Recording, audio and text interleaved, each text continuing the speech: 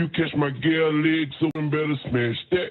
Don't be surprised if she asks where the cash at. Let's talk about what they don't want you to talk about on the Don Nicoleon Show. Rock Talk Radio, Monday through Friday, 12 noon Eastern Standard Time, or JoyGospel.com. WGAG Radio.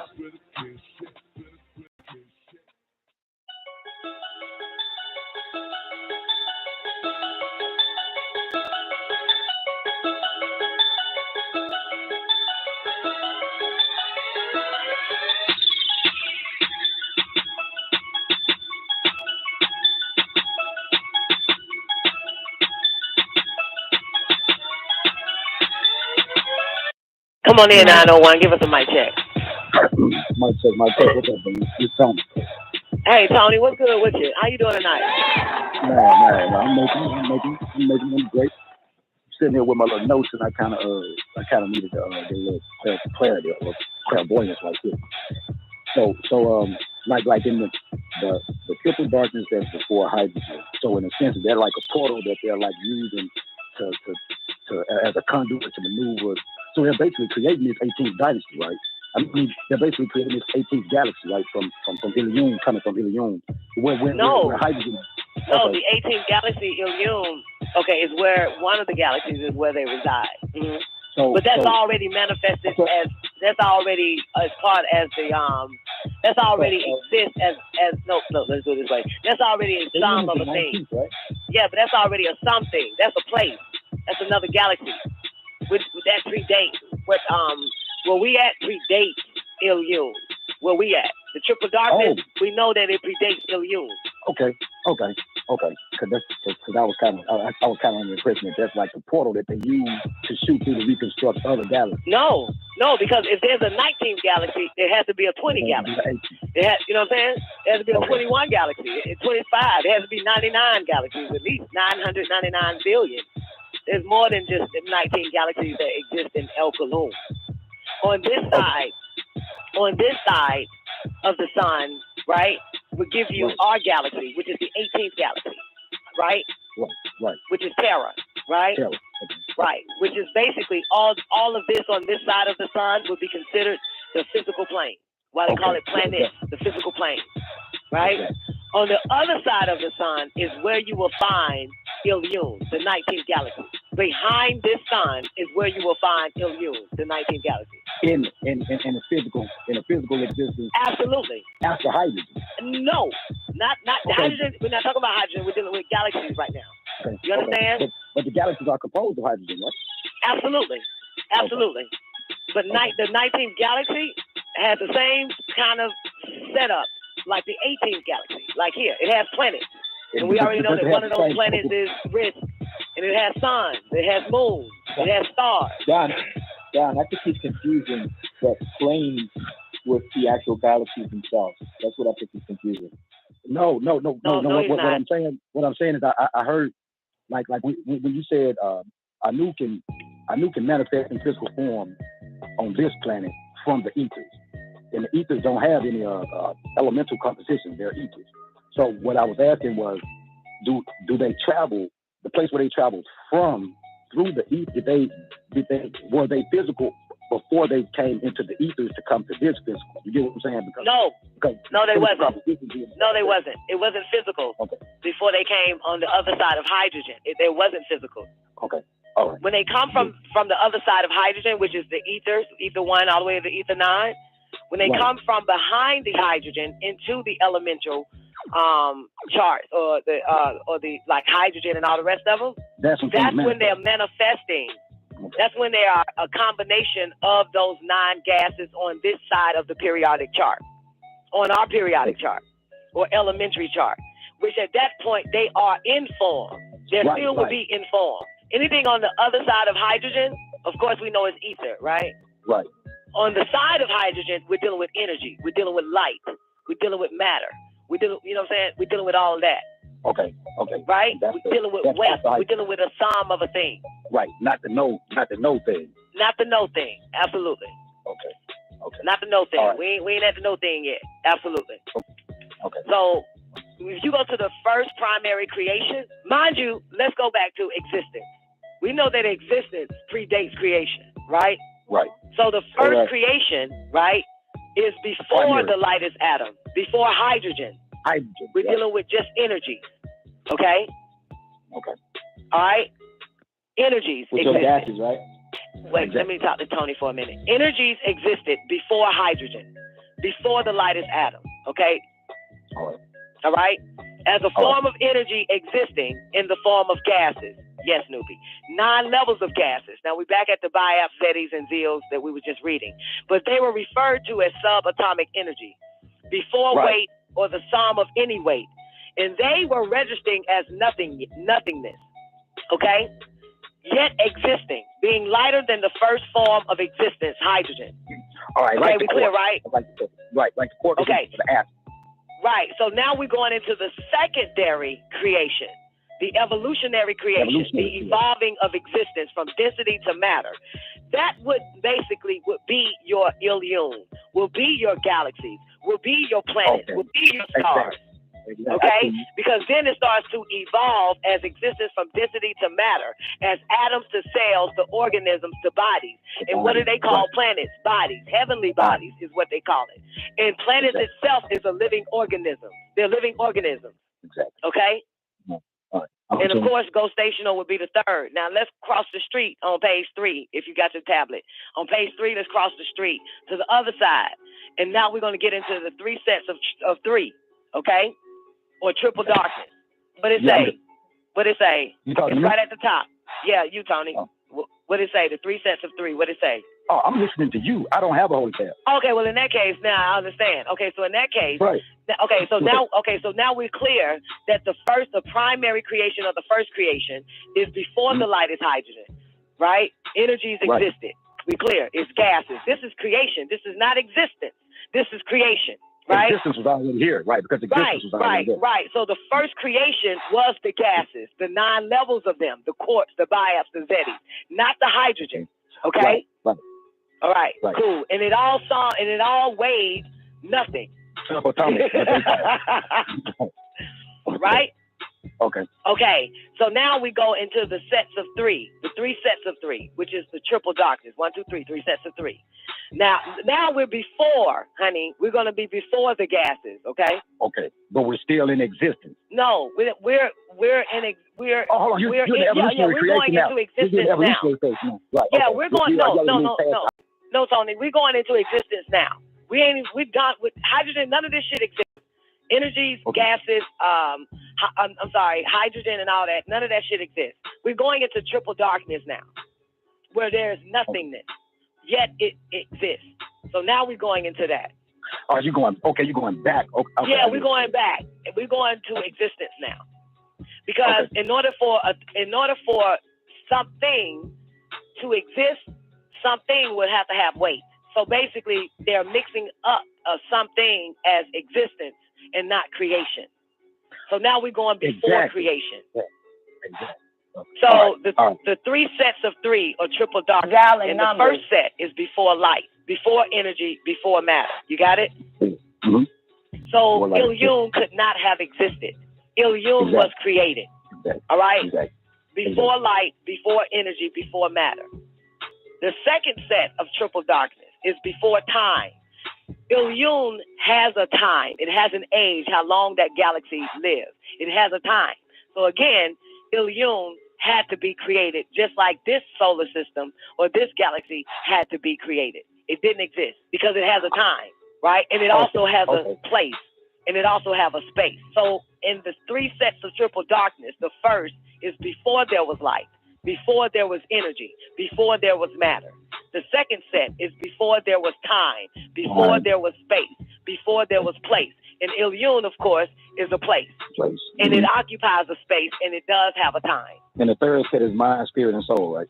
Body, soul, and spirit. Yep, before there was a body, before there was a soul, and before there was a spirit.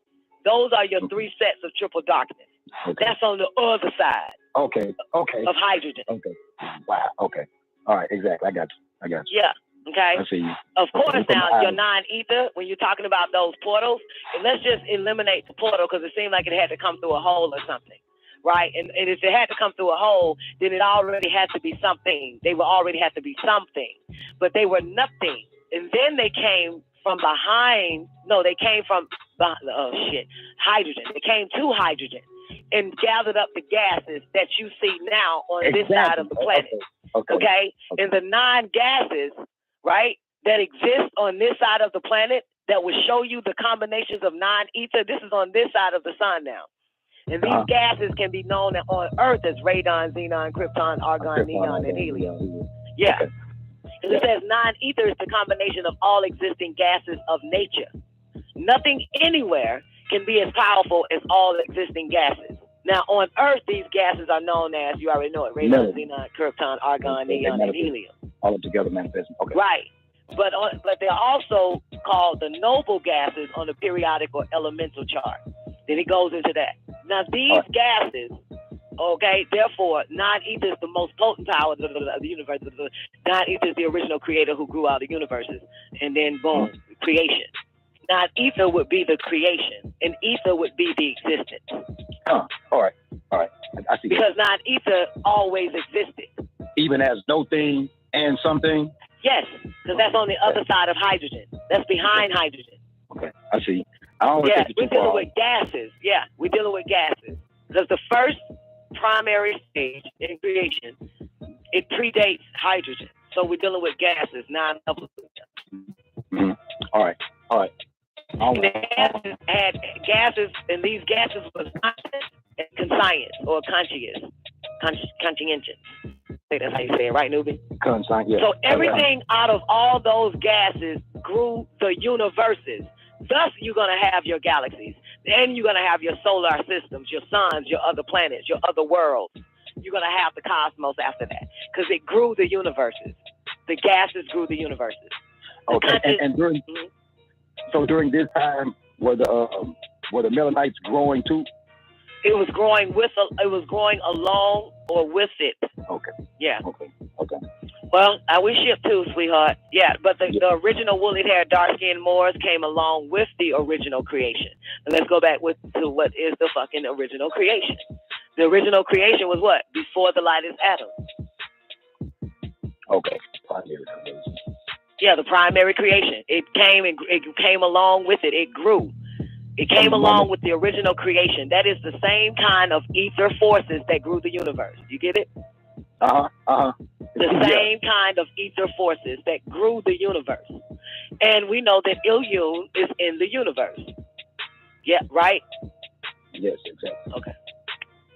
All right, I'm with you. Okay? And then it goes on to say that as nature was growing, these melanites were a part of the original growth. Melanin grew with original creation. So are the melanites the only ones that can move in first, since they were the first? Absolutely. So like we're the second evolutionary creation. So are we restricted just to seconds too? We're the evolutionary descendants of those melanites that came along with the universe. They came along with that grew with the universe. We're the evolutionary descendants. We're the second stage. We're the second part of creation. We're the second creation. Like I said, Nuwabu informs us that there were 3 creations. We will be the secondary creation or the evolutionary creation because we are dense to matter, to atoms, to cells, to organisms, to bodies. We're the second evolutionary descendants. Yeah, because it says that we are the evolutionary descendants of the Melanites. Okay. Yeah, and take it right back and rewind it when Neff said that the Mr. White Man and White Woman was talking, and he saw dark or black motherfuckers coming out of ships. Oh, I seen that video. Those would be considered the first creation. The melanin or the melanites Moors that grew with the universe. That's why they look like that. Right, that's why and they're the first. So we're the second evolutionary descendant. And evolutionary means that which came out of the first. Right, but then you also said the evolution itself means death. So is that like why we're the dying ones, so to speak, or does evolution, the death in evolution still apply to evolutionary creation? Yes, absolutely. So we're basically falling down from the Melanites. No, not really, because even in death there's still a resurrection. Right, that's so we're gonna fall. Mm-hmm. So we'll fall from the. So we'll fall in. Like you said.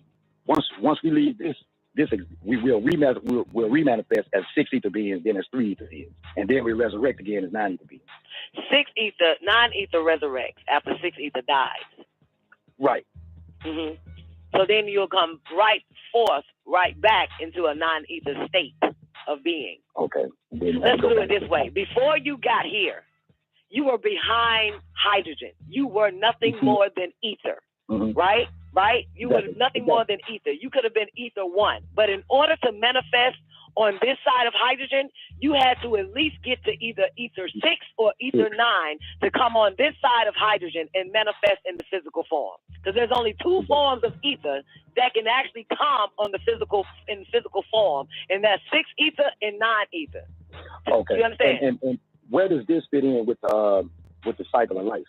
With the 9, 8, 7, 6, 5, 4, 3, 4, 5. Yeah, 6, 7, with 8, 9, that. What is it called again, Neff? The will of existence. Yes.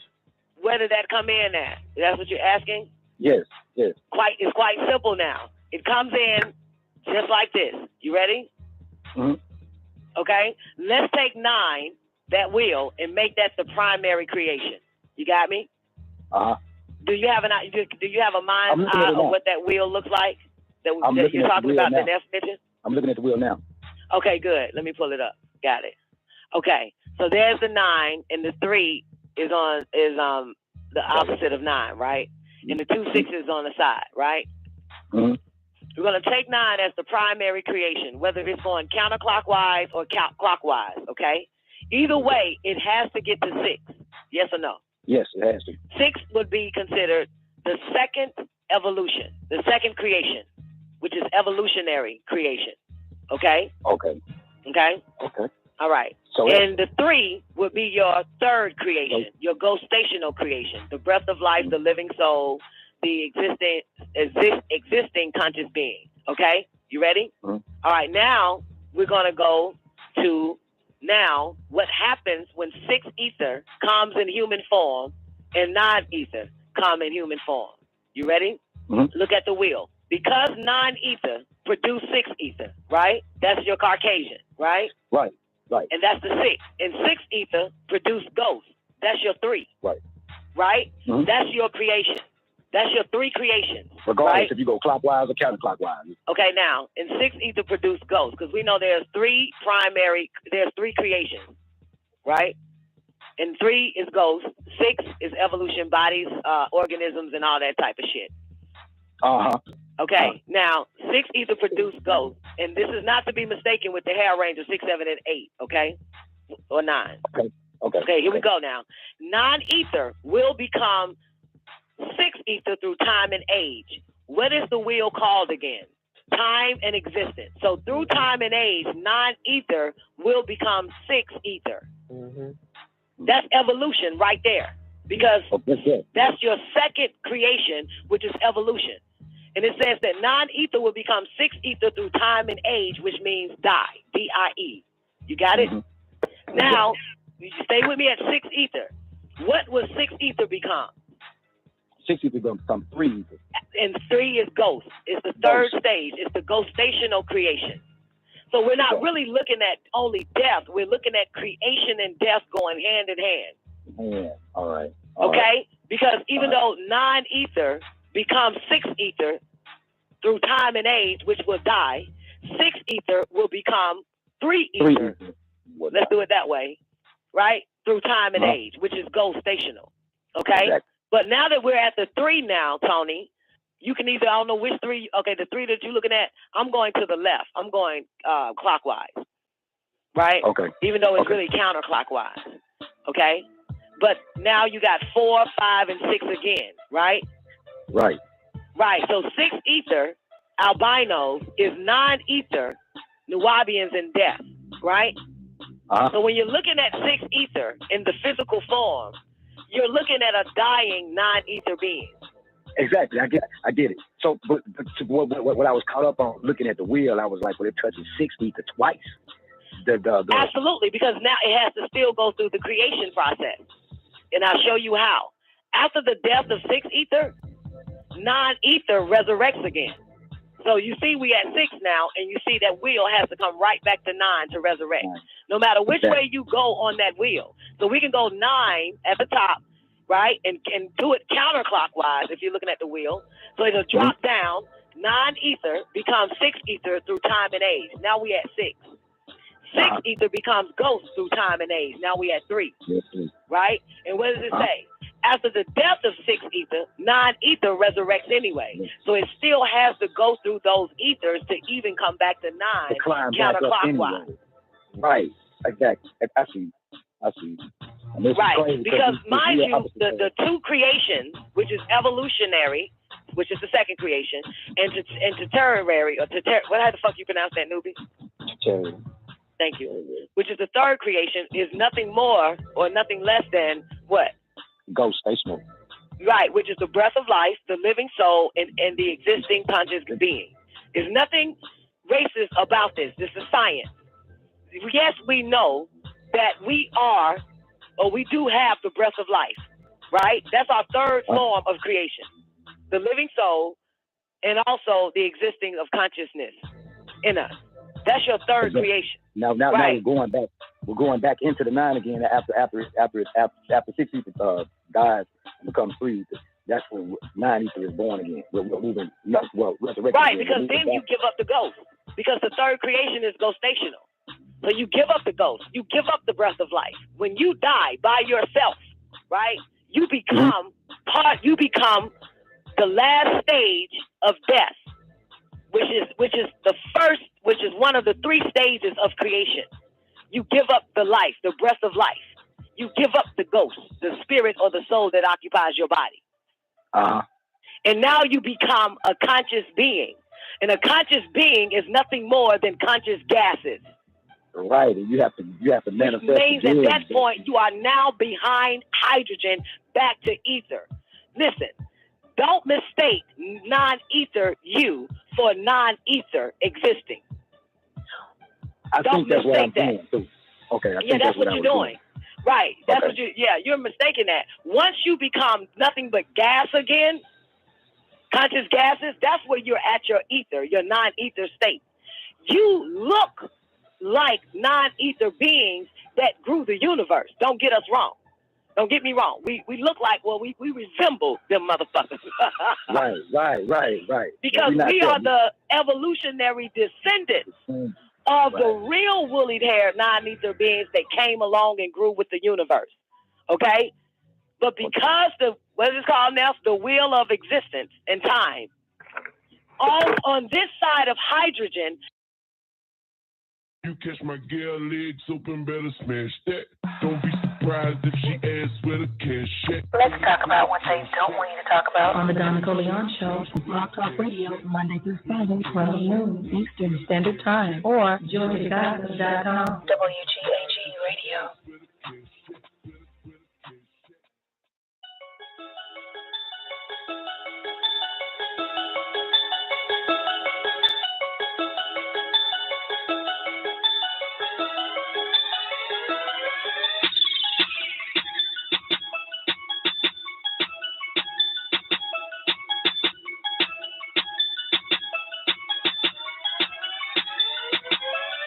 Come on in, 901. Give us a mic check. Mic check. What's up, man? It's Tony. Hey, Tony. What's good with you? How you doing tonight?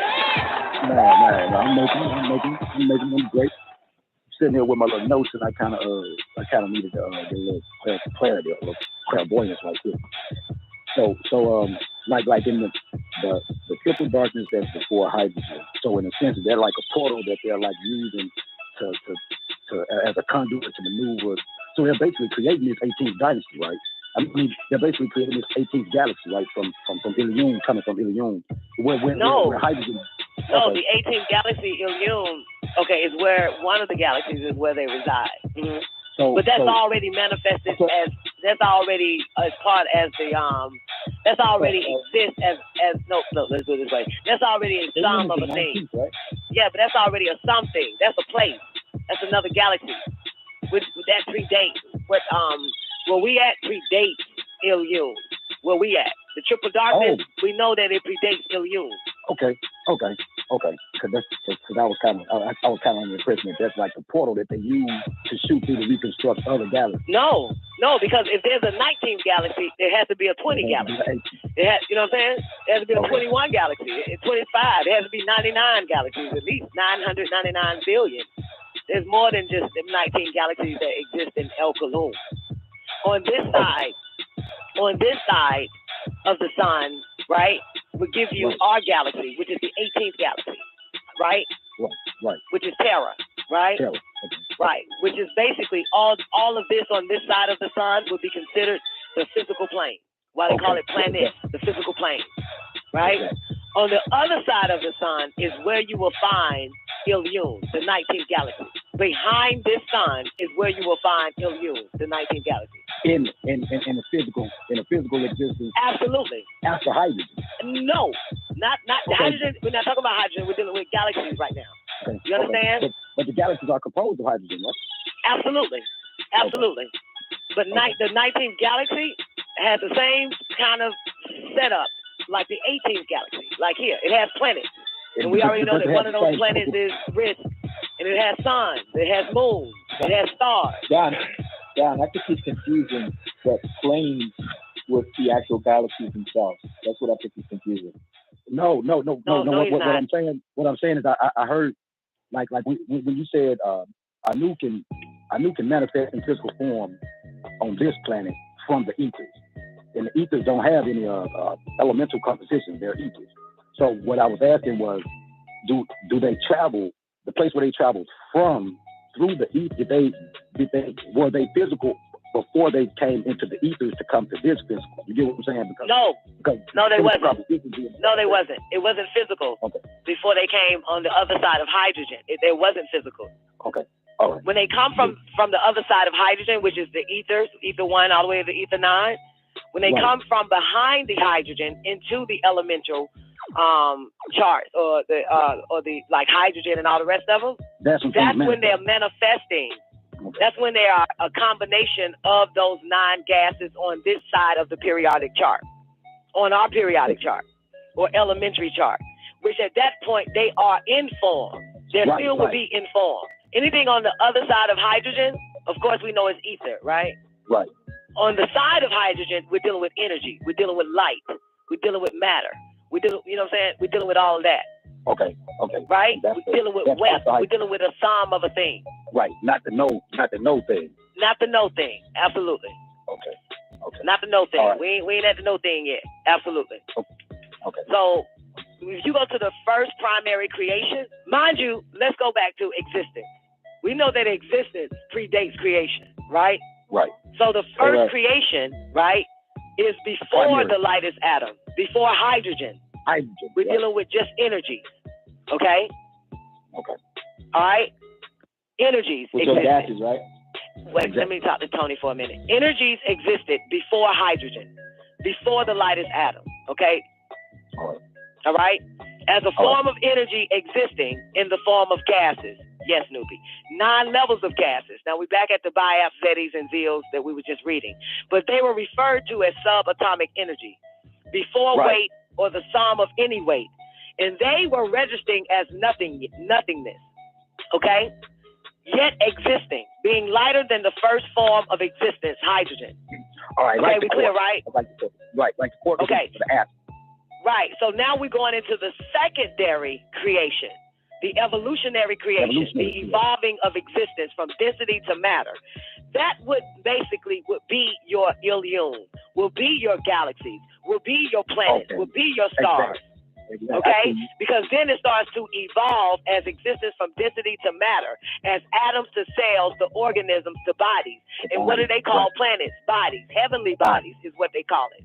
And planets itself is a living organism. They're living organisms. Exactly. Okay? And of Okay. course, ghostational would be the third. Now let's cross the street on page 3, if you got your tablet. On page 3, let's cross the street to the other side. And now we're going to get into the 3 sets of 3, okay? Or triple darkness. What it say? What it say? It's right at the top. Yeah, you, Tony. What it say? The 3 sets of 3. What it say? Oh, I'm listening to you. I don't have a hotel. Okay, well in that case, now I understand. Okay, so in that case, Right. So now we're clear that the primary creation of the first creation is before the lightest hydrogen, right? Energies existed. Right. We clear. It's gases. This is creation. This is not existence. This is creation. Right? Existence was already here, right? Because existence was already there. Right. So the first creation was the gases, the 9 levels of them, the quarks, the biaps, the zetas, not the hydrogen. Okay? Right. All right. Cool. And it all weighed nothing. Right? Okay. So now we go into the sets of 3, the 3 sets of 3, which is the triple darkness. 1, 2, 3, 3 sets of 3. Now we're before, honey. We're going to be before the gases. Okay. Okay. But we're still in existence. No, we're in. We're hold on. You're the evolutionary creation now. Into existence now. Right. Yeah, okay. We're going. No, Tony. We're going into existence now. We're done with hydrogen. None of this shit exists. Energies, gases, hydrogen and all that. None of that shit exists. We're going into triple darkness now, where there's nothingness, yet it exists. So now we're going into that. Oh, you're going back. Okay. Yeah, we're going back. We're going to existence now. Because in order for something to exist, something would have to have weight. So basically, they're mixing up something as existence and not creation. So now we're going before creation. Exactly. So the 3 sets of 3 are triple darkness. And the first set is before light, before energy, before matter. You got it? Mm-hmm. So Ilyun could not have existed. Ilyun was created. All right? Before light, before energy, before matter. The second set of triple darkness is before time. Ilyun has a time. It has an age, how long that galaxy lives. It has a time. So again, Ilyun had to be created just like this solar system or this galaxy had to be created. It didn't exist because it has a time, right? And it also has a place, and it also has a space. So in the 3 sets of triple darkness, the first is before there was light, before there was energy, before there was matter. The second set is before there was time, before there was space, before there was place. And Ilyun, of course, is a place. And it occupies a space, and it does have a time. And the third set is mind, spirit, and soul, right? Body, soul, and spirit. Yep, before there was a body, before there was a soul, and before there was a spirit. Those are your 3 sets of triple darkness. That's on the other side. Okay. Of hydrogen. Okay. Wow. Okay. All right. Exactly. I got you. Yeah.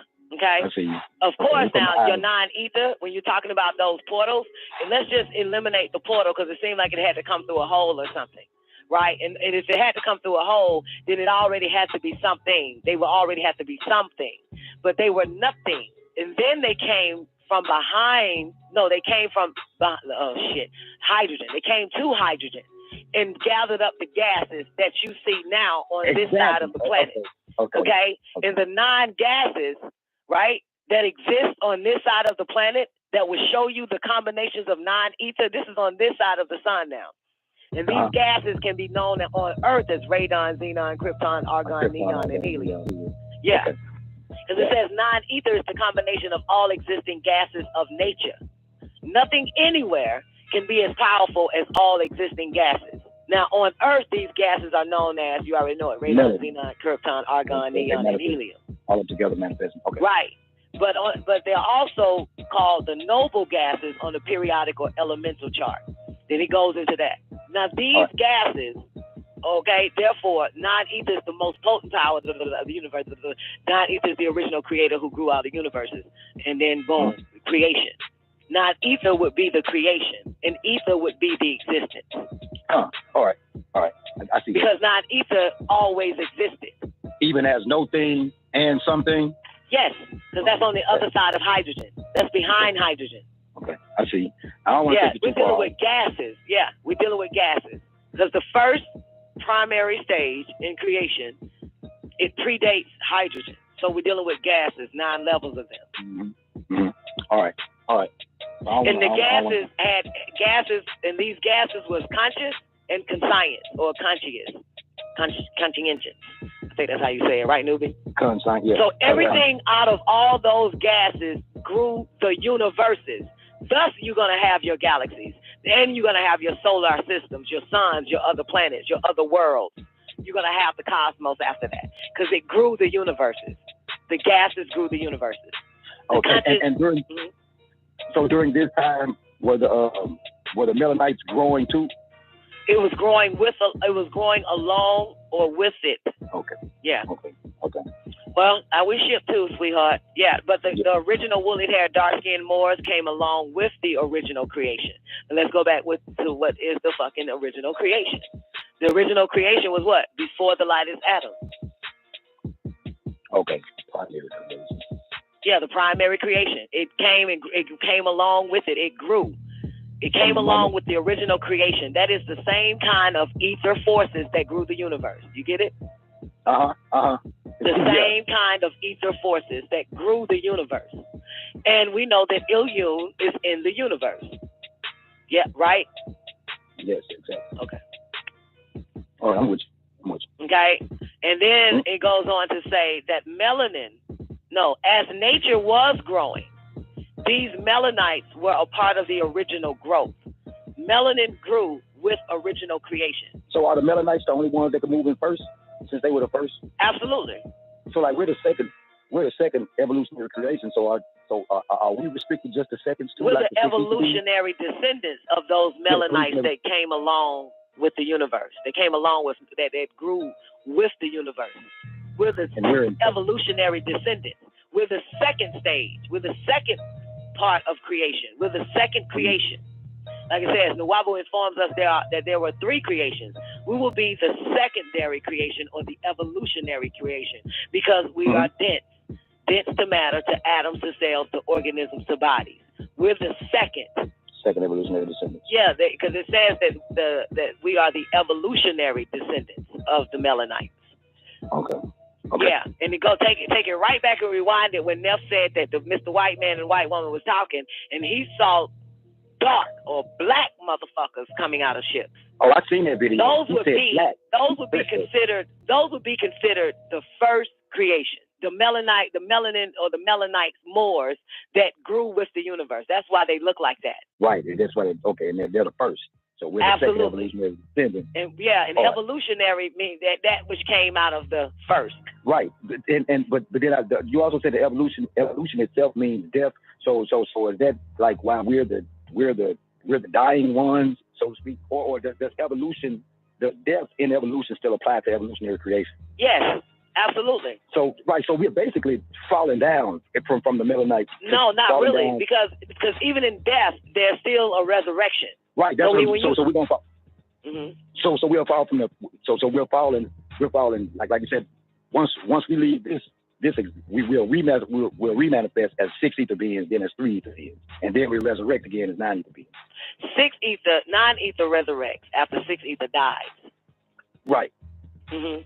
So then you'll come right back into a 9 ether state of being. Okay. Let's do it this way. Before you got here, you were behind hydrogen. You were nothing more than ether, right? Right? You were nothing more than ether. You could have been ether 1. But in order to manifest on this side of hydrogen, you had to at least get to either ether 6 or ether 9 to come on this side of hydrogen and manifest in the physical form. Because there's only 2 forms of ether that can actually come on in physical form, and that's 6 ether and 9 ether.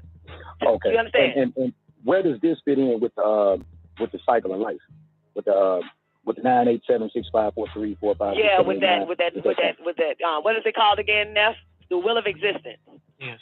Where did that come in at? That's what you're asking? Yes. It's quite simple now. It comes in just like this. You ready? Mm-hmm. Okay. Let's take 9, that will, and make that the primary creation. You got me? Do you have a mind of what that wheel looks like? That you're talking about the next mission? I'm looking at the wheel now. Okay, good. Let me pull it up. Got it. Okay. So there's the 9, and the 3 is the opposite of 9, right? And the 2 6s on the side, right? Mm-hmm. We're going to take 9 as the primary creation, whether it's going counterclockwise or clockwise, okay? Either way, it has to get to 6. Yes or no? Yes, it has to. 6 would be considered the second evolution, the second creation, which is evolutionary creation. Okay? Okay. Okay? Okay. All right. So and the 3 would be your third creation, your ghostational creation, the breath of life, the living soul, the existing conscious being. Okay? You ready? Mm-hmm. All right. Now we're going to go to what happens when 6 ether comes in human form and 9 ether come in human form. You ready? Mm-hmm. Look at the wheel. Because 9 ether produce 6 ether, right? That's your Caucasian, right? Right. Right. And that's the 6. And 6 ether produce ghosts. That's your 3. Right. Right? Mm-hmm. That's your creation. That's your 3 creations. Regardless right? if you go clockwise or counterclockwise. Okay, now, and 6 ether produce ghosts, because we know there's 3 creations, right? And 3 is ghosts, 6 is evolution, bodies, organisms, and all that type of shit. Uh-huh. Okay, now 6 ether produce ghosts, and this is not to be mistaken with the hair range of 6, 7, and 8, okay? Or 9. Okay, here we go now. 9 ether will become 6 ether through time and age. What is the wheel called again? Time and existence. So through time and age, 9 ether will become 6 ether. Mm-hmm. That's evolution right there, because that's your second creation, which is evolution. And it says that 9 ether will become 6 ether through time and age, which means die, D-I-E. You got it? Mm-hmm. Now, you stay with me at 6 ether. What will 6 ether become? 6 ether will become 3 ether. And 3 is ghost. It's the third stage. It's the ghostational creation. So we're not really looking at only death. We're looking at creation and death going hand in hand. Yeah, all right. Okay? Because even though 9 ether becomes 6 ether through time and age, which will die, 6 ether will become 3 ether. Let's do it that way, right? Through time and age, which is ghostational. Okay? Exactly. But now that we're at the 3 now, Tony, you can either, I don't know which 3, okay, the 3 that you're looking at, I'm going to the left. I'm going clockwise, right? Okay. Even though it's really counterclockwise, okay? But now you got 4, 5, and 6 again, right? Right. Right. So 6 ether, albinos, is 9 ether, Nuwabians, and death, right? So when you're looking at 6 ether in the physical form, you're looking at a dying 9 ether being.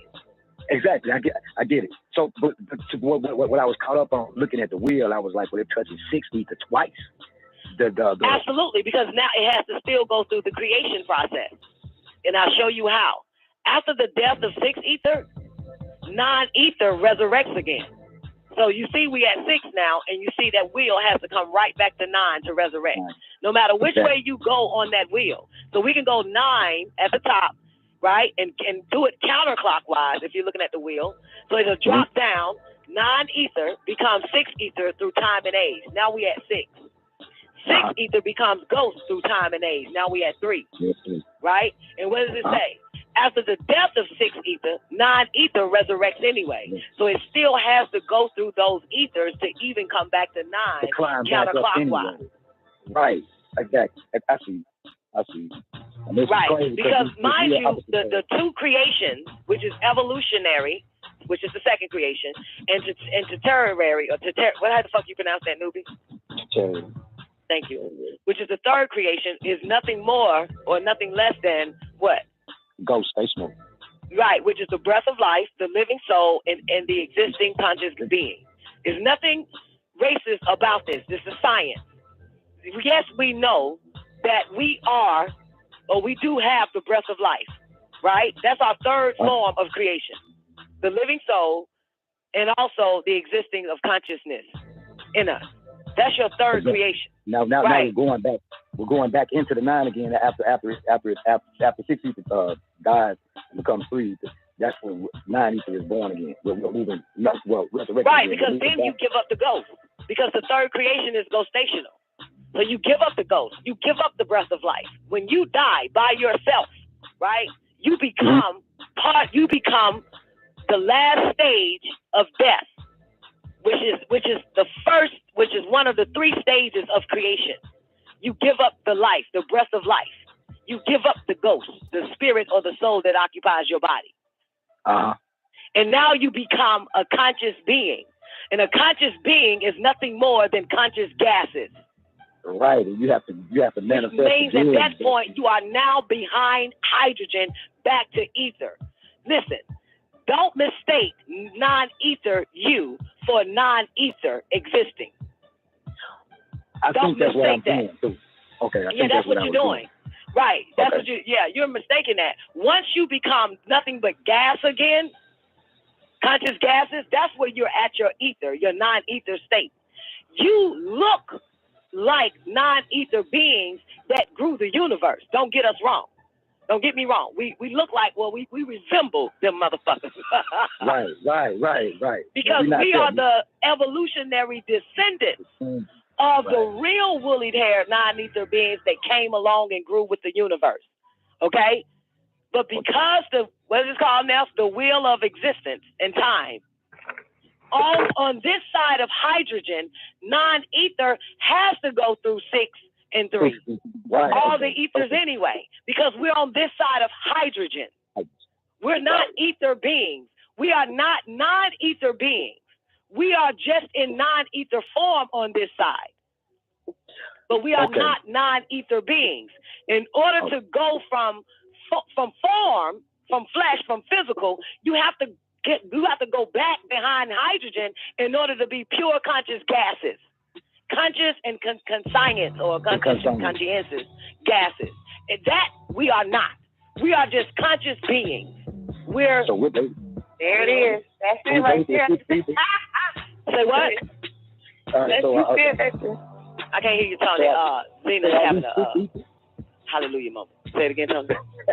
So like you said, we can't be those non-ether beings.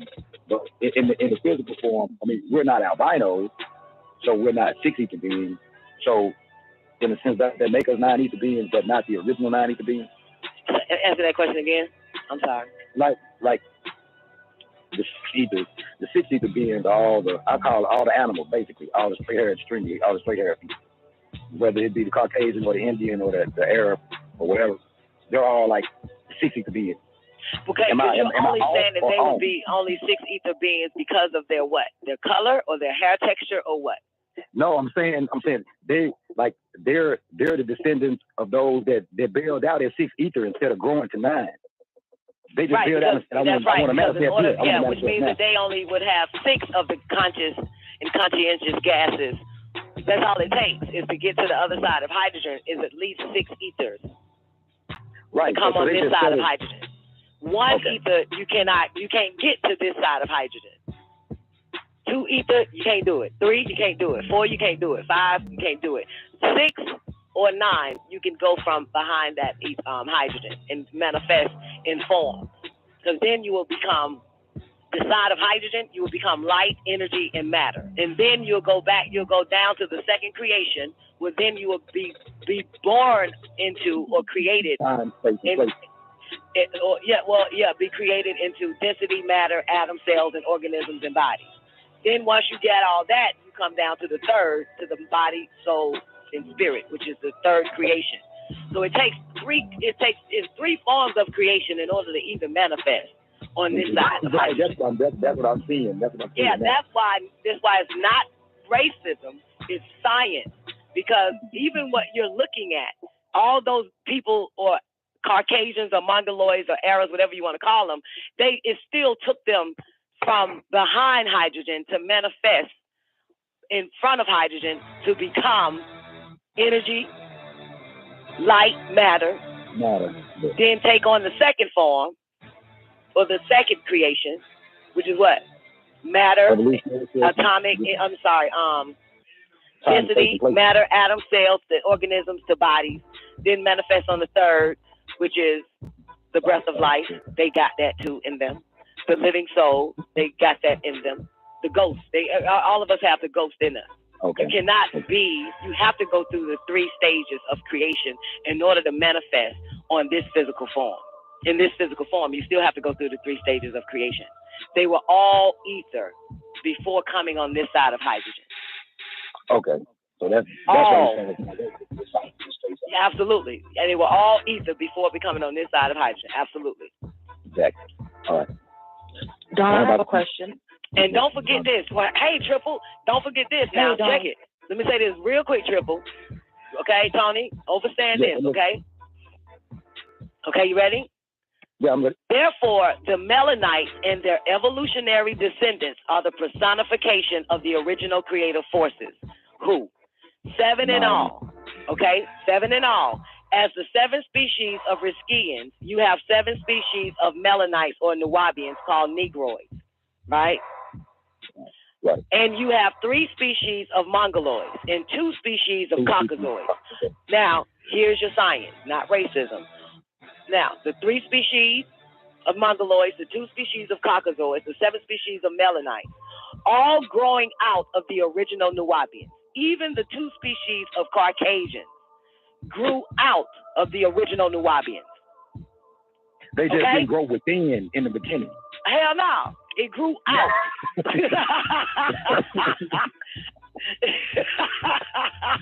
I see. I see. Absolutely. It grew out of the original. It grew out of non-ether.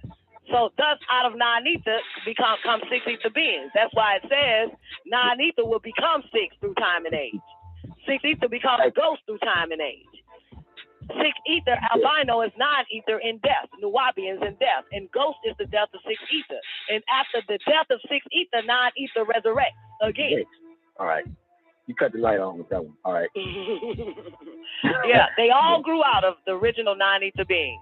Caucasians and Mongoloids. They grew out of the original Nubians or the Negroids or the Riskians. Absolutely. It just cracked the racism. I just look at them like they just dead niggas. Well, yeah, because when you're looking at an evolutionary stage take place. So you're looking at you're looking at a dead Negro, a dying Negro. When you see Caucasians, you're seeing a dying Negro. That would be an evolutionary force takes place. An evolutionary stage. That's the second stage of creation, even though it's the second stage of death for non-ether. See? The second stage of creation, but it's also the second stage of death for non-ether. Because with what? Because 6 ether is the death of non-ether. A non-ether will become 6 ether through time and age, die. Exactly. Come on, wait, I got Triple first, King, and give just be a little bit more patient. Hey, Triple. Hey, Dawn. Hey, everybody. How you doing? What the hell are you doing now? Some said, get up and listen to this shit. So I got up and listened to it. I don't know if it was you. I don't know who it was, but I heard, so I called in. Anyway. It's an honor. You did kind of already answer the question I was going to ask. What I was going to ask is, why would they choose to come in as a form that is not what we would consider to be non-ether? So this non-ether... There are so many different time zones that are happening. You see what I'm saying? They didn't all come at the same time. When you're watching an evolution take place in different times on this side of the planet. That's what you're watching. You answered the question. You already answered it because it came in waves. So we're seeing this stage that we're in right now, this wave. There's a whole set of waves before that. Because you're right, it is an evolutionary process or a devolutionary process. Makes sense to me. I'm good. Thank you. Yeah, that's what you're watching now. That's what we're seeing. So it's not that when you see 6 ether, you just basically, when you see any individual in 6 ether form, like Caucasian, you're seeing the death of non-ether in them. So that means that they had to be non-ether first before you could even see a 6 ether form in Caucasian. Non-ether was present, and in their time, they became 6 ether. When you see a Caucasian, you're looking at time evolution taking place from 9 to 6. That's what you see in that Caucasian. Okay, so that's why they just like when you see life in this. Right, just like, because remember now, our universe is dying. This is why we're in evolutionary form. Because before there was ghost or 6 ether, it was all non-ether prior to this on this planet. Okay. For like 18 and because years. that wheel has changed from 9 to 6 is what you're seeing evolution take place in the universe, which we resemble the light. We resemble the universe. So if the universe is dying, that means 6 ether evolutionary forces is taking place. Because the color that we have now shows you, the form that we're in now shows you the death of non-ether. Because the universe is dying. Wow. Because we're not jet black like they were. Well, no, it has not. Well, yeah, you can say that.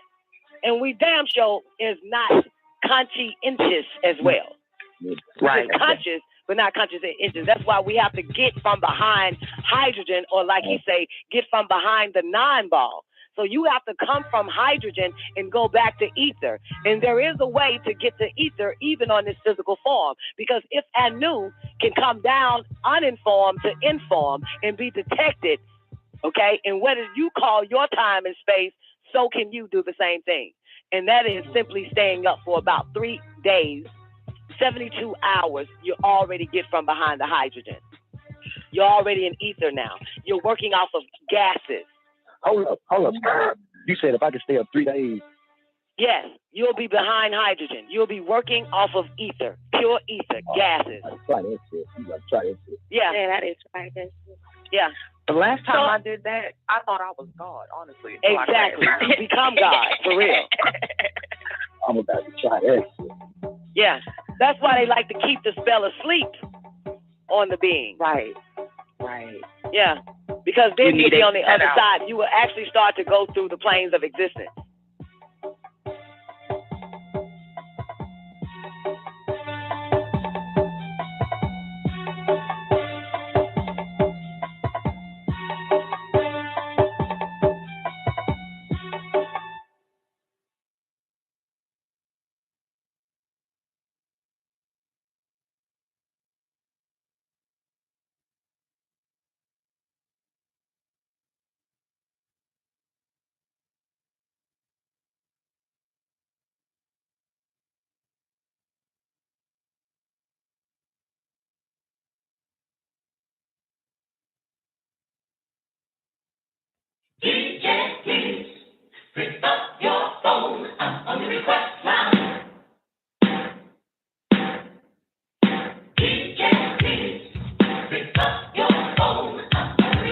This is Queen Vita from Memphis 10, and you are listening to WGAG Radio.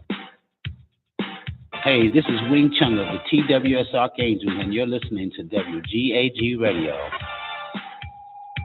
What up, this Young Mayhem, and you tune in to WGAG Radio.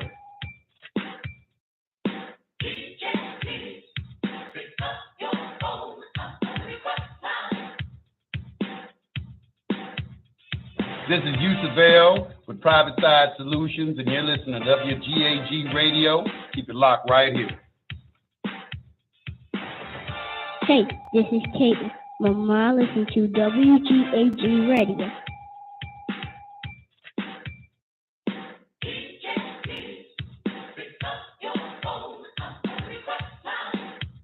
Hi, this is Denise from Las Vegas, and you're listening to WGAG Radio. This is Sabir out of North Carolina. I tune in to the Don Nicoleone Show, WGAG Radio.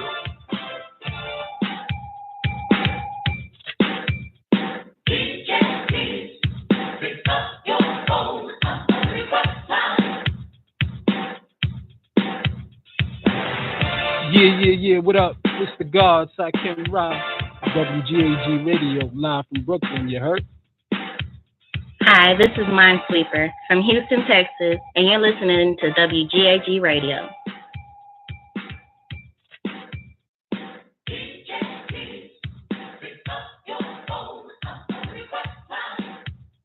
What up, people? This is Ja Elohim Bay from Tennessee, and you are listening to WGAG Radio.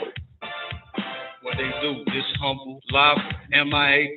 You now tune in to the Don Nicoleone Show on WGAG Radio, nigga.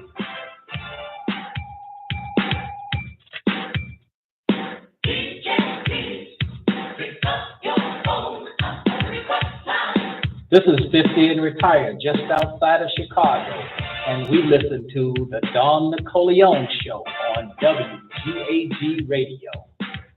Hi, my name is Tawana Braxton, and of course I'm chilling with my girl, Don Nicoleone.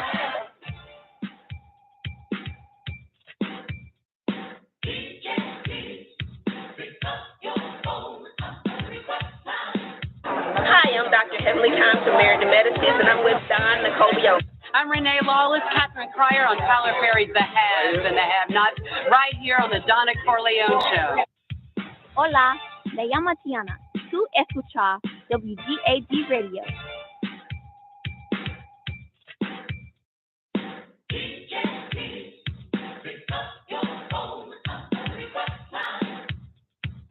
This is Arrested Development, and we want to shout out WGAG Radio. Right, hey. What's up, everybody? It's Dondria Nicole, and you're checking out WGAG Radio. It's your boy Jahan Jones with WGAG Radio.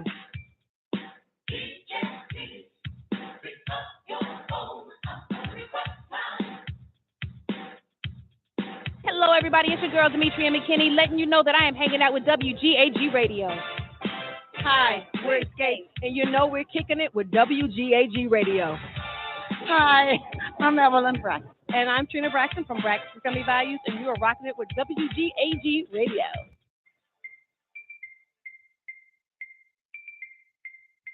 What up, y'all? It's Jermaine Dupree, and I'm chilling with WGAG Radio. Yeah. Hi, my name is Ashley Love Mills, and I'm here with WGAG Radio. Yo, this is Lorez Tate, and I love you. What's happening, y'all? This is Ed Lover. You're listening to WGAG Radio. That's right. Keep it locked right here.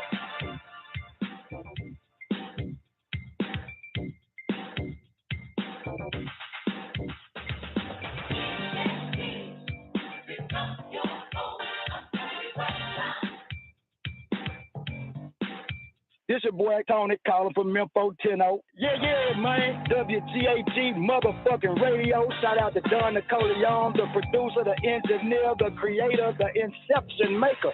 God damn it. The bitch walk a nigga from behind the 8-ball through the circle of time and deep in the reservoir of your motherfucking mind. So if you don't fuck with the Don and you don't fuck with WGAG, you're probably brain dead.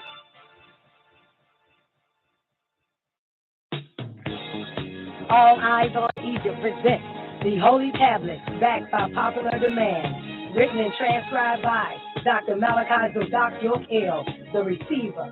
This is the scripture that is divinely inspired that will bring about a long overdue change. Like the phoenix bird rising up out of its ashes. Up, you mighty people, come forth like Lazarus from the tomb. This tablet is food to feed the hunger and to nourish the soul, to give it strength. Rise up, stand up. Be counted amongst the people of this world. Be the first to get your copy of the Holy Tablets while supplies last. At All Eyes on Egypt, Monticello, Georgia, 706-468-2319. Tune in to the El Holy Tablet Show every Friday and Saturday night at 9 p.m. Eastern Standard Time on WGAG Radio. Begin all prayer in thinking by using El Kadmon, the All, prayer of the answers. O Heavenly One, the Most High, who is sustainer of all the worlds, we do accept the duty you have laid on us to clean up the filth made by that west. It is non-submitting food. O my sustainer, we beseech you to keep your hand over us, to control the strings of the forces of our lives. Our sustainer, if we do wrong, please show thy divine blessings and forgiveness on us.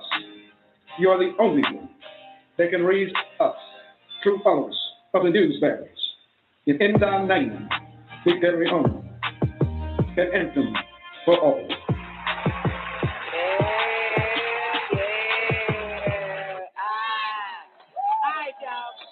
Welcome everybody to the El Holy Tablet Show. It is Saturday, man. You already know how we do it. Great day to everybody on the call lines. Call in number if you need it. It is 515-605-9828. There it is right there. Or you can also use the number 425-569-5274. That'll get you in. Great day to everybody over there in the after party. That's our 24-hour voice-activated chat room on paltalk.com. One time for C9. Great day, C9. Special shout out also to my man Ethereum Forever. One time for Miss Hudson. Great day, Miss Hudson. Help all as well with you. Mush Mouse in the building, man. Great day, Nefertiti surviving the game. Miss Mars. One time for Sister X in the building. Young Jack, Quando. My man, Juvie in the building, baby. Great day, Juvie. Hope all is well with you. All right, y'all. Hold on, let me check on these cellmates over there at Lockdown Radio again. That's YouTube. Subscribe.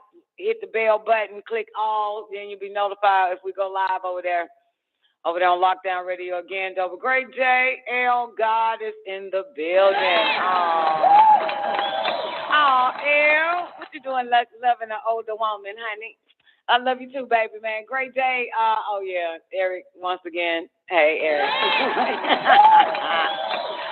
What up, Eric? What up, Eric? Oh, I'm well with you, Eric. All right, y'all. Well, so those that need to know, you should already know. We are in a new chapter now. We are in chapter 5. I believe we are. We are in chapter 5, Gone, the Enclosed Garden. And we're going into tablet 1, the formation of Kadmon and Nekaybaw. So, okay, we're gnawing at that bone again. So this is season 4, episode 24, back to the beginning, the formation of Kadmon and Nekaybaw in the building. I gotta give a player a minute, man. I'm still sweating this shit. I actually had to extend the me and Tony epic of creation clip because I was actually trying to knock my workout out, man. My dumb ass did the most dumbest shit on the planet. I done broke one of the goddamn lifting things on the tunnel. I ain't really broke it, but yeah, I broke it, the little grip part that you grip and do your little lifting on and shit. But I really didn't broke it. I just got a little OCD around this bitch. And I noticed that the rope was a little twisted and it was not when they were,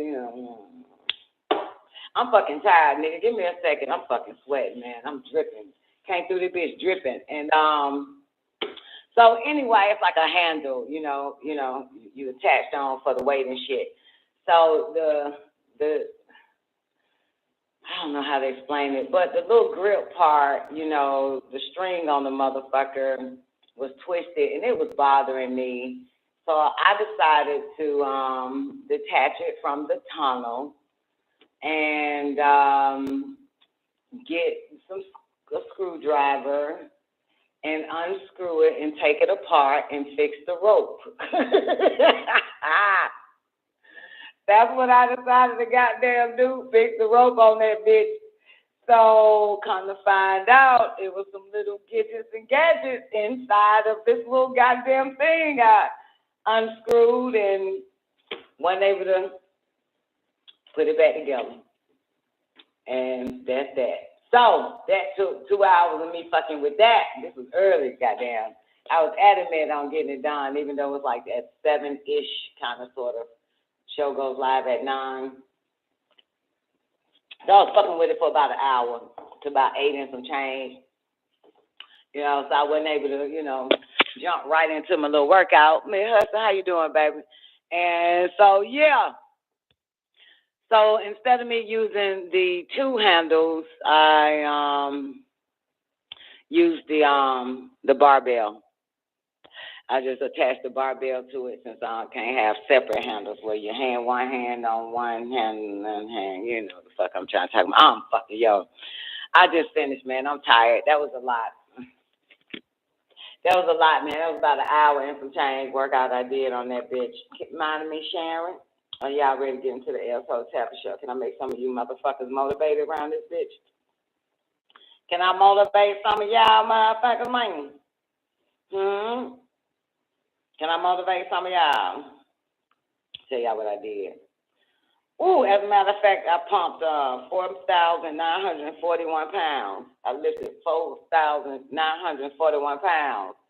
Goddamn tonight, a few minutes ago, got dog it. But let me show you, man. Let me show you what the fuck all I had to do.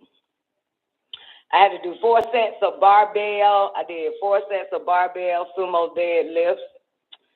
My weight max was at 41 pounds. Did 4 sets, 6 reps. Then I did the barbell seated overhead press, 4 sets, 6 reps, 18-pound max. Then I had to do 3 sets of crunches for 20 seconds.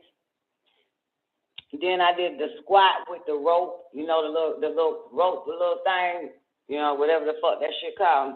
Squatted with the rope, did 4 sets, but I did it like 12, 10, 8, 15 reps, 18 pounds max. I'm fucking tired, guys. Damn, I need some help tonight. I don't know how to pull this one out. Hammer curl. Did the hammer curl. That's when you hold the rope, get them triceps right and exact. Lift that rope up, hammer curl, did 4 sets. That's 12 reps, 10 reps, 8 reps, then 15, 18-pound max on that bitch. That's the burnout mode for those who got time to understand that shit. Then I fuck around and did the kneeling oblique cable crunch. That's with the rope as well. I had to walk all the way on the other side of the room with the rope, get on my damn knees, do some goddamn cable crunches. Then the next one was the single leg RDL, which was very fucking difficult because I broke the other handle. So I'm using the long ass barbell to actually do it. That's a single leg. You actually stand on the one leg, take that leg back, the other leg back, and you go all the way down and you lift back up. Boom, you're on one leg and shit. Then that's 2 sets. Oh yeah, did I tell you about the how many sets I had to do the kneeling oblique cable crunch? 4 sets. 15, 13 reps, and that max weight was 21 pounds. Then the single leg RDL, that's 2 sets, 30 reps, 8-pound max. Then I had to do the marching glute bridge. That's when you stand on your back. Stand on your back. Lord have mercy, I'm fucking drowning. When you oh shit, give me a minute. When you lie on your back and you off your ass and shit. You're on your back, but you're off your ass. Then you march. One leg up, boom, one leg up, down, other leg down, up. I had to do 40 seconds of that, 2 sets of that bitch. Then the hamstring walk out, kind of like the same. You sit off your ass, you off your back, you off your ass, and you just got damn hamstring walk out. That shit there. Well, I'm getting better though. I ain't even finna front, like for real. I ain't even finna front, y'all. I'm doing real good. And last thing I had to do was lateral mountain climbers. 2 sets, 30 seconds, down the Coleon. Then I jumped in right here and went live. I am whack. Dang. And I'm tired, man. I like to chill. I shouldn't have never tried to pull this. I normally walk during the first hour. But, yeah, I just jumped in right after however you fucking call it. What you call this shit? The clip, DJ, please pick up your phone. I'm on the request line. So then, goddamn, my timing is pretty good, though, because I had to restart that Tony goddamn clip. I was like, oh, shit, this business take a goddamn hour, man. This was my So that's it, man. I had to get it in, boo. My mom was trying to give me all types of reasons not to and shit, like, oh, man, you can do that shit tomorrow. Man, you can do it later and all this other type of shit. Hold on, child, I got an email text. Hold on, give me a minute. That's at 4 o'clock. Why the motherfucker keep calling me? Hold on, boo. Give me a second. I gotta check these text messages. And they call me at 4? Oh, I missed that one. Okay. Anyway, y'all ready for the L Cole Tablet Show, man? Let's get right on into it. I'm ready. I'm dripping, though. I'm still dripping. My glasses won't stay on my face. Cause my ears sweating. Whole face got down. Sweat around this bitch. Ladies and gentlemen, may I please welcome you. I done fucked that one up. Hold on, Zena. Let me try it again. Wait. Let me try it again. Hold up. Ladies and gentlemen, Brett, I'm going to bring this fucking Hell Time Show, man. Put your head together for the one and only Sister X in the building. I fucked that one up. I'm tight. And it wasn't like I was doing all talking. I'm trying to figure out why the fuck my mouth, my tongue, my teeth, my jaw is fucking tired. Give me a mic check, Zena. How you doing today? Mic check. Hey, there. What's up, boo? You got it, girl. All right, shout it, man. Let's bring in something. Give me my check, babe. Mic check. Great day, Zena. Great day, Don. Great day, everybody on the line. What's good? Yeah. Oh. All right. What we're supposed to do after this? After everybody come in? What happens next? What we supposed to do? Tell us what page we on. What page we on? Oh, okay. Shit. Ooh, well. 437. Let's see if you're right, Bob. Damn, I ain't even on the fucking page. Give me a second, man. Oh, motherfucker, I just sat down, man. Chapter 5, ladies and gentlemen. Chapter 5, ladies and gentlemen, page 437 in the third edition of the El's Holy Tablet Show, the formation of Kadmon and Nekaybaw, gone, the enclosed garden. And this motherfucker has 57 verses. Oh, this should be cute. It ain't that bad. Who gonna take it? I'll take it. All right. God damn, that's what we talk about.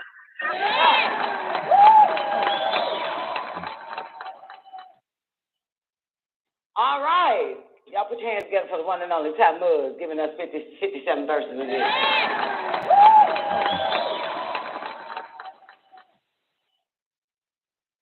Kalum, chapter 5. Begin all acts and thinking by using El Kalum, the all. Tablet 1, the formation of Kadmon, Zakar, Adam, and Nekaybaw, Hawa. 19 times 3 equals 57.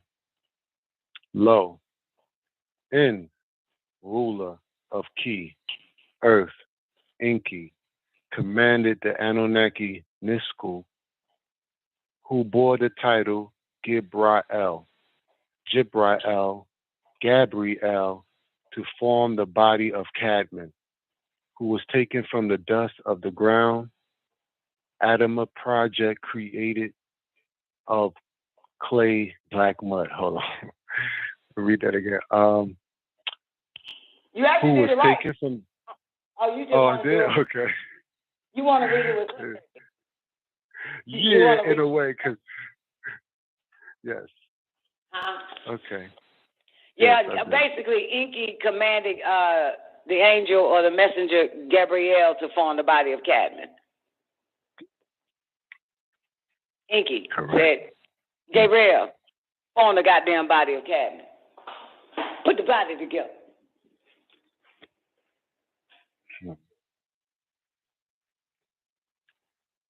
Come on, let go.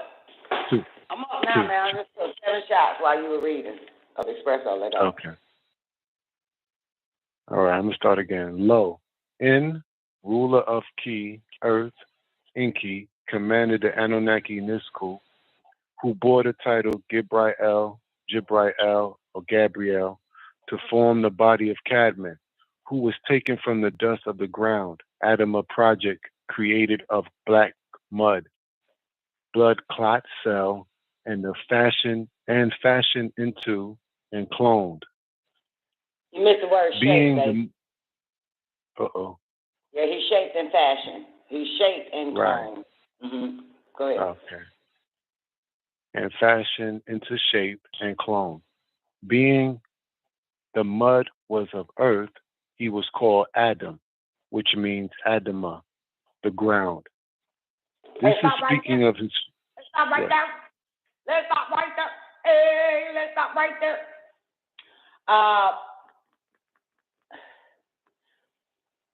What does the ground mean again? Adama. Oh, okay. Let go. This is speaking of his physical creation and the making.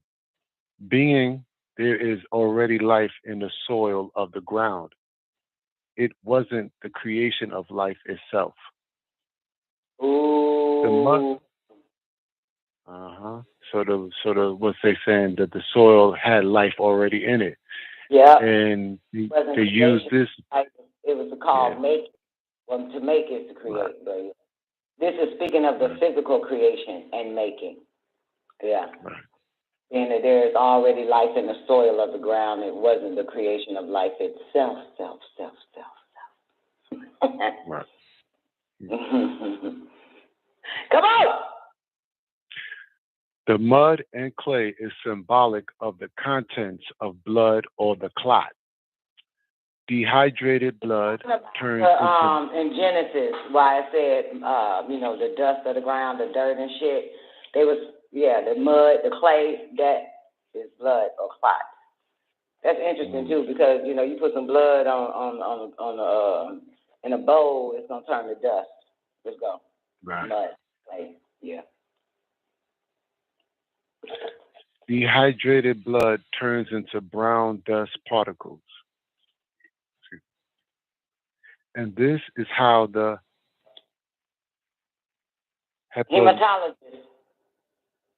hematologist would transport blood to be reactivated by simply mixing the water together for life. Thus, you have a man being created of dust, man being created of water, dust and water, or earth and water becomes mud, the clot. Water and dirt comes mud. That shit don't make sense then, do it? They're saying blood is thicker than mud. Nigga, blood is goddamn mud. You know when they say blood is thicker than water, my bad, blood is thicker than water. Nigga, water is in the blood, players. Blood is thicker than mud. What they say? Yeah, they say blood is thicker than water. Y'all ain't never heard that shit. When it's pertaining to family, they would like to remind your ass. Let me just remind you, blood. I think they say blood is thicker than water. But that's yeah, right. But goddamn, blood is mud and water mixed together. Stupid asses. Boy, I can't wait. This motherfucker say that shit to me again. I'm gonna be smart on their ass. Let's go. Blood and water. Water and mud makes blood. Ooh. Let's go. The extracts from that clot or blood is necessary for the cloning process. With this procedure, the Anunnaki Nisku proceeded on wings of haste from his dwelling place in Orion, traversing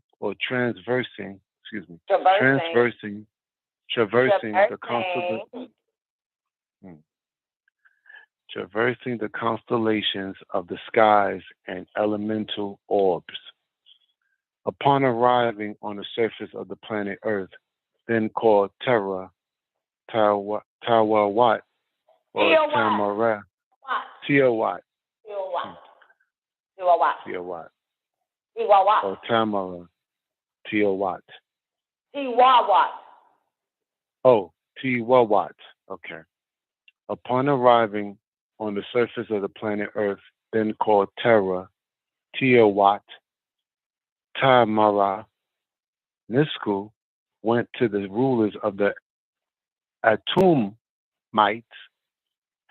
Nisku went to the rulers of the Atumite and the Kuthite tribes by the far two rivers, the Idiglat,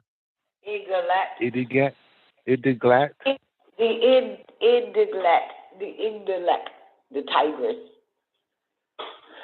The Idiglat, the Tigris, and the Furatu, Euphrates, where he was living with the fallen Anunnaki, known as the Luciferians or Wehans. The Wayans. To access or Wayans, yeah. Or Wayans, okay. If there's a will, there's always a way in. Okay. Yahweh, a way in. Okay, Wayans, right. Those are the disagreeable. So the Yah is agreeable, the way in are the disagreeable. Yeah. Read that again. Just start with the Euphrates and Tigris. The Tigris and Euphrates, where he was living with the fallen. Hold on, who was living with the fallen motherfuckers? Wait a minute. Nusku was rulers of the Adamite and the Cushite tribes by the far two rivers, Tigris and Euphrates, where he was living with the fallen Anunnaki known as the Luciferians or Wayans. Is this saying Nusku was living with them motherfuckers? Yeah, sound like it. What's another name for Nusku?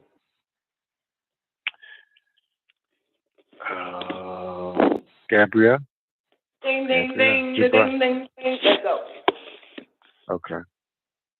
He went to the rulers. Okay, got it. Mm-hmm. Right. To ask their king, Atum, and queen, Lilith, if they would let them breed a seed from them. Mother Earth, as she Lilith was called, refused. This school stretched. No. You know why she told Gabriel no? Nah. Why? Because she didn't trust the agreeables, the Yah. Right. Trust the ways. They didn't have the same. Preferred. Mm-hmm. Say it, baby. She preferred Inky.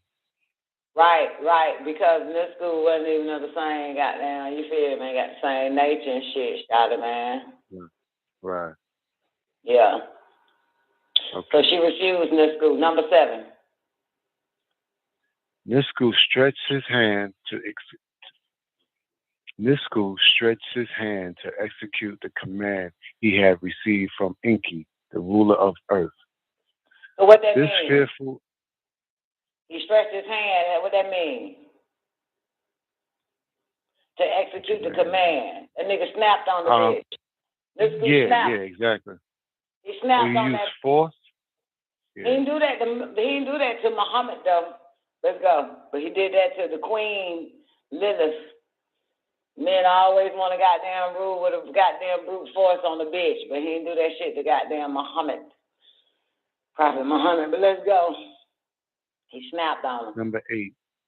Mm-hmm. Number 8. This fearful attempt moved the vapors imprisoned in the bowels of the planet Earth.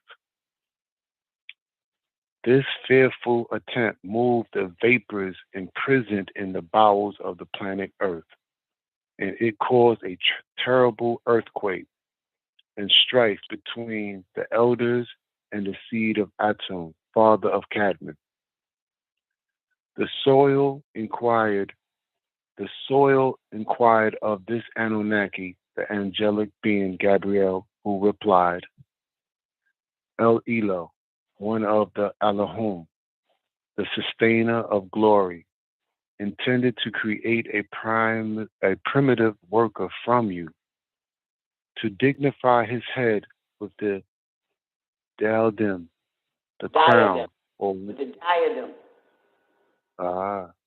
To dignify his head with the diadem, the crown, or the royal headband of successorship. El Najuf. Yeah, Najuluf. Yeah. Okay, Najuluf. One of the stones in the Najuluf. Najuluf. Okay. Okay. To dignify his head with the diadem, the crown, or royal headband of successorship. El Najuf,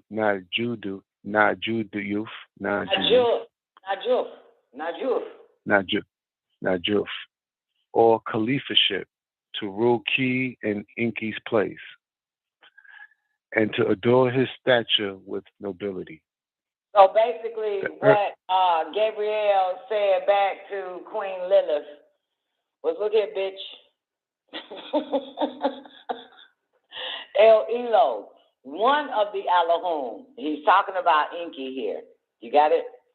One of the Elohim, which is Enki, the sustainer of glory, intended to create a primitive worker from you, to dignify his head with the crown. So mind you, this is Adam's Kadmon's mother and father. But Gabriel is talking to the mother, to Kadmon's mother.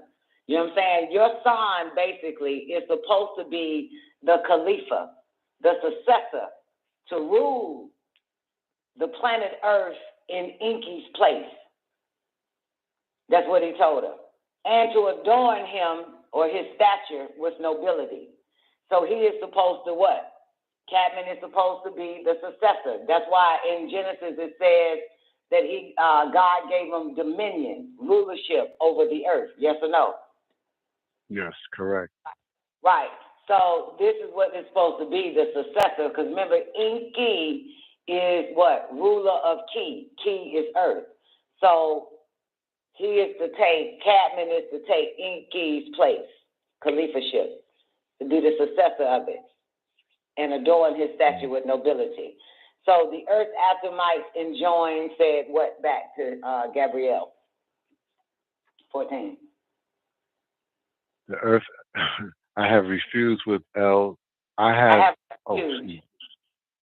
have refuge with El from you. I adjure you by El Rab, the sustainer, to desist from this purpose. Let he create of me an individual who would, like the sons of the disagreeable beings, attempt the stratagems of disobedience. Stratagems. Huh? Stratagems. Okay. 19. I'm sorry. Attempt the stratagems. Stratagems. Okay. Yeah, stratagems. Strategy. Stratagems. Okay. I'll go to 18. Okay. Least he create of me an individual. 15. Just tell us what the Atumite said back to Gabrielle. Go back to 15.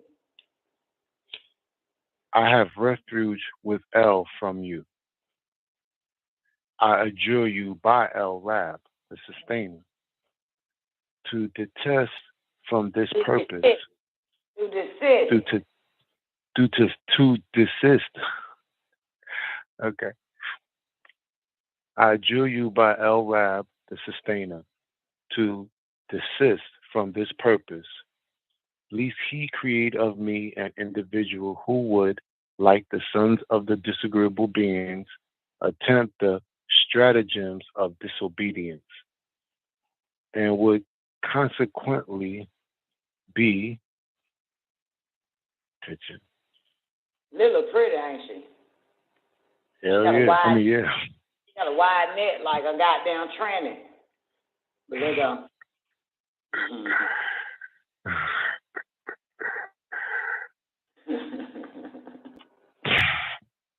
Punished and condemned.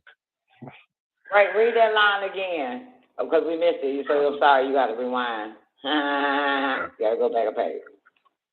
Okay. That last line, and I'll do it. You stay where you at. And would consequently be punished and condemned. Let's do it again. Least he create of me, I adjure you by El Rab, the sustainer, to desist from this purpose.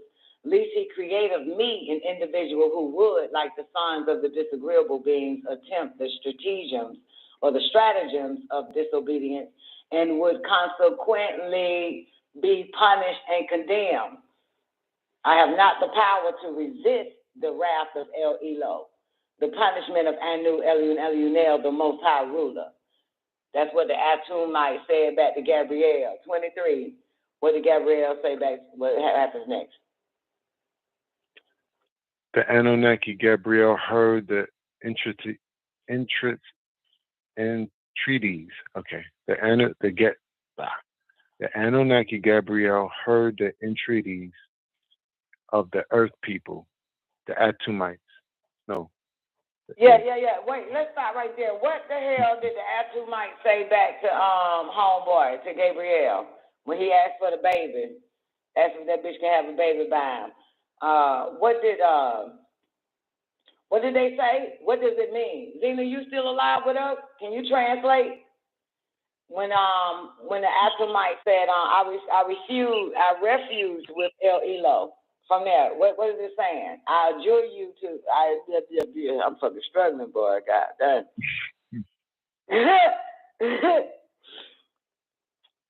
Well, my body just want to lay down and meditate, man. Come on, man. Let's go.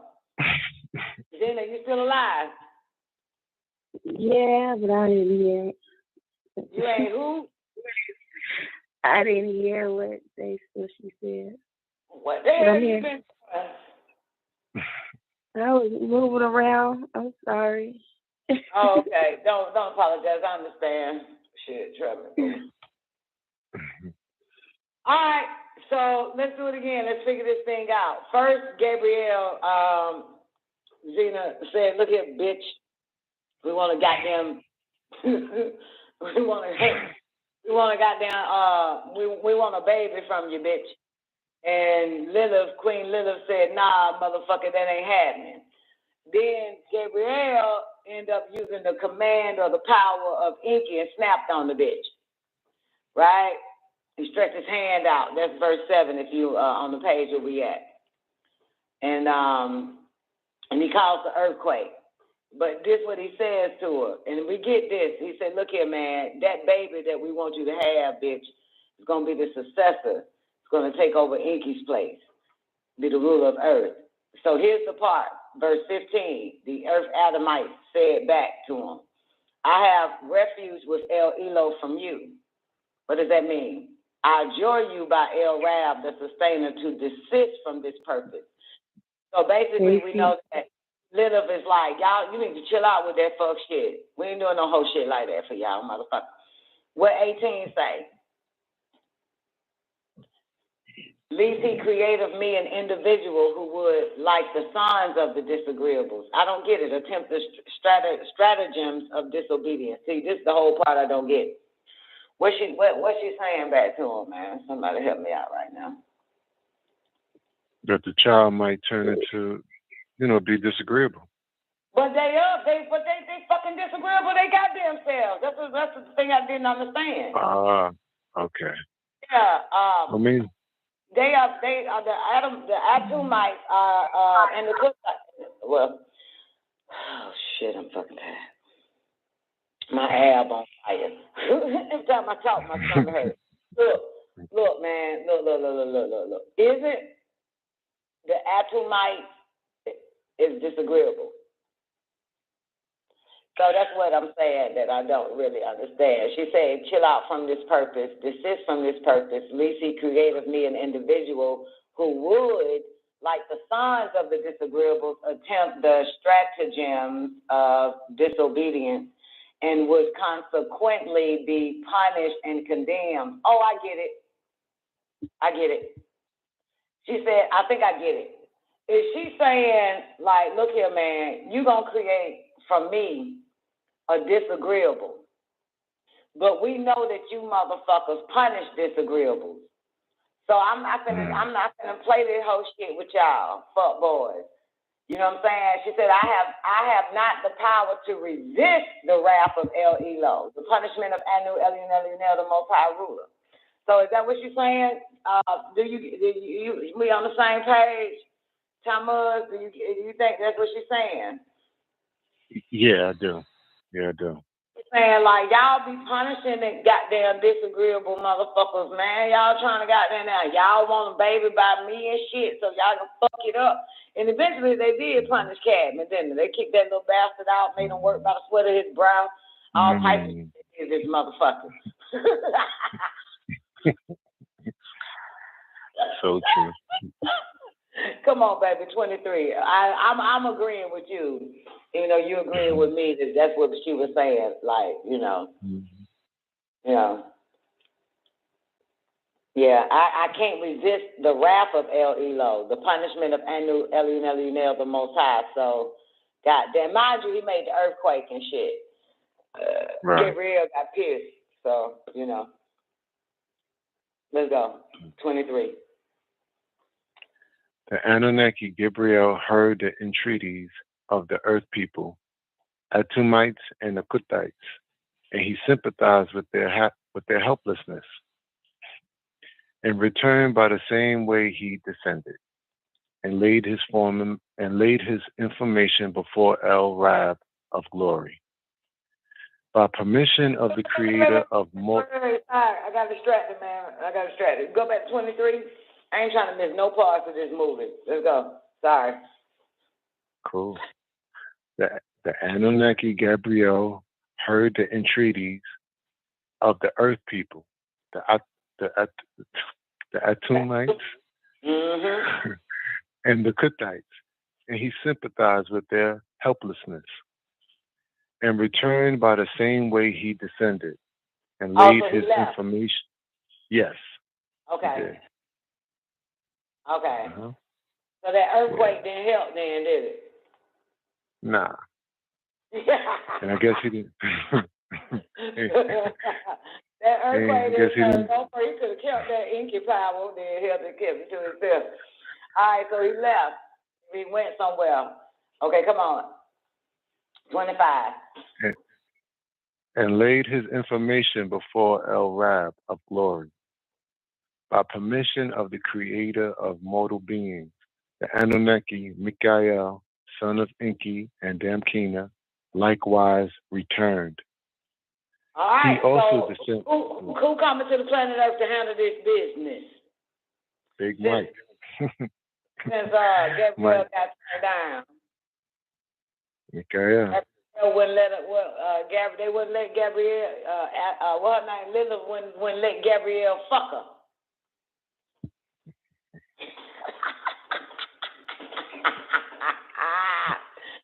Yeah, Lilith said, nigga, you ain't getting me pussy. Let's go. What's next? So who came? Mikael. Let's go. 28. He also descended upon the planet Earth. The same conversation took place between him and the planet Earth people, as with Gabriel, son of Raziel and Zamiel. So Mikael got this too. Mikael didn't get no pussy from Lilith. So he'll take his ass back home. 31.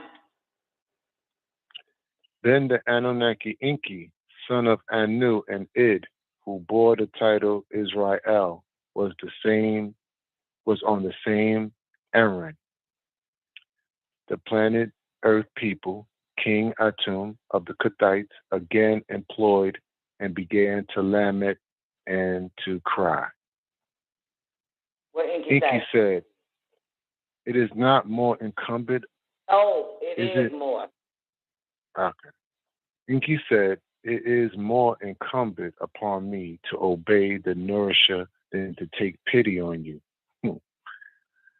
Accordingly, he collected a handful of black mud and blood cells, and he fashioned clone the atom that was acting on a part of the sustainer and creator himself. Then the Rabbi Yuwana,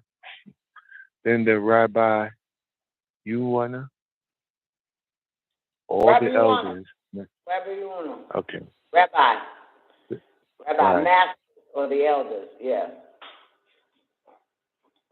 Then the Rabbi Yuwana, all the elders, now moved the disagreeable mortals, Atum and his wife Lilith, into the city Salam in Qadesh from the Idiglat. Yeah, Valley to breed a sign. So look here. So Enki said, look here, bitch. What Enki say to homegirl, to Lilith? What did he say? It's more. He says more. He says, yeah. It's more in common to me to. I can make the idiot. Bitch, look at bitch. I got to. Hey, bitch, it's better for me to obey the nourisher than to take pity on you. So them hoes said. So Lilith and them motherfuckers was like, fuck it. I'm game. Fuck it. We ain't got no choice now. And boom. So remember, they went to the Tigris and Euphrates to fuck with the Atumites and the goddamn Kuthites. So now they agreed. They had no choice, and they moved them to where? To Salam, into a city, Salam in Qadesh. So they told them, pack your bags. You going to Salam. You move into the city of Salam. What happens next? To breed a son. So they put them up in a nice little spot. 36, what happens? Also the agreeable mortals, Path and his wife Annette were taken from the White and Blue Nile to Nippur, which is one of the cities in Qadesh. So now And they this live was in, you might well say they living in the same state, just different cities. The state is Qadesh. One city is Salam. The other city is Nippur. Got it? Can y'all visualize the movie? So they living in the same city, same county, different cities.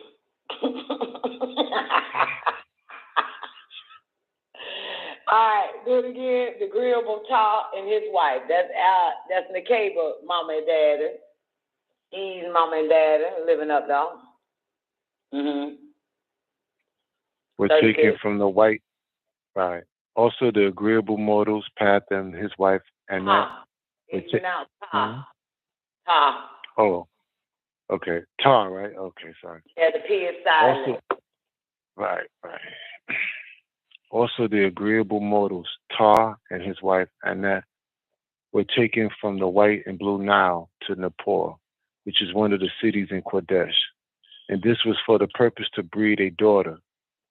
They were placed in different places so they, Kadmon and Nekaybaw, wouldn't know each other until they are at the right age, 21 for him and 18 for her. All right. After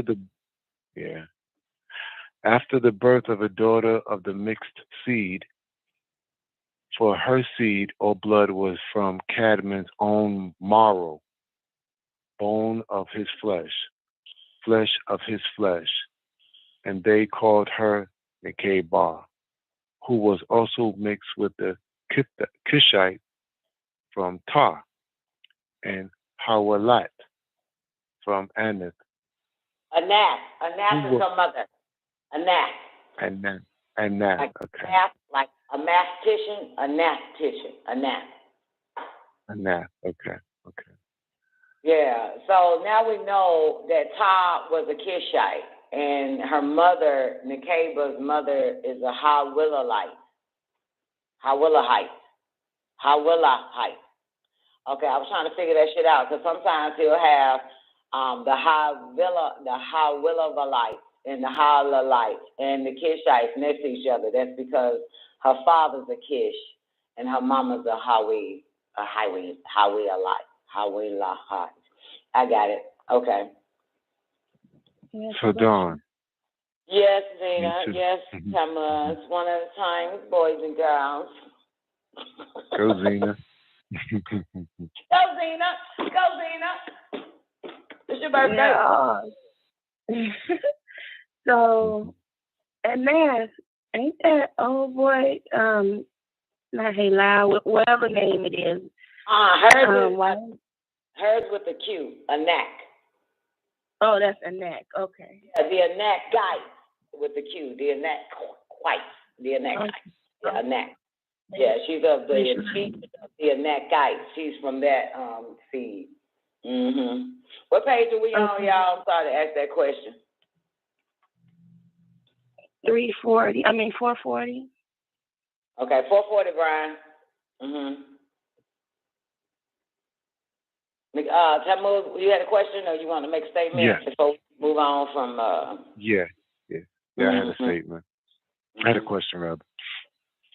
Okay, so we heard of the story about the rib he took in the Bible story. It talks about a rib that was used to make Eve, right? So I see a tie-in with this part, but what's interesting is that they was able to create her first, give birth to her rather, but then also took the blood of Kadmon to help make her. So it's just interesting how they can have the birth of a daughter, 37. Can you just clarify 37 after the birth of a daughter of mixed seed? Yes, sir. I do my best. According to our master teacher, Atum Ray, peace be upon him. I'm just kidding. But look, okay, and of course in Genesis, if somebody grab it, it says, and they took a rib like you mentioned, but it wasn't the rib, it was the blood, the bone marrow, right? Right. So after the birth of a daughter of a mixed seed, for her seed or blood was from Kadmon's own marrow, bone of his bone, flesh of his flesh. And they called her Nekaybaw. So basically, what they did was use Kadmon's blood, because mind you, they're doing genetic breeding, right? Right. In the laboratory, right? So they took his blood and mixed it with the Kuthites. With the Kishites, right? Right. Got it? Now, Mm-hmm. the X chromosome from Kadmon's mother is what they took. And the X chromosome from Nekaybaw's mother, or the two X's from Nekaybaw's mother, is how they created Nekaybaw. Got it. Because of the X and Y. Yeah, because he has X and Y. No, she has X. He has X, Y. No, he has X, Y. So I guess they took the Y. I mean, they took the X. They took the X from his mother, yeah. Right. Because that's how he got it, correct? And the XX from her mother. Okay. So this is what they're referring. This part of Kadmon they took, but this part of Kadmon is of his mother. Yeah, because the X chromosome from the boy, and the X chromosome from Kadmon, from Nekaybaw's mother. Okay. Yeah, that's all. That was a good question, Thomas. Say what, Zena? Thank you, Zena. Yeah, that was a good ass question. Thank you, Zena. Yeah, when you said it, I was like, damn, explain that. So that's what's up. Yeah, they're doing blood, man. They're using the blood, gene splicing, cloning, and all that type of shit. Let's go. So they took the X. Okay. Where I'm at. I'm gonna read that start again. 37. After the birth of a daughter of mixed seed, for her seed or blood was from Kadmon marrow, and bone you know of his bone. Mixed seed, right? You know what that means. Come again? What'd you say, Don? Of mixed seed. After the birth of a daughter of mixed seed, you know what that means, right? The cloning session part of it? And remember, I just said it. It's right there above. What you just said. Yeah, Nekaybaw's mother is a Hawilite. Her father is a Kishite. That makes her of mixed seed, of a mixed tribe. Okay. After the birth of a daughter of mixed seed, for her seed of blood was mixed. Okay. Yeah. Okay. All right. So they mixed her blood. Kadmon blood stayed the same. They mixed her blood with she's a Kishite and a Hawilite. Plus now she's a Kuthite. What advantage you think that has for either party? Does it make her more compatible with him because they use some of his bone marrow, since they want them to get along and mate? Was that what they needed to do? Damn, that is a good question. Looks like it, huh? Where that makes her bone of his bone, flesh of his flesh, because she also got him inside of her. He is in her. Right. Yeah. So the Kuthite blood is in Nekaybaw as well as the Hawilite and the Kishite. That's it. Yeah. Let's go to the actual genetic breeding. What you say? Come again? Let's read the part. Let's start off at where the actual genetic breeding and splicing of the cells of Kadmon began. Okay. The actual genetic breeding and splicing of the cells of Kadmon began and was done in a laboratory on the planet Lamu, Mars, in the laboratory Shimti. So that's interesting. So while they in the cities on Earth, right? While the mom and dad is in the poor, Eve's mother and father, and Adam's mother and father is in Salam, they took the blood back up to Mars, to the laboratory. They took all the blood. Yeah, this shit wild. Let's go.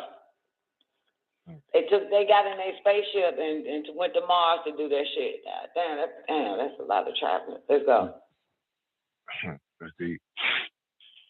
Thus, it is said, Kadmon was created in the heavens before the earth.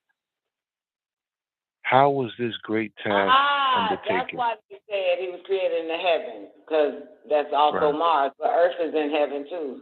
That's some stupid shit, but go ahead. It's like, what how was Earth? this? Below? The fuck? It's been floating up in heaven too. Let's go. How was this great task undertaken? When the scientists took the seed of Ninti and bred her with Aduru, the Homo sapien, the 16th seed of the Adama project, after taking genus Homo to Homo erectus to Homo sapien. The Homo sapien was mixed with the seed of the Anunnaki. This was the process. When this new seed of Ninti and Aduru was ready for the transport from heavens to the key, Earth, it was brought down to the planet Earth, and this gene or cell was genetically spliced into the DNA of Atum, the ruler of the Atumites, and also in the DNA of Ta, the ruler of the Kushites. All right, so can y'all follow it? So they took that blood and got what the fuck and put that shit inside the males, the fathers of Adam and Eve's daddies. What the fuck? This is wild. It's a lot going on. It's a lot going on. Yeah. Took the cell. God, what is Shimti again? Shimti is the lab in Mars. Okay. I remember reading where it said Ninti was like the commander or the leader of Shimti or something like that. The laboratory. Okay. Yeah, Ninti is the head scientist. She over the whole project. Yeah. Yeah. She's the commander-in-chief of that whole little situation, man.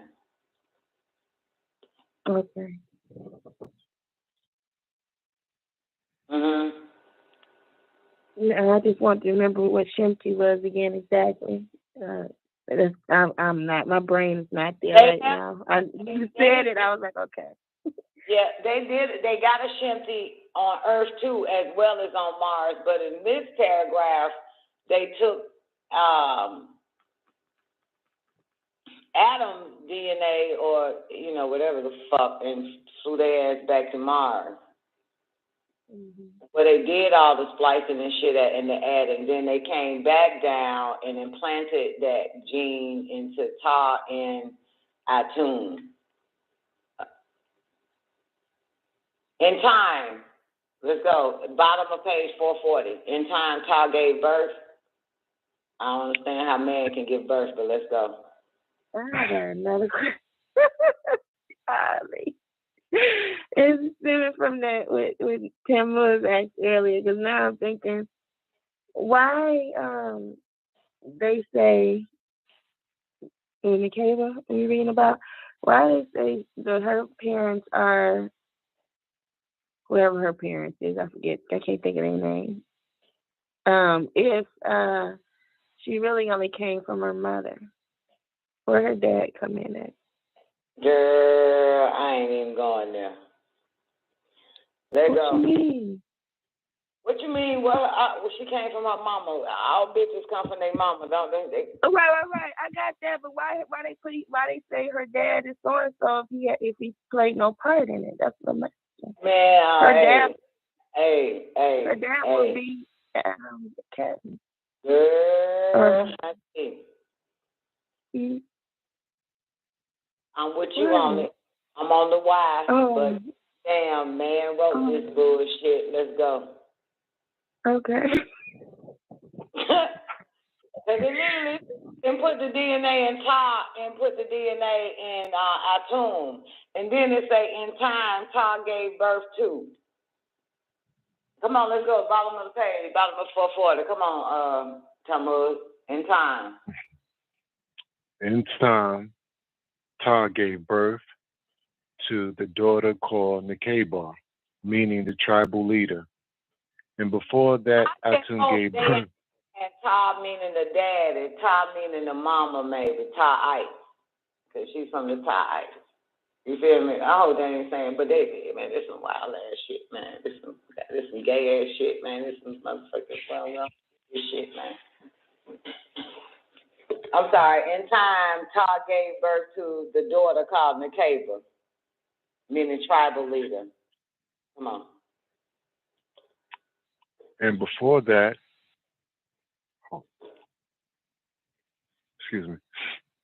And before that, Atum gave birth to the son called Kadmon, meaning up front. How was this great task undertaken? While Kadmon was yet a baby of 2 years of age, before the very birth of Nekaybaw. The chemist Anunnaki, Nagal and Arishtagal, had perfected the gene of Kadmon to make his offspring, bone of his bone, flesh of his flesh. So when he was put into a deep sleep state, the chemists went into the marrow of his bone, and they extracted a cell from his blood to create a counterpart They extracted a cell from his blood to create a counterpart, Nekaybaw. These newly formed beings were to be placed in a habitat called an enclosed garden, one of many, and at a certain age to be watched and groomed.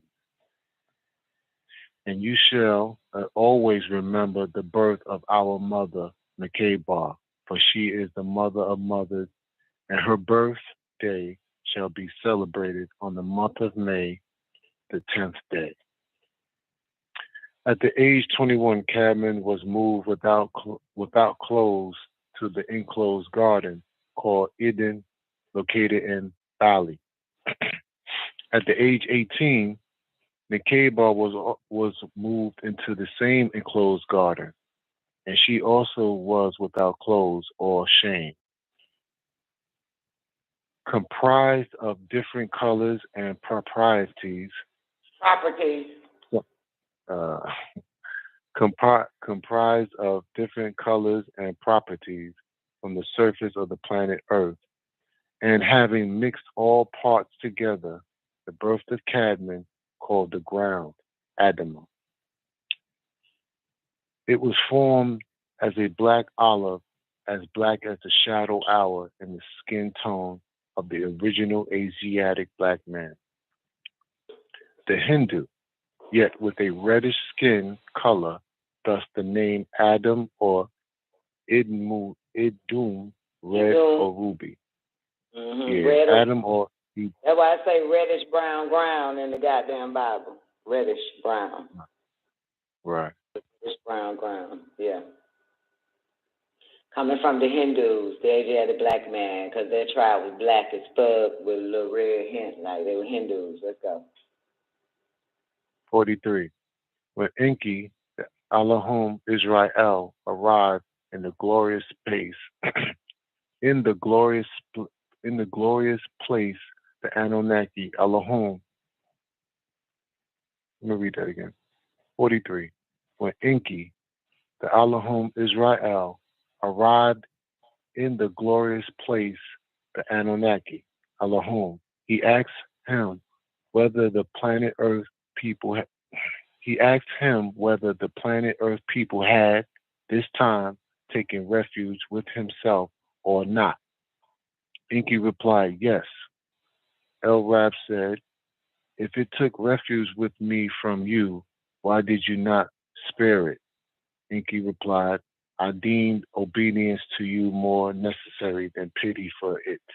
Let's stop right there. What is he talking about? What is this conversation about, boys and girls? Not that clear. Let's dig into Okay, it. remember when he went to the Aphromites after Michael and Gabriel failed? Yes. And Lilith was like, God damn, motherfucker, the answer is no. And Inky said, look, it's better for me to obey El Elo than to take pity on you. So now he's talking to El Elo. And remember, so this is El Elo that asked him, have the people on the planet Earth this time taken refuge with himself or not? And he said, yes, they did. They agreed for me to, you know what I'm saying, put their ass in Nippur and Salam, and I can take their goddamn blood and do my thing, Daddy.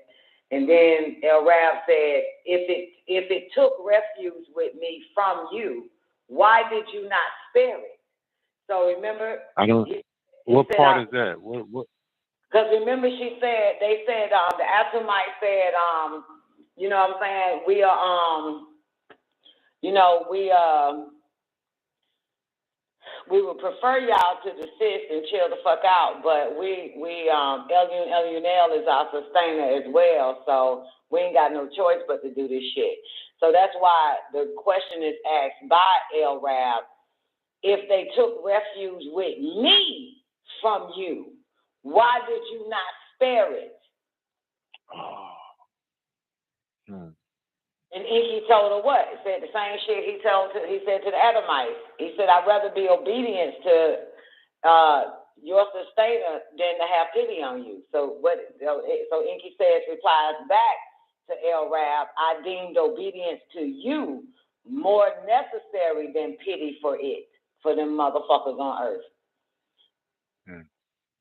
So that's why that conversation came up. You know what I'm saying? Yeah. So Elunel is saying, why didn't you have pity on them motherfuckers then? If they only seek refuge from me, if they only fucking here to serve me, motherfuckers, so why didn't you take pity for them?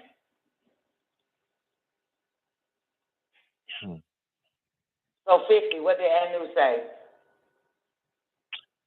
Anu, Elion El, the Most High, the Highest continued. Depart, I have made you Anunnaki of death in the ether form for all times. That's how he became Israel. That part right there. Yeah. That's what did it. Because he didn't have pity on the Adamites. You know what I'm saying? Because all they serve is El. That's what Little said to him. Right? Yeah, but wait a minute. It was 2 pages ago. But I thought they was, so even though they was disagreeable, they still was serving Anu. Hell yeah. Boo-boo. Got you. Okay. That serves the Most High. The only issue is that when the seraph turns disagreeable, you know what I'm saying? But the cherubims, man, they know their point. They know their mission. That's why he put the cherubs at the gate, at the garden, to protect it after he kicked Adam and Eve out. They are the most loyal. Hell yeah. So you can be disagreeable. You know what I'm saying? Like I said, we have both natures, but, you know, your disagreeable nature is to disagree with anybody the fuck else but agrees with Elion. You understand? Right. So, yeah. So, what do you say? Let's go. Oh, this one he said, depart, for I have made you Anunnaki of death in the ether form for all time for this whole ass shit, Inky. I have placed the taking of the soul of Kadmon and his seed into your power. 53, what happened? At these words, the Anunnaki Israel began to weep, saying, amongst the children of Kadmon, called the Adamites and Enochites, there will be newsbearers who will undoubtedly hate me on this account. Right, because now However, he's the angel of death. One, he was the God of creation. Now he's no longer the God of creation. He's the God of death. Let's do it this way. He was once the God of life. Now he's the God of death, taking their life away. Yeah, he said the news bearers, the Adamites, the Enochites, the news bearer, all of them gonna hate me for this shit. Now they got them to turn me into a fucking angel of death to take their soul. That was a punishment for him, since he didn't, you know what I'm saying, respect the fact that the Atumites, you know what I'm saying, only serve Anu Elunel only, alone. You know what I'm saying? And so it makes sense because, you know, if you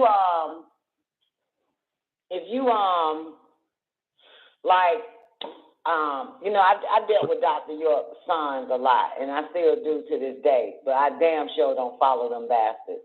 And you can tell that some people get pissed off that you only want, you know what I'm saying, you only loyal to one, not to the many. You see what I'm saying? So, of course, and new son got pissed off and was like, fuck that shit. You know what I'm saying? Like, after they said, look, man, we only serve Elunel, your daddy. We don't got them take orders from you, bitch. And Inky got pissed off and said that I will fuck y'all up if you don't. So they had no choice to say, okay. Then Anu Elunel is pissed off at Inky. Nigga, you supposed to have your hands off of them. You're not supposed to goddamn threaten them. And they only serve me, not you, bitch. You know what I'm saying? So now, nigga, you gonna be the fucking angel of death for these motherfuckers now in ether form. You gonna take their goddamn life for that. So, Don, I got another question popping up. The thing that he asking them to do, is it going against Elunel? That's why they refused to. So was he asking them to do a disagreeable act? No, he wasn't. No, he threatened them. That's the point. They said, look, when Inky came down, because they refused Mikael, they refused Gabrielle, and Inky came down, and they basically said the same shit to Inky. They said, look here, motherfucker, you know, they said, you know, you might as well desist from this shit too, because we only serve Elunel. We don't take orders from you. That's a disagreeable motherfucker for real, right? We don't take orders from you, bro. We only take it from your daddy. And so he says, well, for me, it's better for me to be obedient to my daddy, which is your goddamn sustainer as well, than to have pity on you. Because Inky really wanted this project to work. You understand? So he threatened them, like, I will fuck you up. I will fuck y'all up. But Anu agreed to this project, so he couldn't say, hey, listen. Right, it ain't the point that Anu agreed to it. It's the point that they only seek refuge from Elunel, the Atomites. You understand? That ain't got nothing to do with it. Anu is whipping his ass because you were supposed to not threaten them. They belong. The Adamites belong to me, not your project, motherfucker, that you want to do.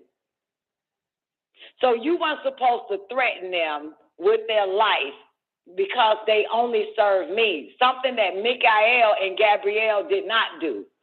You get it? So that was, you understand? Mikael and when Atomites told Mikael and Gabrielle, look, we only serve the Most High. We ain't interested in that shit.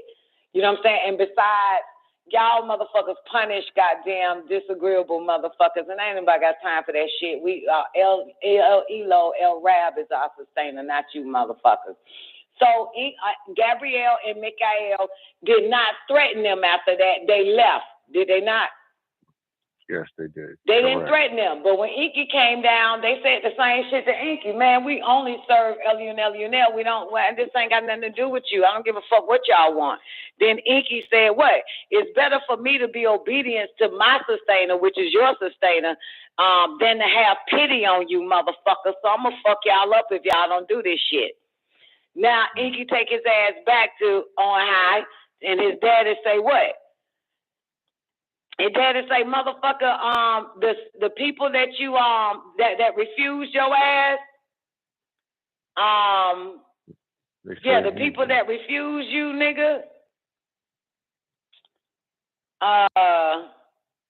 did they take it? They said, wait, go back to 43. When Inky, the Elohim Israel, arrived in the glorious place, the Anunnaki Elohim asked him whether the planet Earth people had this time taken refuge with himself or not.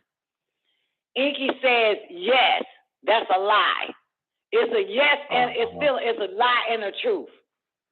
Got it? Because Atum might say that we take refuge with L-U-L-U-L. But because Inky didn't have pity on them, the answer is yes. Get it?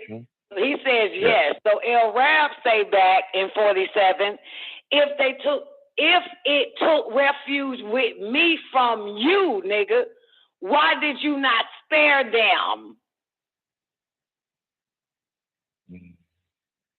And what Inky say? I deemed obedience to you more than I have pity for them motherfuckers. So now his punishment is what? Anu is pissed. Depart from me, bitch, for I have made you Anunnaki of death. He's mad about that shit. It's not the fact that Anu co-signed on the project. We know that. But he should have spared the Atumites instead of, you know what I'm saying? And instead of threatening them and making them obey him. You know what I'm saying? Yeah. Yeah, he should have had pity on them like Mikael, because Mikael and Gabriel know the same shit. That's why when Gabriel went to Muhammad with the shit that he was sent to Muhammad for, Muhammad was like, I can't fuck with you, bro. You know what I'm saying? I can't fuck with you. I only get my orders from L-U-N-L-U-N-L. Muhammad said the same shit, but Gabriel left, though. Gabriel went back. He didn't threaten him. He didn't do none of that shit. He didn't make the motherfucker. He didn't put the KORAN in his chest. He didn't make the motherfucker recite that shit. He was like, fuck that. He ain't, I can't force him. But Inky put his foot down on the Adamites to make him say yes. And that is not how that shit works. The project, again, is co-signed by Anu. But the only issue is you don't threaten that somebody serves somebody over your motherfucking ass and force them to serve you, do what you say. That's not how that shit goes. Right. Okay. Let's get a mic check real quick from Newbie, though. Newbie, give me a mic check.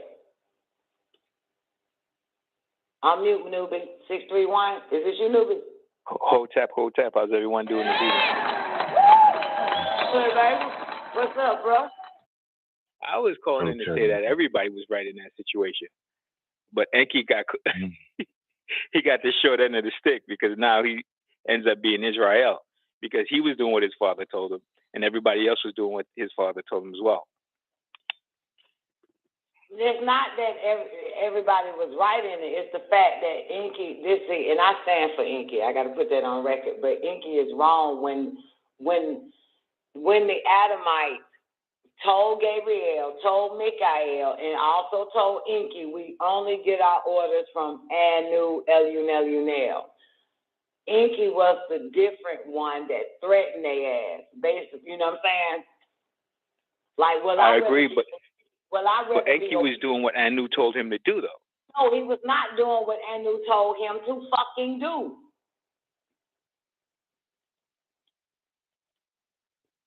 Elaborate. This is the same question that Tammuz asked, and I have said it over and over again. Yes, you have my permission to create some primitive workers. We clear on that, but not go to a tribe that only takes their orders from me and not you. And then you threaten this tribe.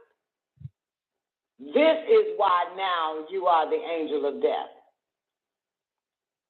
If you read have it, no pity. Yeah, you don't do that. If I only serve Elionel, motherfucker, you can't get mad. Gabrielle and Mikael didn't get mad. The fuck you get mad? Now you want to curse us. So that's the conversation. Read it again. Read it, newbie. 43. Read it all the way. I was taking it from the rip. What page are we on? Oh, we on page 444. But if I find 442. We on page 444. 442, sorry. 442, sorry. Yeah, this conversation, so there he's throwing, that lets you know I knew some shit, don't it? This motherfucker wasn't even here to know the whole conversation that Inky had with the Adamite.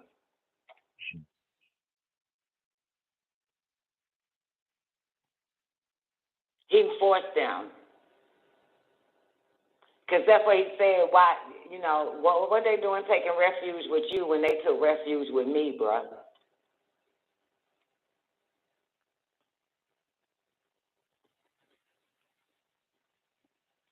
So why would he say that he took I'm sorry, what was it here? If it, meaning I deemed obedience to you more necessary than pity for it. So he was doing what Anu asked him to do. Yeah, but they serve him. Listen, my problem here, Don, is listen. On the project, but when you got motherfuckers that only belong to me and not your monkey ass, you ain't got no right to threaten them. I understand where you're coming from, Don. But what I'm saying is, what Anu is coming from. Think like the Most High for a second, bro. I understand that, but what I'm saying is, so the Atomites were listening to the commands of Anu, correct? Right? But so was Enki.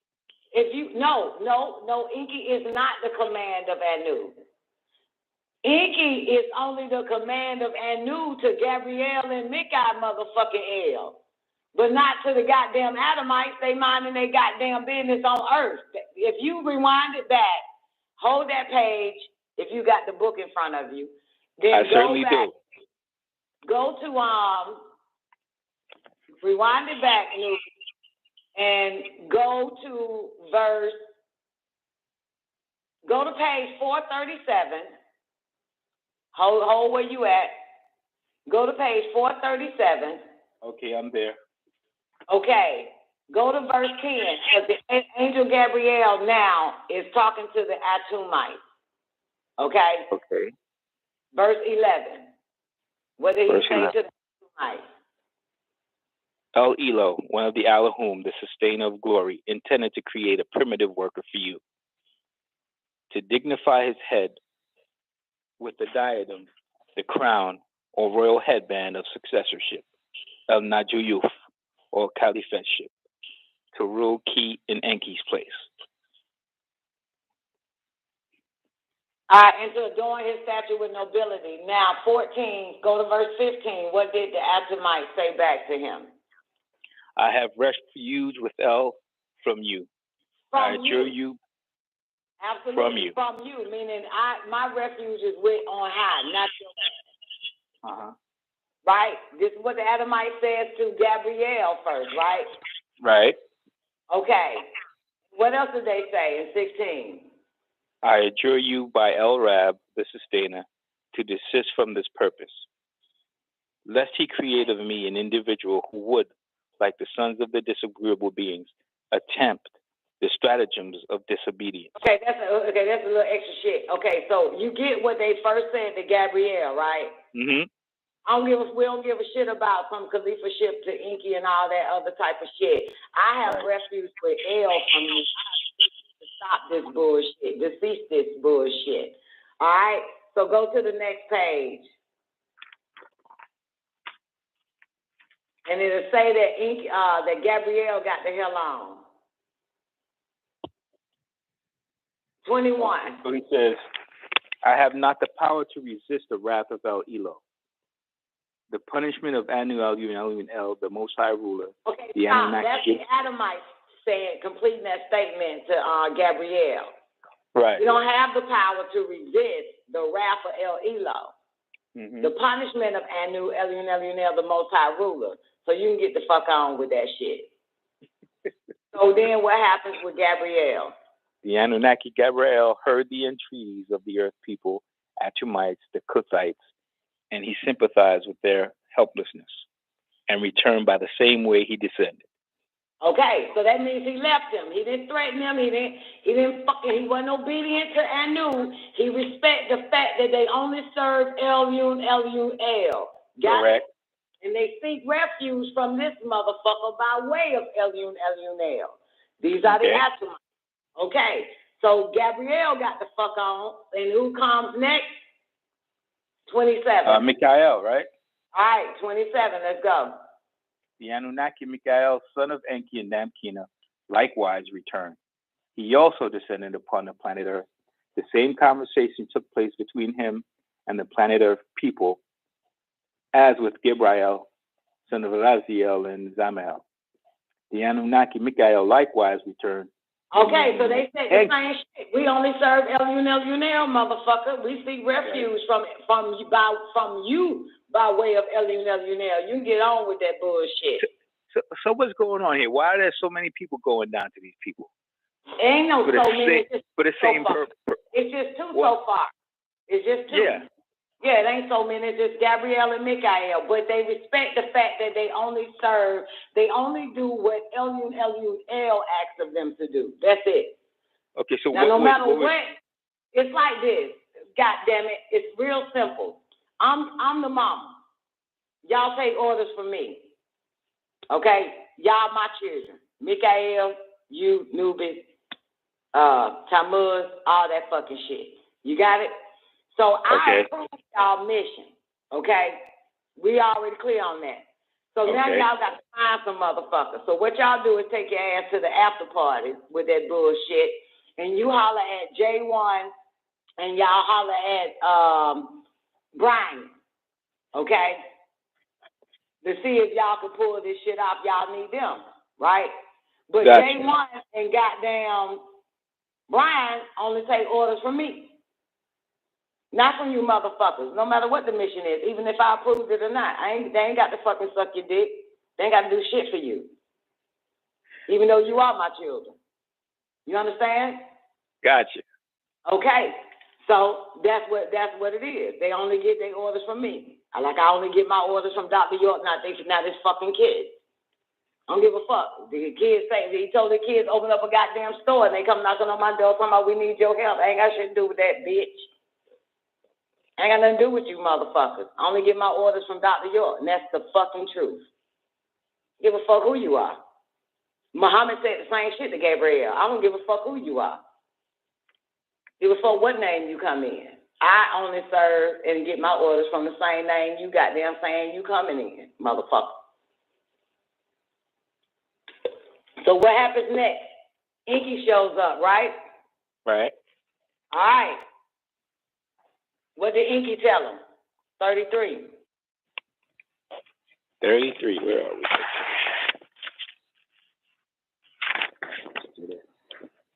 we? 33. Enki said, it is more incumbent upon me to obey the nourisher, than to take pity on you. All right. Wait, stop. You got to keep reading. That's it. That's what Inky said to him. What did he say again? It is more incumbent upon me to obey this nourisher than to take pity on you. Which means that they said the same shit to Inky. Nigga, gone. We get our fucking orders from the Most High. We ain't got time to fuck with you. So that nigga said, fuck that. I obey the same motherfucker you get your orders from. But motherfucker, I can't take pity on you. You ain't got no choice but to do this shit. And that was wrong. So now let's go back to the conversation in 43. Right. So turn your page to 442. Now, Anu about to holler at Inky for this dumbass shit. Okay. So when Enki the Elohim Israel arrived in the glorious place. 43. Just oh, my bad. Yeah, 43. Sorry. I'm just listening. Go ahead. When Enki the Elohim Israel arrived in the glorious place, the Anunnaki Elohim, he asked him whether the planet Earth people had this time taken refuge with him or not. So Anu is asking him, what? Did the planet Earth people at this time had taken refuge with you, Enki, or not?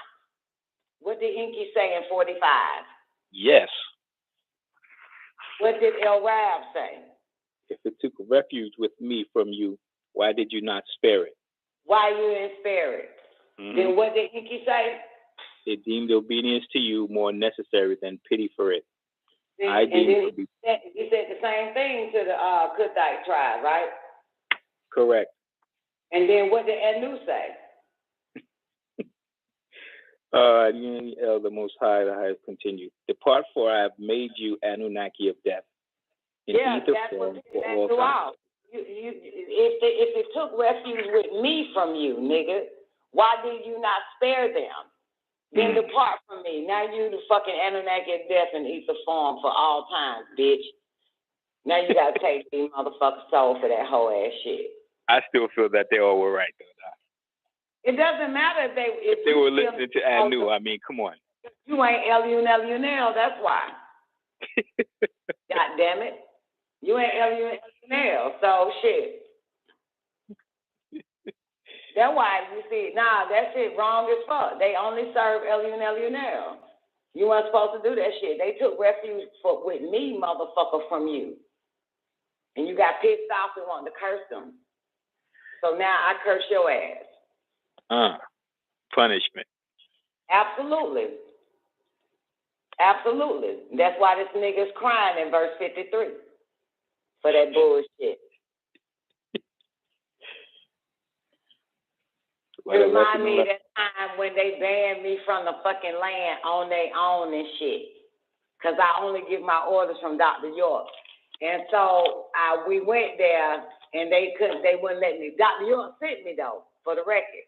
And they didn't want me going through the gate. So when I got back to the house, Dr. York called and shit. He was like, "Did you go?" I said, "Man, they didn't let me in the fucking gate." They talking about I was fucking whiteballed from being over in that bitch. Dr. York hung. He said, "I'm gonna call your ass right back." You know them, Dr. York. After Dr. York cussed every last one of them motherfuckers out, they all called me, blaming each other, whose fault it was, and all that type of shit. Looking for a scapegoat. Yep. They all have it. Rick called, talking about it wasn't him. This, that, and the third. It was our Bill at the gate. Colonel at the gate said I couldn't, which means he got his orders from Rick and them motherfuckers to not let me in, but yet Dr. York sent me. That motherfucker banished all their asses for that shit.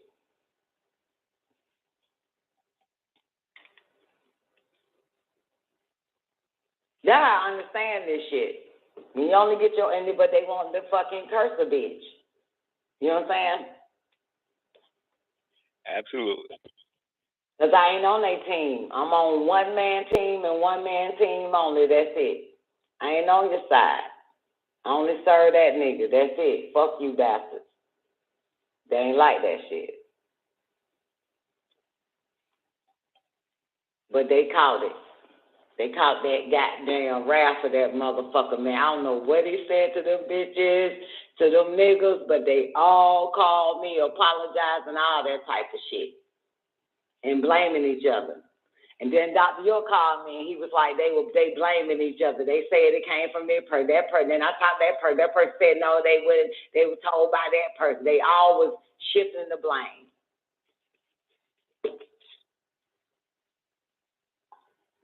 Yep. I will tell you more about why they didn't want me in, but doesn't matter. Oh, please do. Well, come to find out, the people that did get in to the land that day, I didn't know what was going on, but Dr. York told me to get there. Come to find out, it was Arafat on stage Whole bunch of niggas on stage, passing the mic, and the whole episode was about me, Georgia Gossip, and just defaming me, you know, whatever the fuck they were doing, and my daddy was there too. I found out my dad was on stage with them niggas. Sure was. That's crazy. Yep. Yeah, because Georgia Gossip was putting out everything that nigga, only him was, you know what I'm saying? Everything else they was keeping to themselves, but Dr. York was giving me everything to give to the people. It was going against whatever they was giving the motherfuckers, he was giving me something totally opposite, and boom. So that it was interfering in their scam they were doing. So then I get the call. He was like, show up. They got something going on the land. I want you to go and check it out. And when I pulled up, they was like, bitch, you can't get in. So then I found out later from motherfuckers that was there, they was just shitting on Georgia Gossip, Tell Body, Nicole Body, whatever the fuck my name is. And my father was right there with him. I didn't even know they were able to restrict people off the land anyway. Oh, yeah, nigga. I mean, I'm known for being bad. They just look for some shit. You know what I'm saying? I don't like it, boy. You know, I will. Yeah, but they let my daddy on.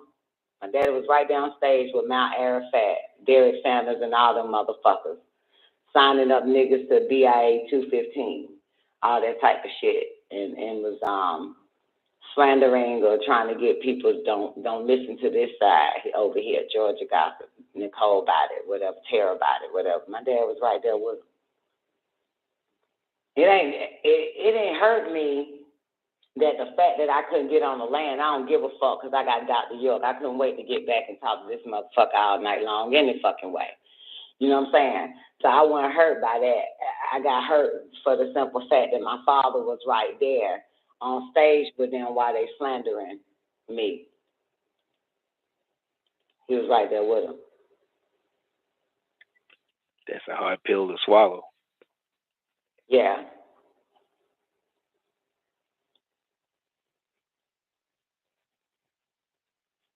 But that's why I overstand this shit. When you only get orders from one, they get mad at you. They want to try to do all that type of shit, make your ass goddamn conform to their shit, man. Fuck y'all. So I understand you only get your orders from one motherfucker only. It's better to let one rule you and rule all others than to be ruled by all others, and all others rule your motherfucking ass. Agreed. So that's why the Atumites are so disagreeable, because they only serve Elunel, not his fucking kids, not his angelic beings, not the 24 elders, not the Seraphats or the Garubats, not the Luciferians or the Porphyrians, not the Yah or the Way. You know, only Elun. Period. That sounds like exactly what's going on now, Doc. Period. So they only seek refuge, you know what I'm saying, from the disagreeable or the goddamn motherfuckers that's not it. So yeah, they sought refuge from Mikael, they sought refuge from Gabrielle, they sought refuge from Inky. That's like saying the Wuju Belaki Mene Shaitana Rajim. I seek refuge from the cursed seed. That's what that means, Shaitan. So they're seeking refuge from them motherfuckers because they only serve El Rab. That's the statement. And so, boom. And Mikael and Gabrielle respected it, and Inky didn't, because Inky's a fucking son, think he can just have his fucking way over people. You know what I'm saying? And force their ass and threaten them and curse them and shit. But that's supposed to be respect. Which is why all Dr. Your sons respect my motherfucking ass. Nigga, you ain't shit to me. Don't ask me to do shit for you, bitch. I don't fuck with calm sacks. I don't fuck with nothing come out of a nigga nutsack. So that's how the Atumites were. But the Thais was agreeable anyway. They said yes, but it was the Kuthites that was difficult. Because they were disagreeable already, right? Yeah, only because they only serve Elunel. That's the same issue that Lucifer had with Mikael to bow down to Adam, and he's like, I only prostrate to the Most High highest player. I'm not going to prostrate to this motherfucker. This nigga made of clay. Fuck, I look like I only don't Shaitan makes a lot to Elionel. Most definitely. Absolutely. And what nature is Lucifer or Halal? So-called disagreeable, right? Disagreeable. Absolutely. Don't well, what you say, player. I only fucking serve the Most High highest. That's it. Not you, motherfucker. Not damn. Be down to bow down to your science project. You got me fucked up. Yeah, what verse is that? Because I had a question on that verse. What is that? Which verse? I can't find it. One you quote one. I take refuge, or yeah. That part. The one you talking about right now? One we in now with the Atumites saying that shit to Gabrielle and Mikael and Inky, or just that. What, yeah. Do it.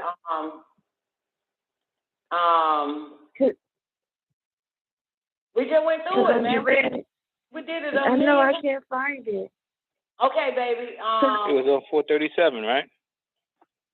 It starts off at 37 at the bottom where they say, where the Atumites say that. Once Gabriel come to him saying all that cute shit to him, your son gonna be a successor to the planet Earth, take over Inky's spot. Right. So then they say, verse 15 on page 437. Correct. Okay. Yeah. And then it goes on. El show up, then Inky show up, but they still say they have refuge with El from you. They still saying that shit to Adamites. We ain't fucking with you. El got us. Most High got us, nigga. Fuck your ideas. Fuck your goddamn science project, bitch. Oh, let's bring Buzz in. I'm sorry, Tab. I don't know how long you've been holding. Give me a mic check, No. Mic check. Not too long, about a minute or two. I'm good. Did you get that? Okay, verse 18 where it says, lest he created me an individual who would, like the sons of disagreeable beings, attempt the stratagems of disobedience. So basically, these Atumites was a different class of disagreeable beings, that you should say, because they like, we ain't even like these other disagreeable beings, unless you want to take us there. Is that what they're saying? Is that what they're saying right here? We're not that, but we can be that? No, the Atumites were disagreeable. They're from mixed with the Hindus and shit like that. You know what I'm saying? Yeah, but it's saying. Yeah, but they're saying, least he create of me. First they say this from purpose, motherfucker. At least he create of me an individual who would, like the sons of the disagreeables, attempt the stratagems of disobedience, and would consequently be what? Punished. Correct. Right. So they saying they're not like those other disagreeable beings. Is that what they're saying? Unless you're gonna make that less he created me means. Let me just look that up. Less, because I get from it. Regardless, is that the fact that they are obedient to Anu. They fear the wrath of El Elo, right? And they know that El Elo punishes disagreeable beings. Okay, that goes against Elionel, not goes against his sons, his daughters. He don't give a shit. That goes against them, goes against Elionel. Right. This is Lilith speaking, by the way. I have not the power to resist the wrath of El Elo. So if this some shit you want to do, I don't give a shit about that. But if it's something that Elionel wants, it's a little bit different. This is Lilith speaking? You said? It's at the top where Lilith speaks and tell them, go fuck yourself. Yeah, Lilith talks, but they say the Atumites. Yeah. But so what makes I guess they born into disagreeableness, but actually they're agreeable? They're not. No, they are the disagreeable Kuthites. Yeah, but they Why would they say, unless he creates me an individual who would like the sons of disagreeable beings? Unless they create of me, absolutely. Right. So obviously they're not that unless you want to go there with it. That's what they say. That's what whoever's really saying. Exactly. And then what they say, because Elunel punish and condemn. So I have not the power to resist the wrath of Elunel. The punishment of Anu Elunel, the Most High Ruler. Right. We can't resist the wrath of Elunel. So at the end of the day, you can get the hell on, because this ain't it. This ain't what you want, player. Right. That's what they actually said to Gabrielle first. I guess I'm just highlighting that they compared themselves to other disagreeable beings. Because they are. But like you said, they're different. They're not, because they don't want the wrath of Elunel. So basically, we don't do what you say. But we don't want the wrath of Elunel. You ain't really shit. So disagreeable beings ain't automatically assumed to get the wrath of Elunel just because they disagreeable. No. It's when you disagree with Elunel, when you're no longer obedient to Elunel, you get the wrath. You know what I'm saying? They, Ephraimites, are only serving Elunel. Not Mikael, not Gabrielle, not Akatriel, not none of them motherfuckers. Which would make them agreeable to Elunel. Only to Elunel and disagreeable to whoever the fuck else try to come in that nigga. You got me fucked up. Absolutely. Okay. Absolutely. So if I obey you motherfuckers, then goddamn Anu might kick my ass. And it's going to come out to be right, because Anu was pissed at Enki and not the Adamites. It's going to come out. Because the Adamites was like, no, nigga, even to Enki. We only serve Elunel. Enki said, well, motherfucker, I ain't finna have pity on you then. Fuck that. So he forced them. He forced them to do it, the Adamites. He threatened them. All right, can we finish this up? 53. No, where we at? Yeah, 53. No, let's go to 51. Tammuz, when Anu tell Enki, get the fuck out my face. 51. Depart, for I have made you Anunnaki of death in the ether form for all times. I have placed the taking of the soul of Kadmon and the seed into your power. At these words, the Anunnaki Israel began to weep, saying, amongst the children of Kadmon, called the Adamites and Enosites, there will be newsbearers who will undoubtedly hate me on this account. 55. However, Anu, Elion El rejoined, I shall send so many complaints and diseases upon the Adamites that they will not hate you, and none of their deeds will be a cause. Oh shit! Let me say that again. I shall send so many complaints and diseases upon the Adamites. They will not hate you, and none of their deeds will be a cause of grief to you at all. For this loud lamentation is forbidden, but there is no harm in weeping for the dead, yet patience is better.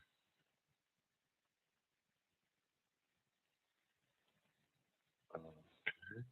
One picture, two pictures. Weeping is for the better. It is a curse upon the people who wail and those around them who listen to them. That's the end. That's what's up. Okay. harm and weeping, but curse will be upon the people who wail and those around them who listen to them.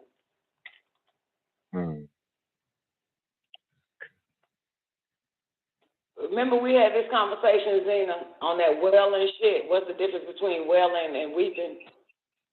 Lamenting, yeah. Say what? No, I remember it, Don, when you said loud lamenting. Yeah. Yeah, what's the difference between wailing and weeping? Well, I guess you can weep without loud lamentation, you know. I guess weeping is like, and wailing is, yeah, that's loud lamentation. Yeah, that's wailing.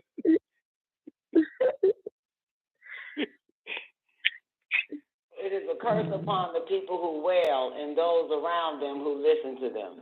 That's over the dead. Damn. Mm-hmm. And we know that all too well. I don't know about that. I've seen it countless times. Oh, that means you cursed because you was around. Say again? You heard me. I'm cursed? Quite possible. I stay away from that, though, Dad. I don't go to funerals anymore. You witnessed it, motherfucker. You cursed. I'm telling you. I don't go around that stuff anymore. Anymore, but you still curse, though. Well, possibly. If I am, I am. It is what it is. Okay.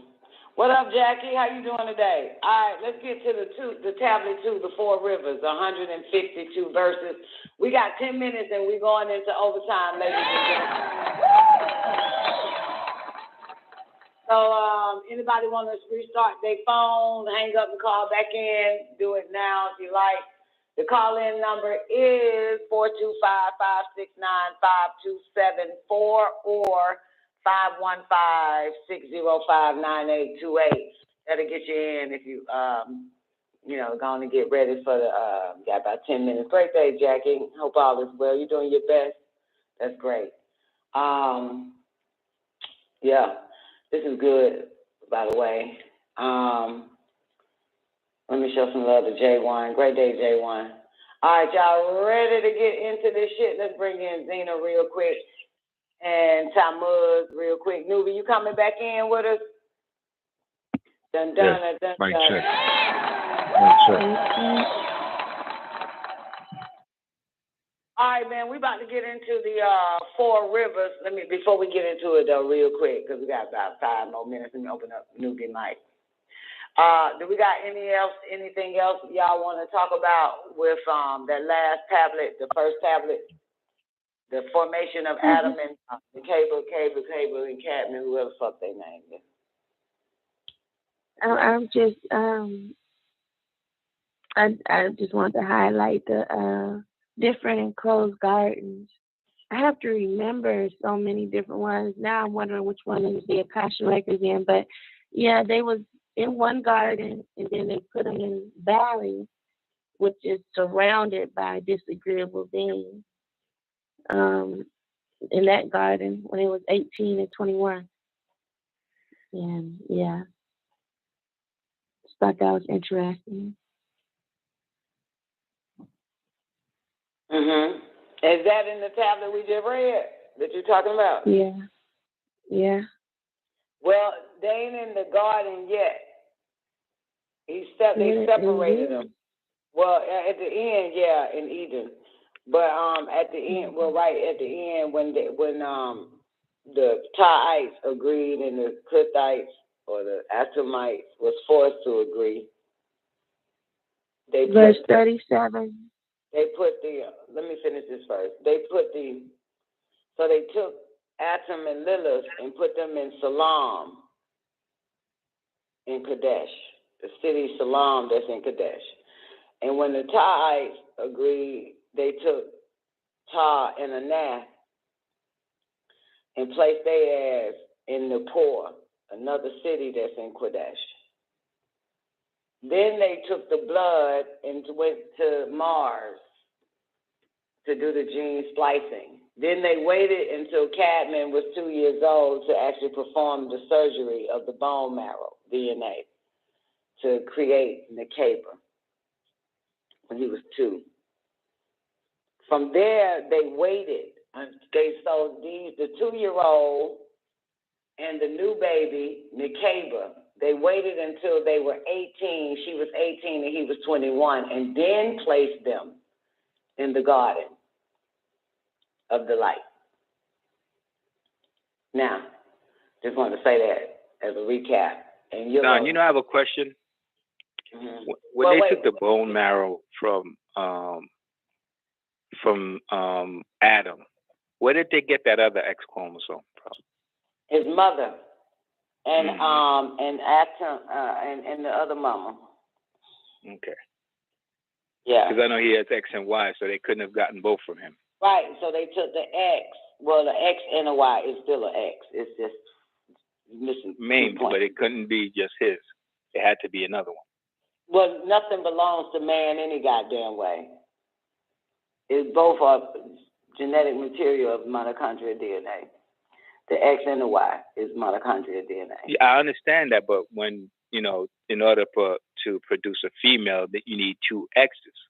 Right. And he had an X and a Y, so they only took an X from him. They took the X from him, but they also took the samples from Howard's tribe as well. So that gives her the 2 X's. There you go.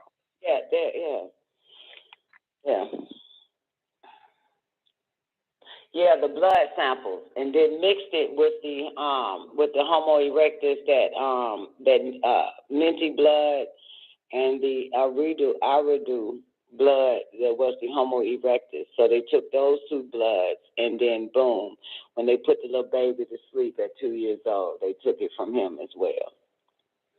Adam, to make her. You know what I'm saying? You notice that. So listen, you know what's fine? Adam doesn't have the blood of the Anunnaki. Eve does.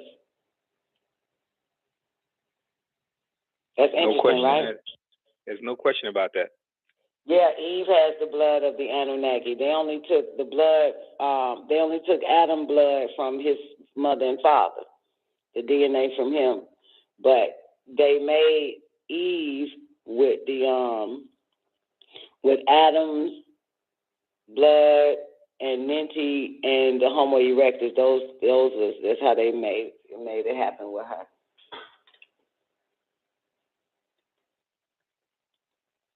And made her tribal leader. Let's go. And Zena, you want to get back to the other garden, now that I mentioned that they placed them, they were living still in the city. The baby was still in the city, growing up, the baby Adam, or Kadmon, until he was 21. And Eve was still in the city of Nippur till she turned 18. Then they placed them in the garden. So I'm ready for that verse 30-something that you was about to read, Zena. Okay, you said at 18 and 21, then they placed them in that garden. Okay, so verse 37, it says these newly formed beings were to be placed in a habitat and called an enclosed garden, one of many, and at a certain age to be watched and groomed. Okay, so that's not a whole nother garden, but verse 38 he said one of many. You see that? One of many. So this was many. Right. This was one of many of the enclosed gardens. So this just the one they placed them in, even though they got many. Like you mentioned, one in Bali, is another one somewhere the fuck else. Then, of course, the enclosed garden is right above us, kind of, sort of, as above, so below. Yeah, they got many spots. One of many. All right, y'all ready for the 4 rivers? Hey, Don, I got a question real quick. A couple of classes ago, you talked about something like you was talking about the mind, 90 seconds, or the mental.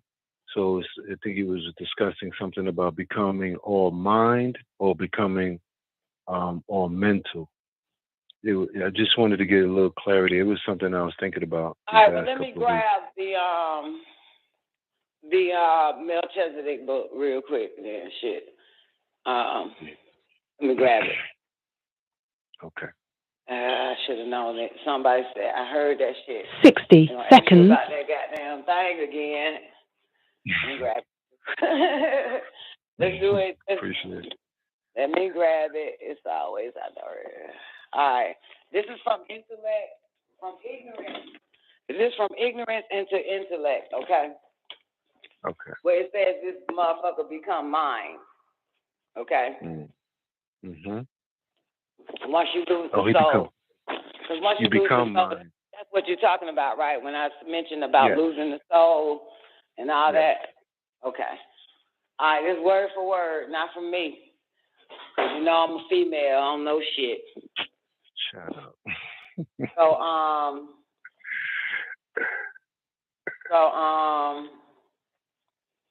right. 10 seconds. All right, first we got to understand the material plane. I'm going to repeat it, ABC, elementary first. All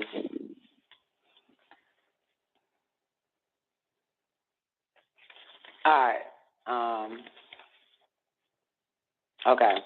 Fuck it. Fuck the tag. Wait. I might have to go back. Let me make sure I get it right for you, baby. Appreciate it. All right, it starts here. There are 9 density levels, which are the different dimensions that beings vibrate on. The planet is moving from 3rd density into the 4th in these days. This is why there is so much turmoil. The material plane governs cardinal desires.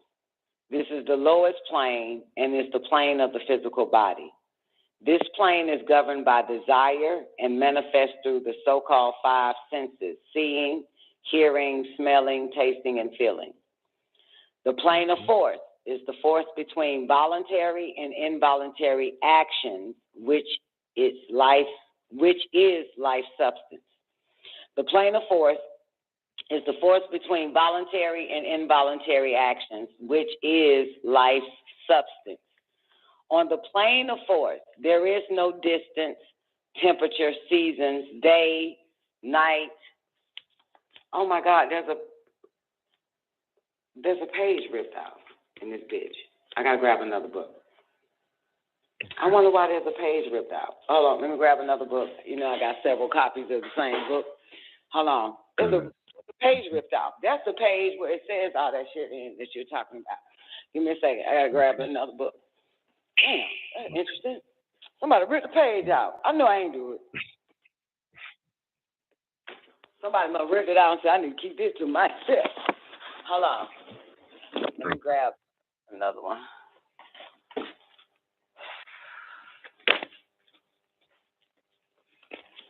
All right. Oh, yeah, this new one here, boy. This book ain't never been open. All right, I think it was 30.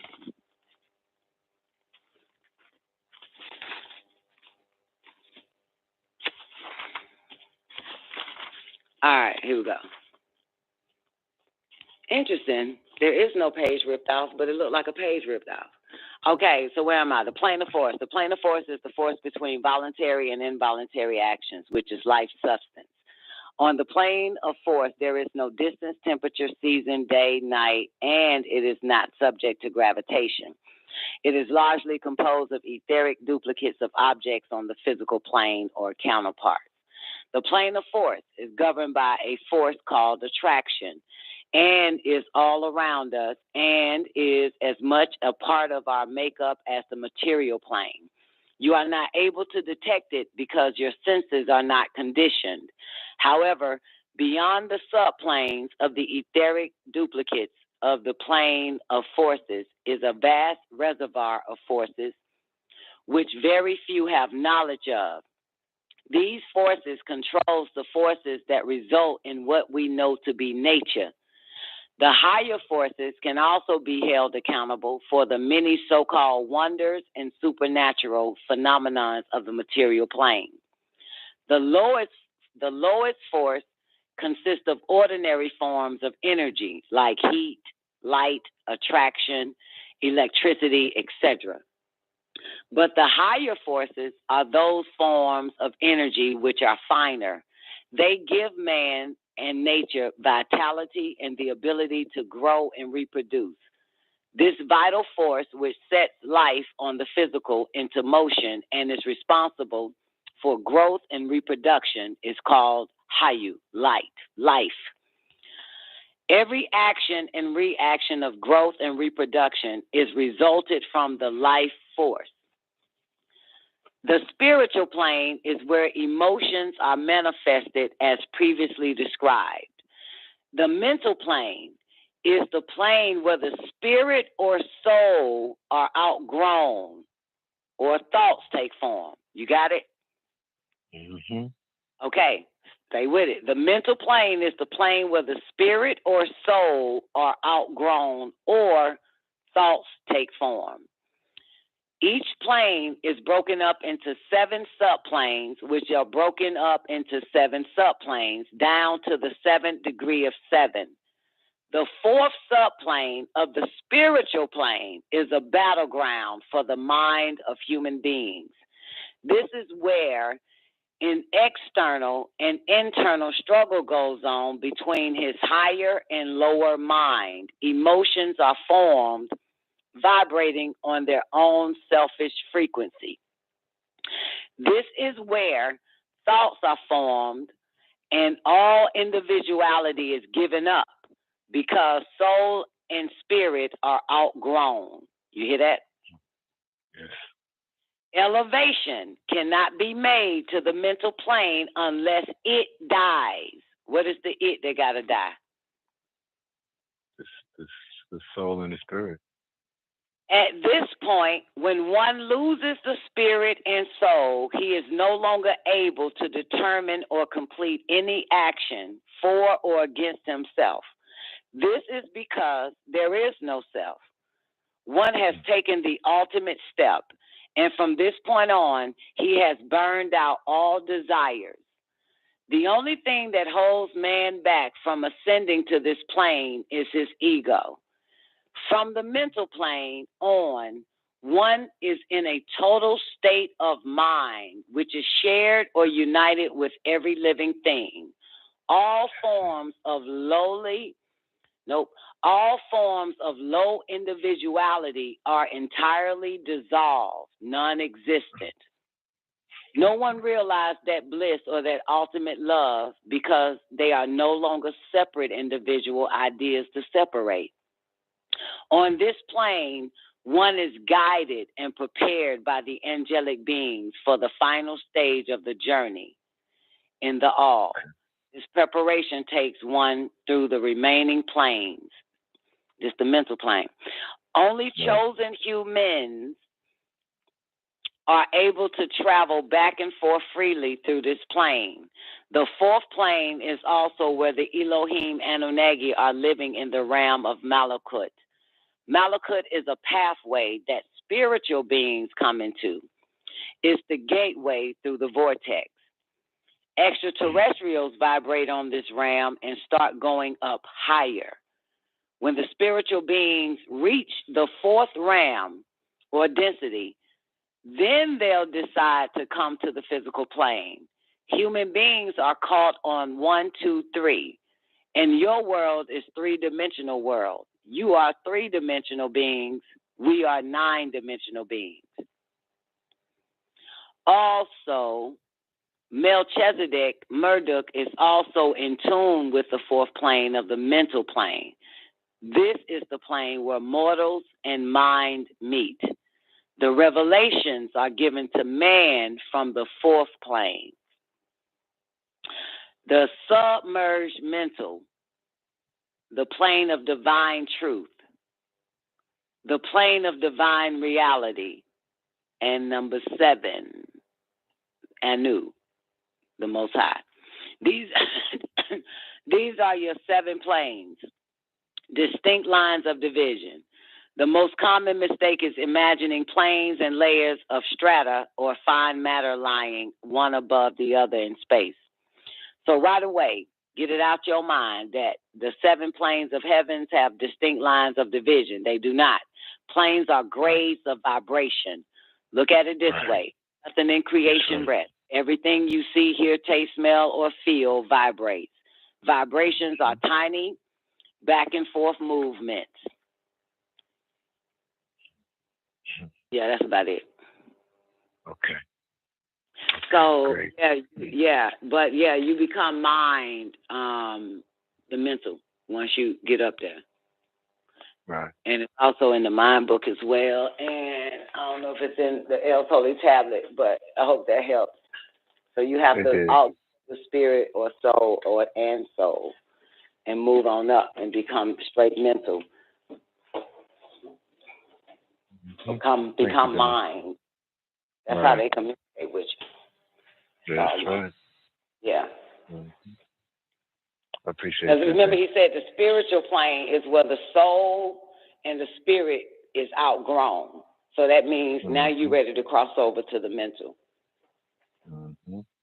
Yeah. But you got to get to the top of the spiritual plane to pull that off. Overstand. Yeah. And then from there, once you become mind, you'll be able to travel to and fro, up and down, if you're chosen. And there is a spot. He does say that shit. So I don't know where that shit at, though. Look like maybe it's on 2 other pages before that. But go ahead. Okay. Yeah, I'm good. I appreciate it. Yeah. So, Don, what need do you have of a body if you get to that point? Well, it's just another vehicle because all the planes operate around us anyway. You know what I'm saying? Right. Yeah. So you already know the mental plane, but the spirit and the soul can keep going. Your plane, your little shit, our little flesh belongs here anyway. That's why we have to become more spiritual and less physical. That's how the spirit and the soul gets to travel all the way up there, past the spiritual plane, interwoven with the mental plane, and of course the plane of divine reality. It's where you'll meet the angelic beings, or the plane of truth, where they actually show you everything, the plane of reality and the plane of truth. But your body stays, but the mind can go anywhere. The mind has limited access. So to stop having the mind vibrate on our senses, you know what I'm saying, to use us for our senses, taste, see, smell, hear, and touch, and feel and shit. Yeah, get that mind to go higher. You become a mental being. But first, we have to graduate from being a physical being to a spiritual being to a mental being. Because we have to outgrow the what? The spirit and the soul. So that means we have to be more spiritual, and eventually we'll become mind. That's also in AEO as well, too, in the Revelation. How we're supposed to be able to really use mind and not let it use us.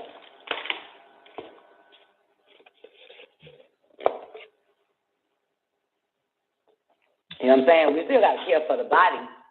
You know what I'm saying? But see, while we're here, like, we're supposed to advance like a motherfucker a little bit higher. You know what I'm saying? I know I do. I know I'm supposed to, but I got to just get the mind. What do you say? The lower mind and man's higher mind is at battle. Some shit like that, right? Didn't it say that? Yeah, it did. Yeah. And I'm battling the lower fucking mind because I want that high-ass mind. I want to tap into the high mind. The lower mind feeds off the senses. All it wants is the pleasure and shit, the taste, the see, the smell, the feel and touch and hear and shit.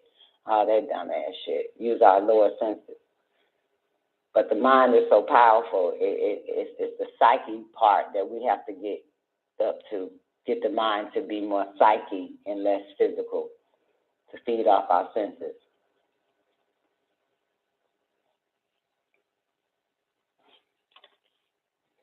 You know what I'm saying? Understood. Yeah.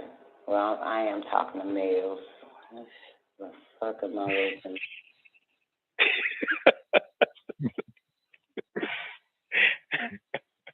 not wasting your time, Don. All right. Well, y'all want to get into this long ass tablet? It ain't that long. We'll run through it. It might be good though. It might be shit we could play with, argue about. Tablet 2, the 4 rivers. Y'all ready? Yes. Man, we're gonna take it. 2 verses. I still running. Gotta take it slow though. Not slow like Talmud slow, but slow so we can visualize what the Holy Tablets is trying to tell us. Okay, we at the 4 rivers, what the 4 rivers are. God damn it, somebody gonna read, anybody gonna read this bitch? Come on, I'll read it, Don. I don't mind. So who? What was that? You said you gonna read? Who gonna read? Yeah, I don't mind reading it if you want me to. All right, take it slow though, Billy. Let's go. All right. Tablet 2, the 4 rivers. 19 times 8 equals 152. Lo, of the rivers, a river flows out of the site of delight in order to irrigate the enclosed garden of delight. And from over there is separated and became 4 rivers. The name of the first river is the White Nile, or the Gihon.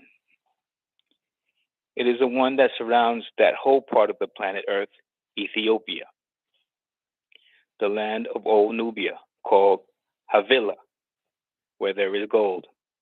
That's where Eve seed is from. Havilah Heights, yep. Yeah. So that's where all the gold at. She come from Nubia. Okay. Verse 6. The gold of that part of the planet Earth is very rich also.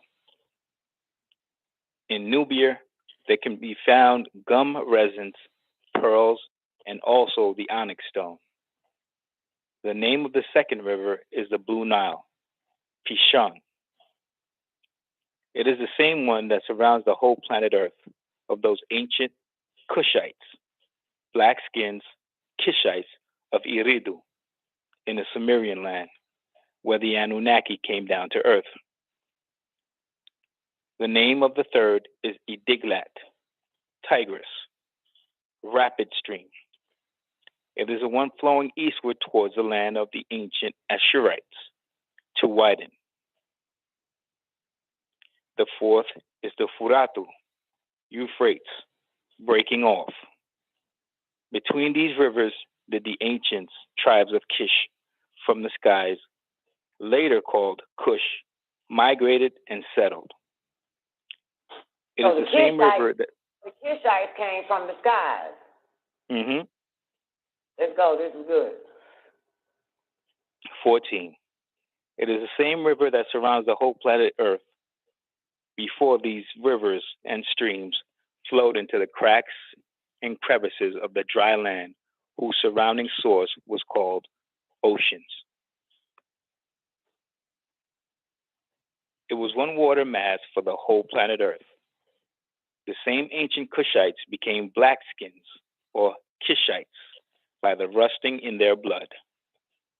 These Kishites was one of the 14 tribes of Anunnaki that came down from the planet ship Nibiru. This was launched from the 8th planet Risk, from the 19th galaxy Ilium. When they arrived here, and they set up the first kingdom of Eridu and the first temple called Obeid. The 14 tribes broke into 2 sets of 300. The disagreeable 300 called Anakites, and the agreeable called Anunnaki, of the 7 tribes of Anunnaki. Between the 2 rivers of Ediglat, Tigris, and Furatu, Euphrates, was the original land of Kish established.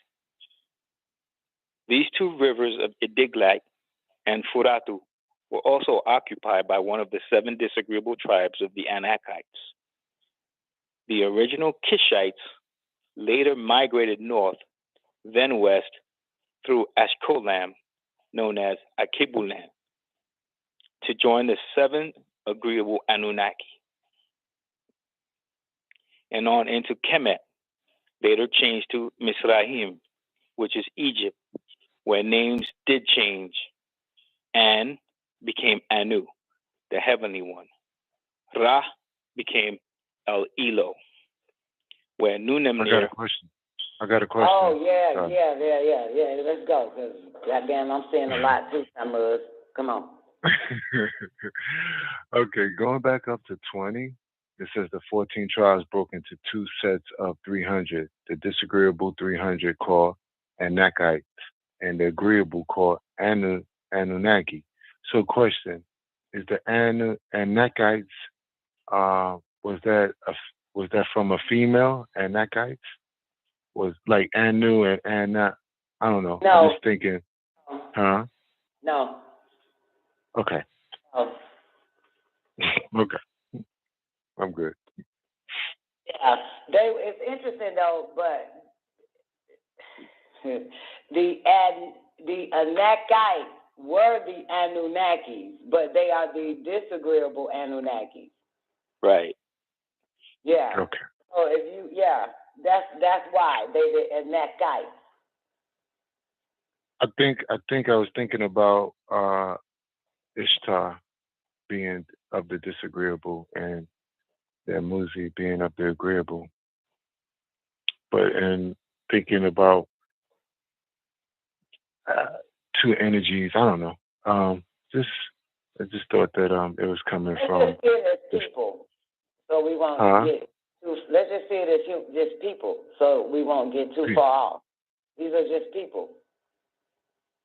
You know what I'm saying? And the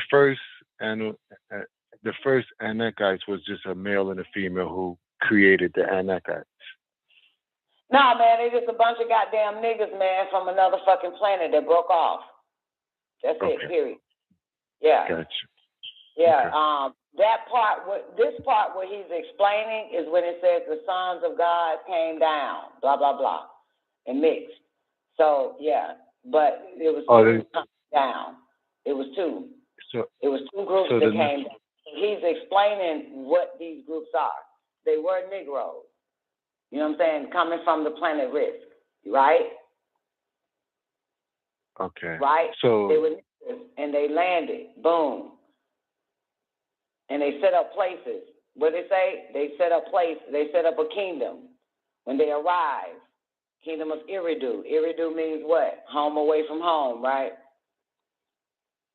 Okay.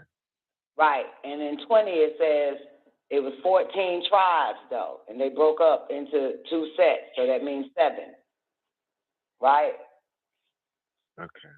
Right. And of the one of the 7 was 300. They disagreeable called Anakites. The other one was agreeable. So the other 7 was called Anunnaki, of the 7 tribes of the Anunnaki. And this consists of both male and female Anakites. Well, yeah, I guess so. Maybe not. Who knows? Shit. Okay. Maybe not. I don't know. But don't forget now, when they did come down, well, prior to them coming down, the reason of them was coming down was what? What happened? The gold was good. That means what? Risk goddamn ozone layers depleting. So that's why they were coming down. They just set up shop down here.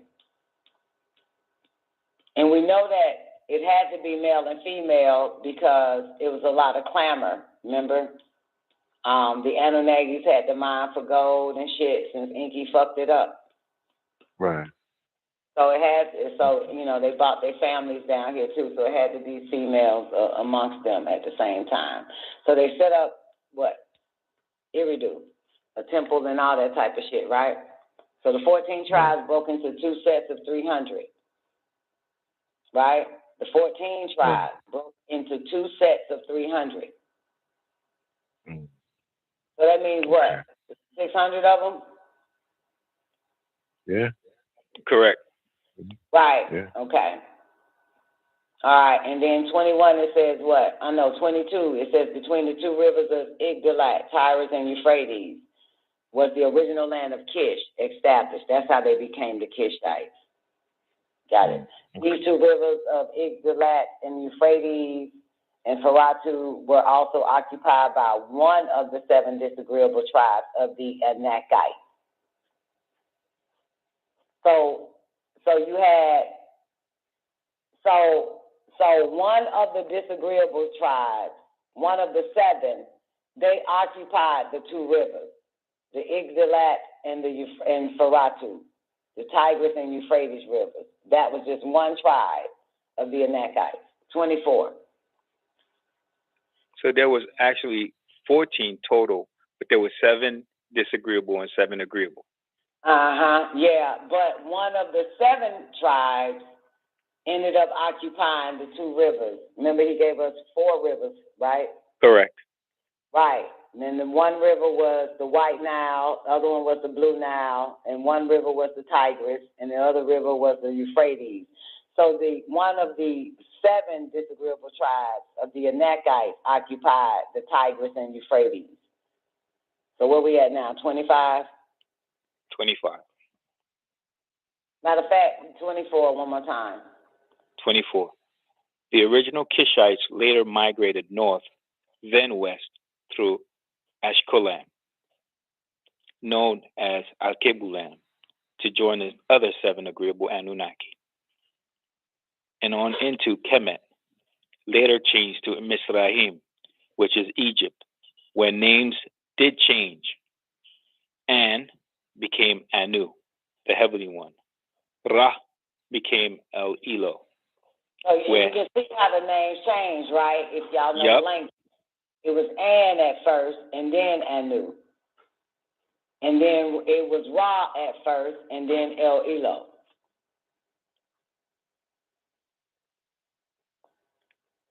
So it went 26. From An to Anu to Ra to Elo. Correct. Yep. Let's go. 26. 26. Where Nunemnir, the son of Anu, was his Sumerian name, and Enlil was his title. When he came to the planet Earth, then even later, he was mistakenly called Usir. See that Greeks shit? called him. Yep. It keeps on changing. Because the languages. The Greeks called him Osiris, as did those of Babel, who called him the Muzi. And this is what they sang of him.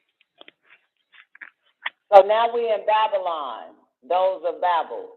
That's where Nimrod and them at, right? In Babylon, those of Babel, who call him the Muzi, okay? 30. Homage to you, Usir, master of eternity, ruler of the earthly Elohim, whose names are manifold, whose forms are holy. You being of hidden form in the temples, whose etheric being is holy. You are the governor of Tatu, known as Busiris, and also the mighty one in Sekhem, later called the Topolis. The mighty one, the powerful one, holder of the staff of office, the wand of power, the symbol of the ruler of the stars of the heavens. You are the master to whom praises are ascribed in the province of Ati. You are the prince of divine food in Anu, later called Heliopolis. You are the master who is commemorated in Mati, the hidden soul, the master of Adu, Kir Elephantine. He who sees all, as the sun sees Ra. He is the birth of the sun, the strength of the sun, and the death of the sun. The ruler supreme in the white wall of Memphis. You are the master of the great house in Kemenu, later called Hermopolis. You are the mighty one of victories in Shas-Hetep, the master of eternity.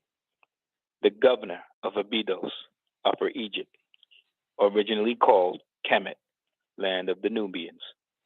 The path of his throne is in Teshisser, a part of Abydos. Your name is established in the mouths of inner sights. You are the substance of two lands, Misrahim, Kemet. You are them, the feeder of Ka, doubles, the governor of the companies of the earthly Anunnaki. You are the beneficent spirit among the spirits, the Anu of the celestial ocean, Nun, the great water, which will rise up and engulf the whole planet Earth, which drew from you his waters. You sent forth the north wind at eventide, and breath from your nostrils to the satisfaction of your heart. Your heart renews its youth, and you can produce the life of deities. The stars in the celestial heights are obedient unto you, and the great doors of the sky open themselves before you. You are he to whom praises are ascribed in the southern heaven, and thanks are given for you in the northern heaven. The imperishable stars are under your supervision, and the stars which never set are your thrones. Offerings appear before you at the decree of Keb. The companies of the earthly Anunnaki praise you, and the disagreeable Anunnaki of the Tuat, which is the other world, smell the earth in paying homage to you.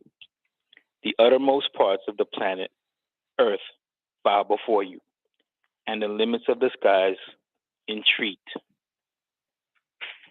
You see, even the disagreeable Anunnakis pay homage to them. That's their little song. Entreat you with supplications when they now, see you. Disagreeable don't even goddamn show no goddamn love and respect. That's not true. Get that out your head. Absolutely not, Don. Okay. Mm-hmm. Anunnaki, who are the holy ones, are overcome before you, and all Kemetites offer thanksgiving unto you when it meets your majesty. You are a shining spirit body in Anunnaki, the governor of Anunnaki spirit bodies. Permanent is your rank, established in your rule. You are the well-doing power of the company of the Anunnaki. Gracious is your face, and beloved by Anu El, that sows it. Your fear is set in all the lands by reason of your perfect love, and they cry out to your name, making it the first of names. And all people make offerings to you. You are the master who is commemorated in heaven and upon the planet Earth. Many are the cries which are made to you at the Uak festival. And with one heart and voice, Kemet raise cries of joy to you. You are the great chief, the first among your brethren, the prince of the company of the earthly Anunnaki, the establisher of the right and the truth throughout the world. The son of Huset was on the great throne of his father Keb. You are the beloved of your mother, Nut, the daughter of Shu, and Tefnut, the mighty one of valor, who overthrew the Sebau fiend. You did stand up and smite your enemy, and set your fear in your adversary. You do bring the boundaries of the mountains. Your heart is fixed, your legs are set firm. You are the heir of Geb and of the sovereignty of the two lands of Kemet, called Misrahim. He, Geb, have seen his splendors. He has decreed from him the guidance of the world by your hand, as long as times endure.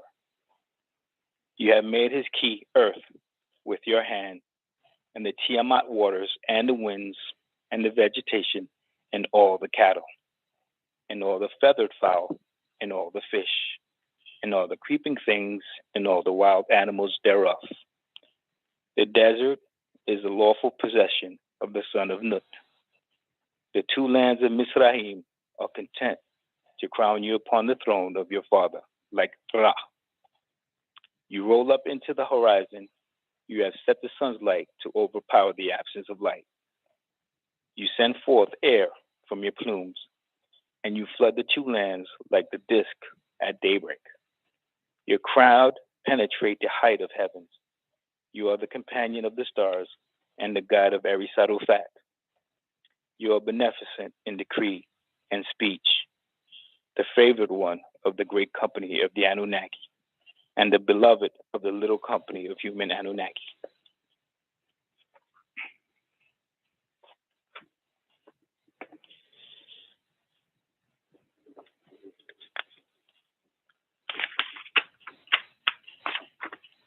Come on, move it. Hurry up on that page. His sister is Faith. Was at His sister at that. His sister in Again? faith. His sister in faith. His sister in faith was Aset, known as Ishtar and Inanna, who has protected him and has repulsed the fiends and turned aside calamities of evil from him. She uttered the spell of Kingu, called Leviathan, with the magical power of her mouth. Her tongue was perfect, and it never halted a word. Beneficent in command, and word was Aset, falsely called Isis, the woman Ishtar of magical spells. All right. You hear this? Nigga, I been know that, but let go. 110. The advocate of her brother in faith. She sought him untiringly. She wandered round and round about this planet Earth in sorrow, and she slided not without finding him. She alighted. Made light. I'm sorry? She alighted, not flighted. All right, let's start at 12. She wandered round and round about this planet Earth in sorrow, and she alighted not without finding him. She made light with her feathers. She created air with her wings, and she uttered the death wail for her brother in faith. She raised up the inactive members of whose heart was still. She drew from him his essence. She made an heir. She reared the child in loneliness, and the place where he was not known, and he grew in strength and stature. And his hand was mighty in the house of Keb. The company of the Anunnaki rejoiced. Talking about Tammuz. Remember in the very beginning of their song that they sang, it was to the Muzi. And then she pops up, Ishtar, Inanna. And now the sun pops up, also known as Tammuz or Har or Horus, and let's keep going. So I just want to show y'all the little bad little situations here. Okay. 121. The company of the Anunnaki rejoiced at the coming of Har, falsely called Horus. This Horus was the son of Osiris and Isis. Osiris was the son of Geb and Nut, and the grandson of Amun-Ra. This Horus had a fight with his brother Seth, who ripped out his left eye. Thus, you have the evil eye. Now, the grandson of Horus was also named Horus, and his eye, the right eye, symbolizes the sun for his great-grandfather, Amun-Ra. His left symbolizes the moon for his mother, Isis, also called Dina. Tammuz, the son of Dumuzi, or Usir, who is falsely called Osiris, whose heart was firm, is not to be mistaken with Enlil, who also bore the title Damuzi. The triumphant, the son of Isis, who is Ishtar, the heir of Osiris, who is really Usir and Damuzi. Yahweh was he known by the Hebrew. Ra was his name. They talked about Tammuz. Mm-hmm. Yeah, he was known as Yahweh by the Hebrew. Mm-hmm. Ra was his name in Kemet. And where Nudimu, known as Enki, became Set in Kemet, where Ishtar became Aset and later Isis. And this Aset and Usir, known as the Muzi, did give birth to Tammuz, who was also falsely known as Horus to the Greeks, and Har in Kemet, the original name of Egypt. From his name Horus do we get horoscope, or Horus who scopes the scars of the heavens and horizon, which is Horus rising from the darkest, or dead in Greek. It's huios, simply meaning son. Your raising from the dead or resurrection of the Son of God is born in these facts. He is also known as Ha-Mashiach in Hebrew, whose father was David, the beloved. He is known as Christ, the Messiah of the Christians, whose father is Jehovah.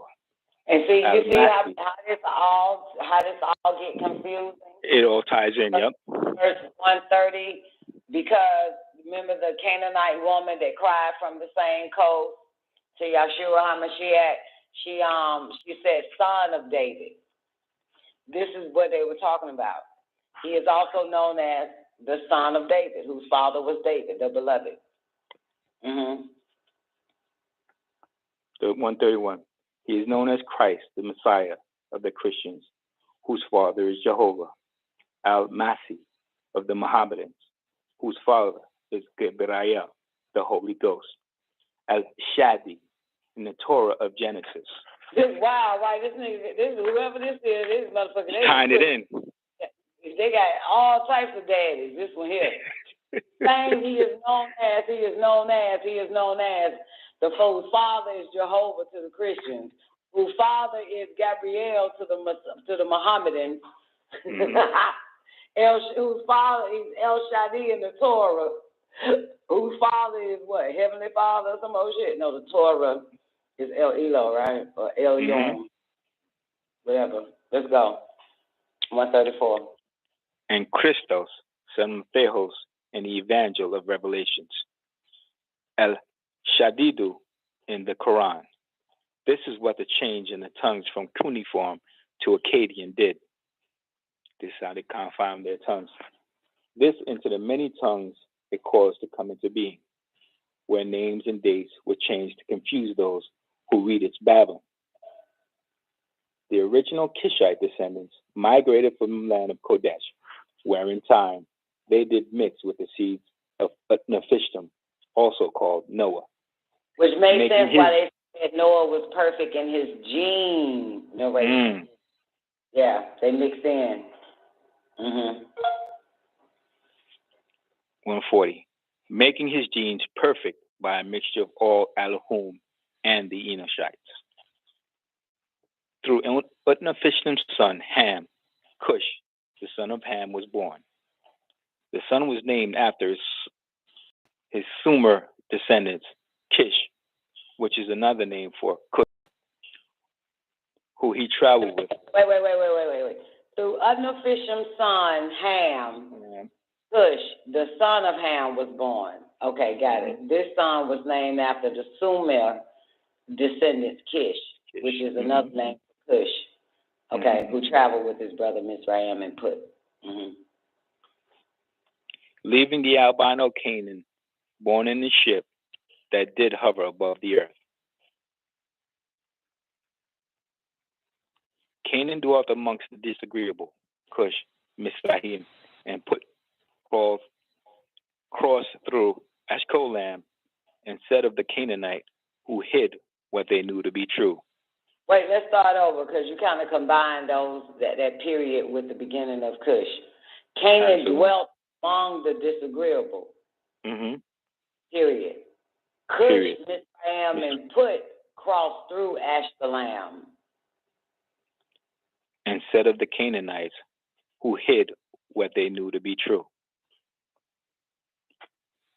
They would have answered then in this way, say, O you, Al-Kafirun, those who conceal that which they know to be facts, right knowledge.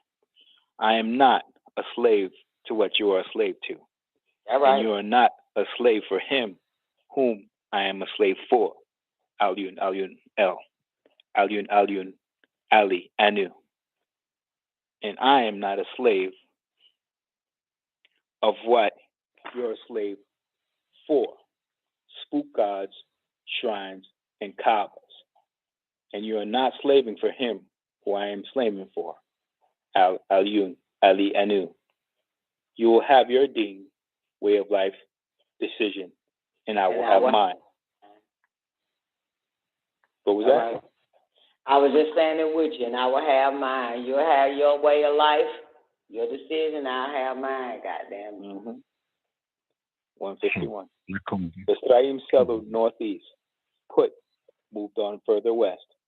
Kish moved down southward to set up the land of Kish today, called Nubia, Sudan, and even to Aksum, Ethiopia, the land of the Nubians.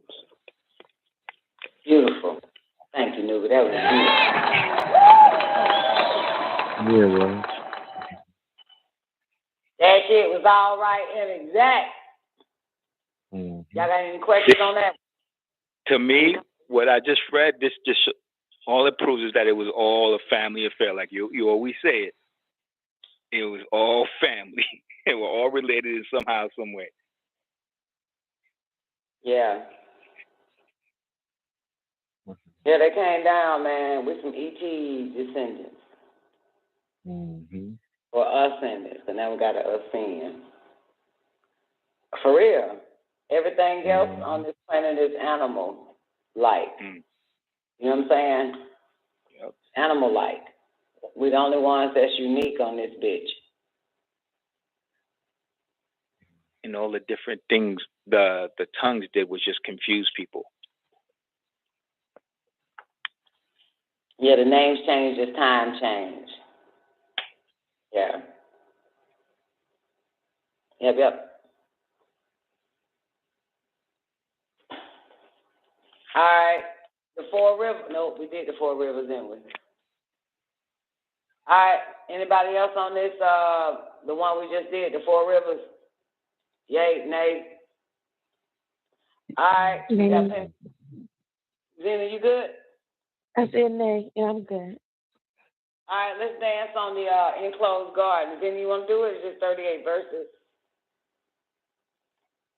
In the mood? Okay, yeah.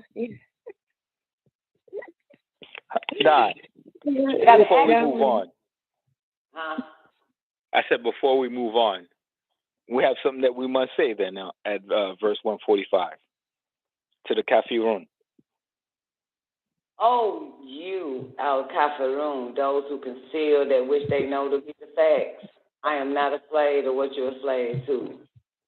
And you are not a slave for him who I am a slave for. Elion, Ale, Anu. And I'm not a slave for what you're a slave for. Spook God, shrines, and coppers.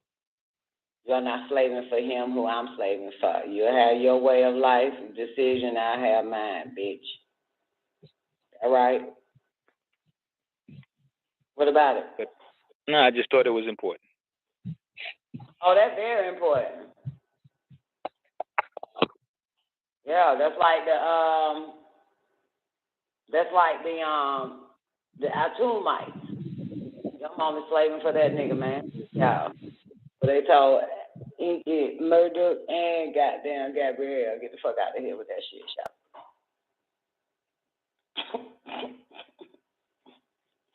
That right. That's why they trying to figure out that God gene in the people's brains. You know what I'm saying? You feel me? Absolutely. Did you look that up? Did y'all do some investigation on the God gene? Because they're trying to figure out, damn, we kind of fucked up putting that spell of God on their ass because now they don't want to obey us. Yep, that's where you fucked up at, player. Yeah. That God gene started popping up simultaneously, either right before they, when they were getting ready for the pandemic, then they started trying to figure out this God gene because that's going to be a problem. To get people to obey us. If you read up on the God gene and that conversation about it. You know what I'm saying? Same way Dr. York said, brothers will have a hard time if a woman actually started taking religion serious. That'll be the end of your rule, because she only served the Most High. Period. Yeah. She get that God really take over that brain of hers. There's no room for man trying to make a decision for her.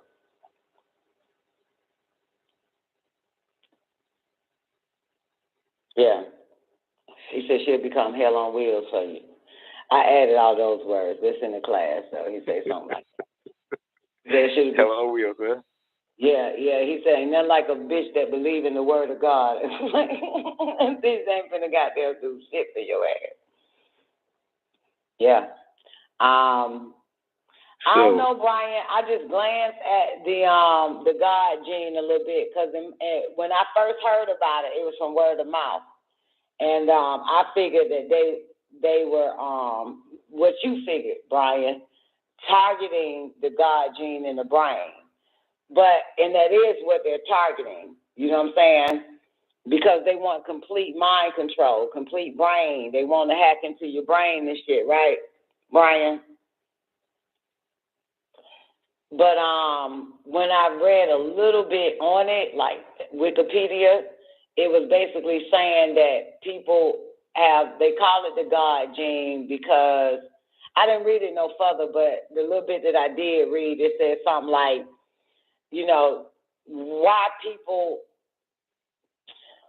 why certain people ain't obedient to them. And that was, how I took it was because you gave them the spell of religion. You know what I'm saying? The spell of a God greater than your goddamn ass. What up, Power? You know what I'm saying? And so I also saw it as that it kind of backfired on them to try to have control over these people when the pandemic hit. You feel me what I'm saying? And some ones, they don't have it because that God gene's so strong in their fucking brain that they only gonna serve even if it is an imaginary motherfucker. You know what I'm saying? So that's why there was a split where some was saying God, this is all done by God with the pandemic, which we know it was man. And then others were saying, using the word of God as their protection from the vaccines. You know what I'm saying? Believing in the word of God that's in the books, or maybe the God gene that is telling them don't fall for that bullshit. Because gene ain't nothing but information anyway. That's all it is, encoded information. So, but read up a little bit more. I'll read up a little bit more on that bullshit on the God gene, but that's how I saw it as, And of course, when we get into chapter 10, when it talks about the brain and how, there's an electromagnetic field in the cavity of the brain, and that's where they want to go into anyway and program it. You know what I'm saying? And load motherfuckers up to become robots under their command and their control. But there's a different light that has came into this atmosphere, a new administration. So I saw it as that's what they were trying to intercept, just like you, Brian. And they is, and that's true, but it ain't going to happen because we ain't that fucking stupid. And we ain't afraid to die, so fuck them. Remember? That's what they said. If you don't, you going to die. Well, we ain't afraid to fucking die, bitch. The fuck? Next. Next threat that ain't going to work. Gang things, so they couldn't threaten us no more, so they started basically forcing motherfuckers to just, get on our fucking nerves about the shots at the bar. Yeah, you can't threaten us, you might as well force your little goddamn sheeples to try some shit with us, start some shit with us, because that ain't gonna work. Yeah, so they left us alone and just said, stay away from them motherfuckers then. They're the ones that's gonna kill y'all, the ones who ain't took the shots at the bar and shit. They gonna pass it on to you. Yeah, well, get the fuck away from us. You're doing us a favor. Keep your sheeples away from us and we'll be all right then. Fine. If we're here to kill them, then that's just what the fuck it is, and they better stay the fuck away. Gives a shit. We spread it, we shed us, whatever the fuck you want to say we are. We'll be that too. So, we don't give a shit. You know what I'm saying? All right. Zena, you ready, babe? So, Don, that 148, right? You're not a slave for spook gods, shrines, and kabbas. Those are aimed at specific religions, aren't they? Shrines and kabbas. Yeah. We know the Kaaba is what? Muslims, right? Yeah. And the shrines are what? The Buddhists? Shrines are like statues and shit, man. Like the Madonna Shrine, goddamn Saint Michael, and all them motherfucking statues, all them dumbass shit, man. We don't be got. I know I don't. And the spook gods. And spook gods, yeah. Christian. Yeah, spook gods are, ones that's supposed to threaten your life that don't fucking exist and shit. The gases, that bullshit. So they serve the ghost. Yep. Yeah.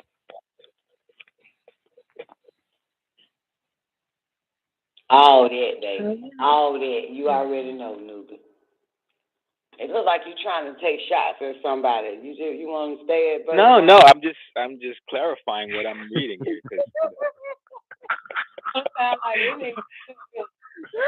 Feel on that shit like, man, hey, that's what's up right there, man. Listen, I'm not reading into it. I'm just reading. Yeah, the arbor is the damn stone. You got motherfuckers, man. You got motherfuckers here about they MALACHI stones. They serving the hell out of Hey, that listen. shit. It don't matter what it is. And then you got motherfuckers, yeah. They do all that shit, man. Shit. It'll be all into that shit, man. But hey, and the most baddest part for me is that's in the KORAN, by the way. But the hardest part is when that motherfucker say you have your way, decision, your life, and I have mine. We'll see how the fuck who wins, bitch. So yeah, y'all can do that spook god, shrine, and Kaaba shit all day. And you say you doing it right, and I say, goddamn, I'm doing my shit right. I'm not a slave to that shit. But when you have your way, your deen, your way of life, I have mine, motherfucker. So we'll see what happens. Who got the best? We'll see what happens. That's the hardest part right there. Yeah, do you and I'll do me, and we'll see what happens, motherfucker. Ain't that right? That's what he's saying. Big difference, Zion. Very big difference. What he's saying, yeah. That's your way of life, then hey, well, what I do is my way of life, motherfucker. That's your decision, that's your decision, that's your life, motherfucker. I ain't even got to have the same life and the same decision, but we'll see what happens. Yeah. You have your deen. He said, you have your deen. Way of life, your decision. I have mine, so get the fuck away. And it's still happening to this day. You have your mask, you have your shots and your booster, motherfucker, and I just have my goddamn turmeric and goddamn ginger, bitch. And my zinc and my goddamn vitamin D. Lots of sunlight. So you have your way of life, motherfucker, I have mine, man. Shit. That's your life.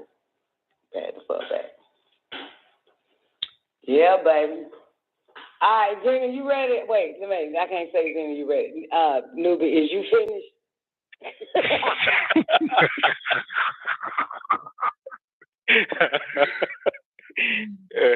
All right, I'm done now. I'm done. You sure? Unless If it comes anybody back else now, has a question. we'll stop for you, man. Hey. No, I'm good. Then you gonna give it to us, man. Tablet 3, the enclosed garden. Yep. Let's get it. Tablet 3, the enclosed garden. Newbie act like he knew a Christian, Muslim, and a goddamn Jew. The way he got them taking this. Don, they're all the same. Come on now. What are we talking about? We both know that they're all the same. Okay. I don't know none of them motherfuckers no more, man. But go ahead. I only got y'all around me. And my children are heathens and Gentiles, so shit, life is great. Ditto. Same here. And my mama don't believe in none of this bullshit, so yeah, fuck it. Yeah, I ain't got no Christian friend. I ain't got no Muslim. I don't like fucking with these folks under a spell like that. I understand, you know what I'm saying? You got to do the thing, though. You feel me? But shit.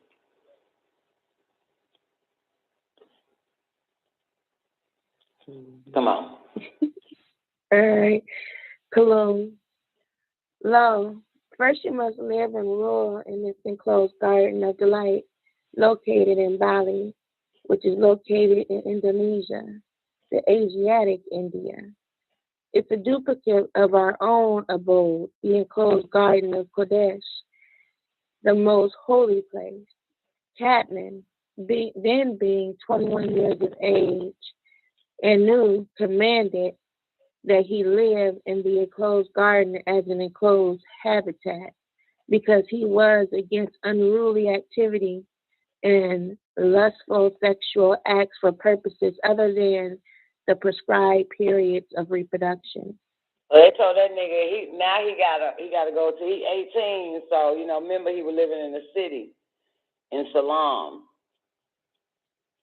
till he turned 18. Now his dick gonna get hard, so he ain't gonna fuck no goddamn dog in no enclosed garden. He ain't gonna get in that. Yeah. It's a little bit funny though, Don, because he came from the city where you think. Say again? Huh? I said it's a little funny because he came from the city and he wasn't exposed to his sexuality and everything. But the minute he gets to the enclosed garden, then he was tempted. Oh no, he wasn't tempted, baby. He wasn't tempted. You know what tempted means, right? Oh well, yeah, he was. You're right. Right? Yeah, he is. He's gonna be, cause he's gonna get high off that apple all day, every day, and be like, "Come on, Adam, try it." No, that's not. God told us not to fuck with that shit. You're on your own. And she kept asking that nigga, "Come on, nigga, look, man, look at this shit out there. Look what I can do." And he kept, So he was tempted. He was tempted and tempted and tempted, and then he said, "Fuck it, give me some." But that wasn't sex, though. It was just being tempted from Eve, keep smoking that goddamn ganja. You know what I'm saying? He kept trying to pass the joint to his ass. He wouldn't take it. But the moment he got high as fuck is when he saw his dick. He saw pussy. Let's go. Verse 2. His eyes was open like God, like we fucking. Shout it, let go. Okay, come on. Verse 2. O Kadmon, you must live in it. Take care of all that is in it. But beware of this Luciferian, a reptilian named Nakash, who is part Anunnaki and part reptilian, being the son of the reptilian Humbaba and the Anunnaki Melita. O Kadmon, it is up to you to inform Nekaybaw when she arrives of his disagreeable ways.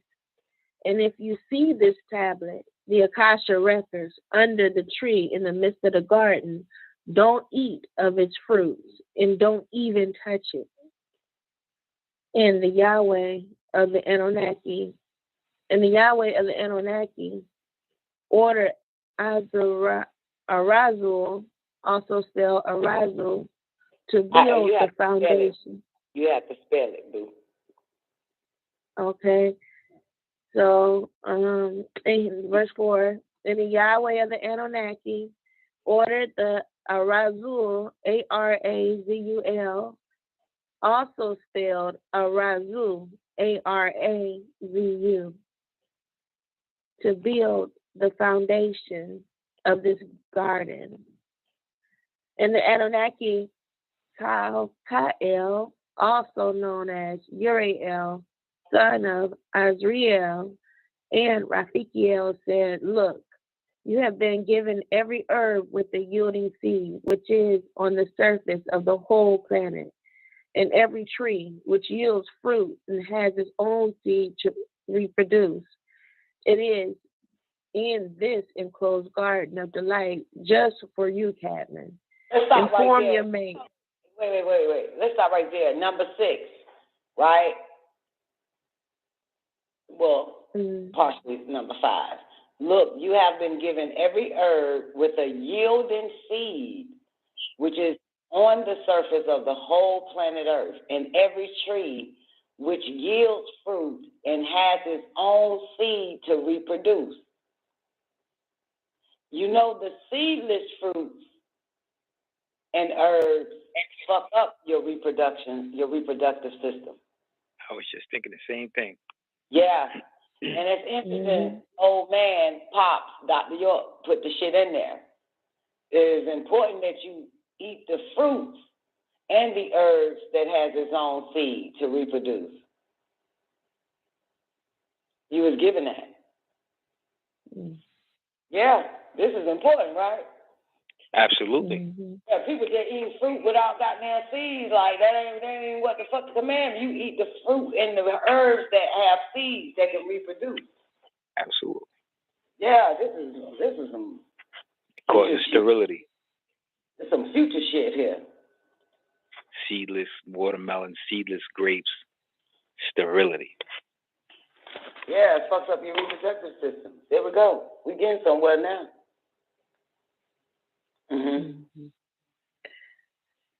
Verse 7, or you want me to read verse 6 again? 7. Okay. Inform your mate of all these things which I command. Why y'all ain't inform her?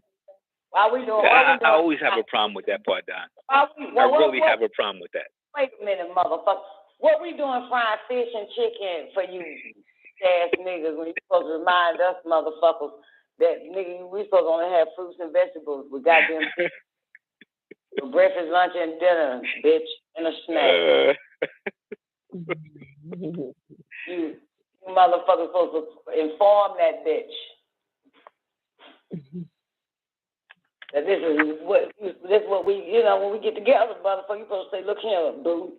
I live by the commandment of the Most High. Ain't no more chicken around this bitch or a goddamn scrambled egg. Let's go.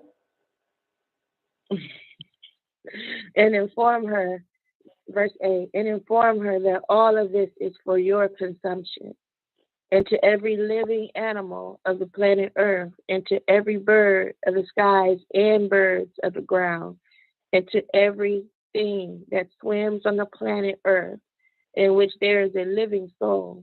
You are to rule it as we rule over you. You are not supposed to be ruled by this shit, man. You are to rule over any motherfucker with a soul. What y'all doing getting orders from these humans? What y'all doing letting fish on the hook tell you what to do?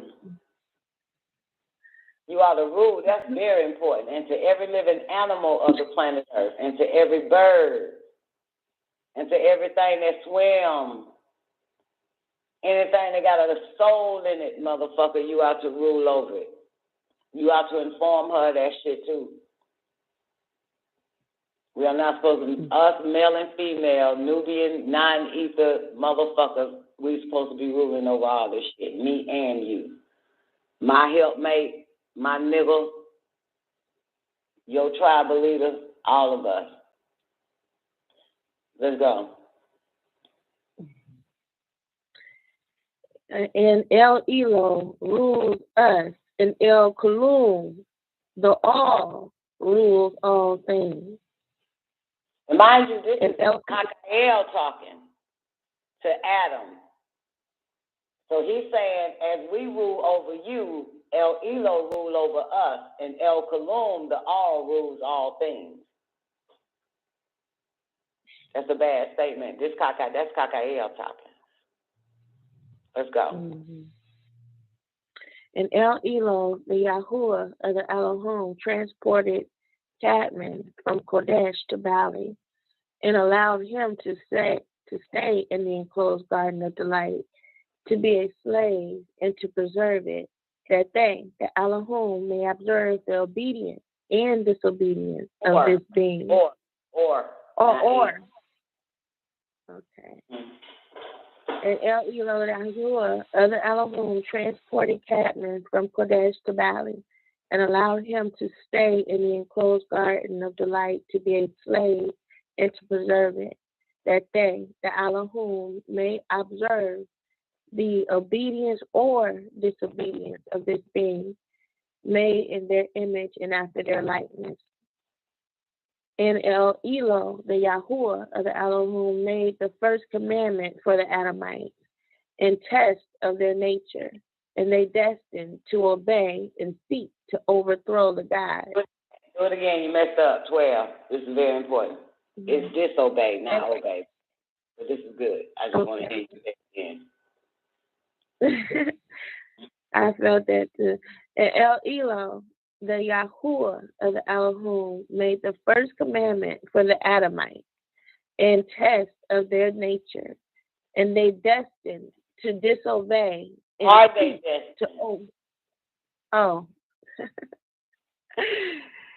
And El Elo, the Yahuwah of the Elohim, made the first commandment for the Adamites in test of their nature.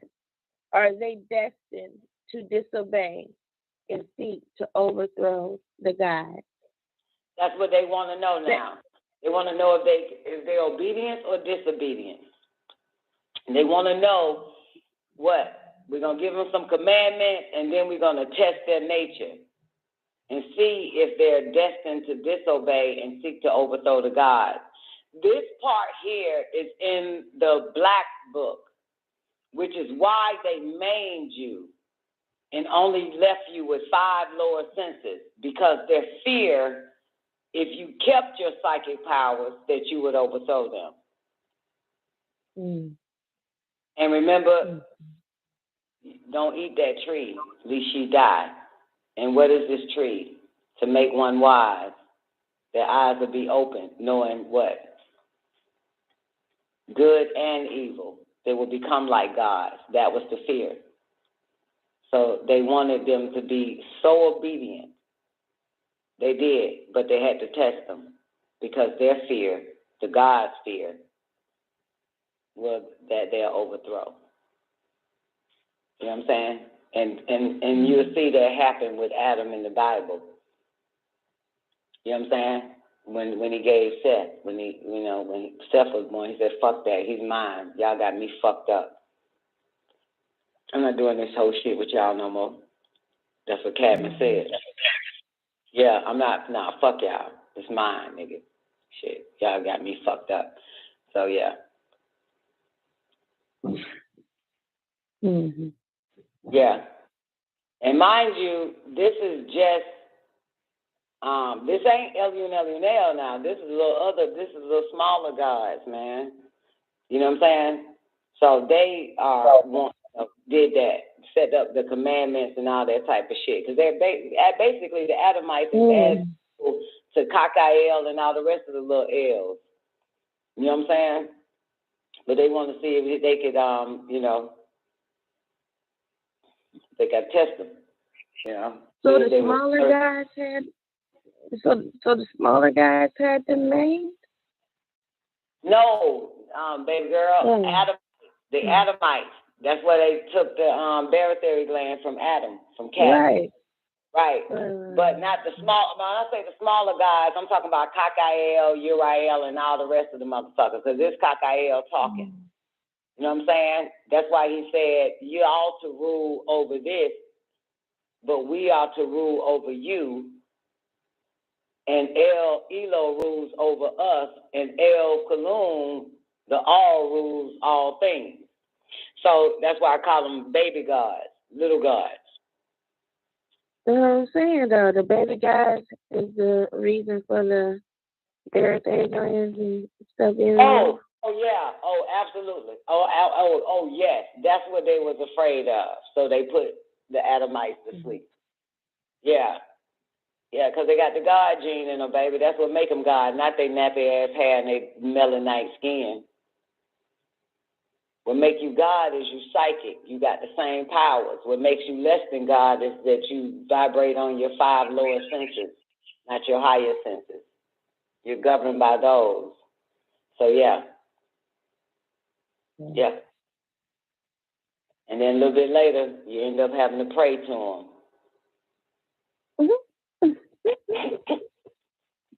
You drop real low there after that, right?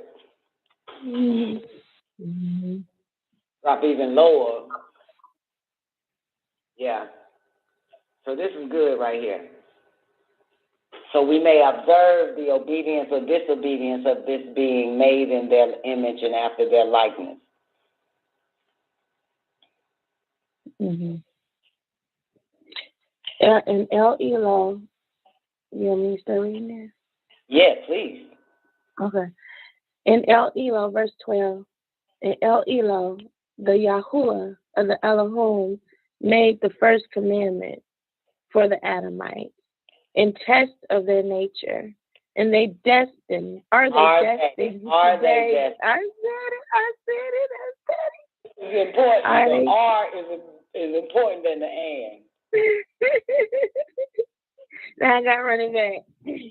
And El Elo, the Yahuwah of the Elohim, made the first commandment for the Adamites in test of their nature. Are they destined to obey? To disobey? I cannot get this shit out right for real. Are they destined to obey, goddamn, and seek to overthrow us? Let's go. I think Zena has something with the Adamites. I know, that's what I'm feeling like, damn. This shit, okay. I can't get it out. Okay, verse 12.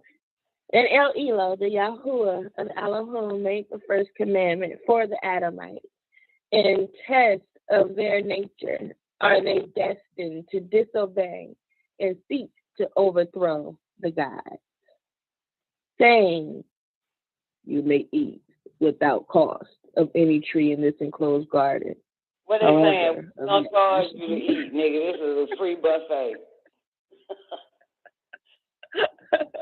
We'll put a charge on that ass, but, you know, you eat freely. We won't charge you.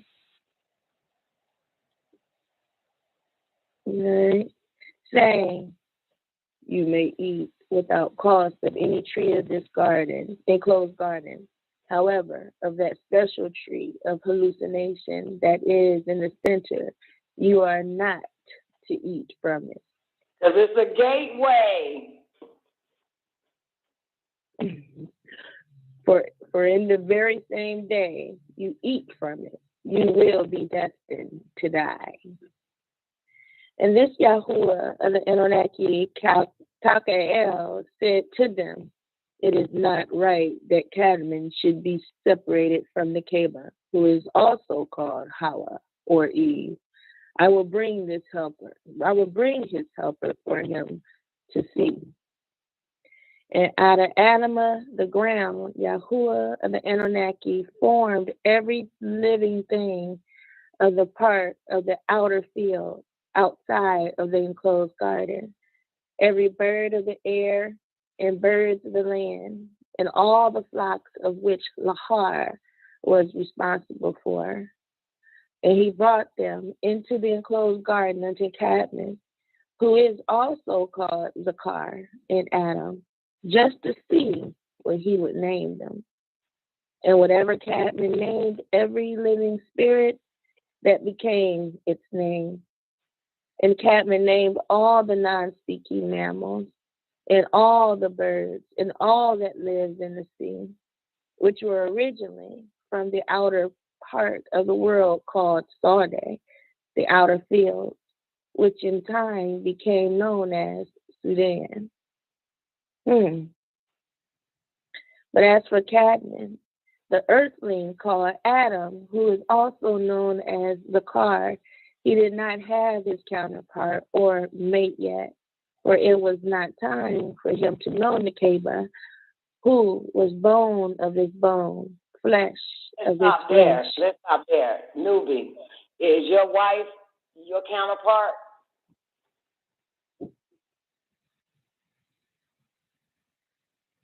Never mind. What was that, Don? Is your wife your counterpart? My counterpart? Yeah. I want to say yes, but I'm thinking no. Huh? I said I want to say yes, but I'm thinking no. You're thinking no because of what? I guess of our stature. Nope. Guess again.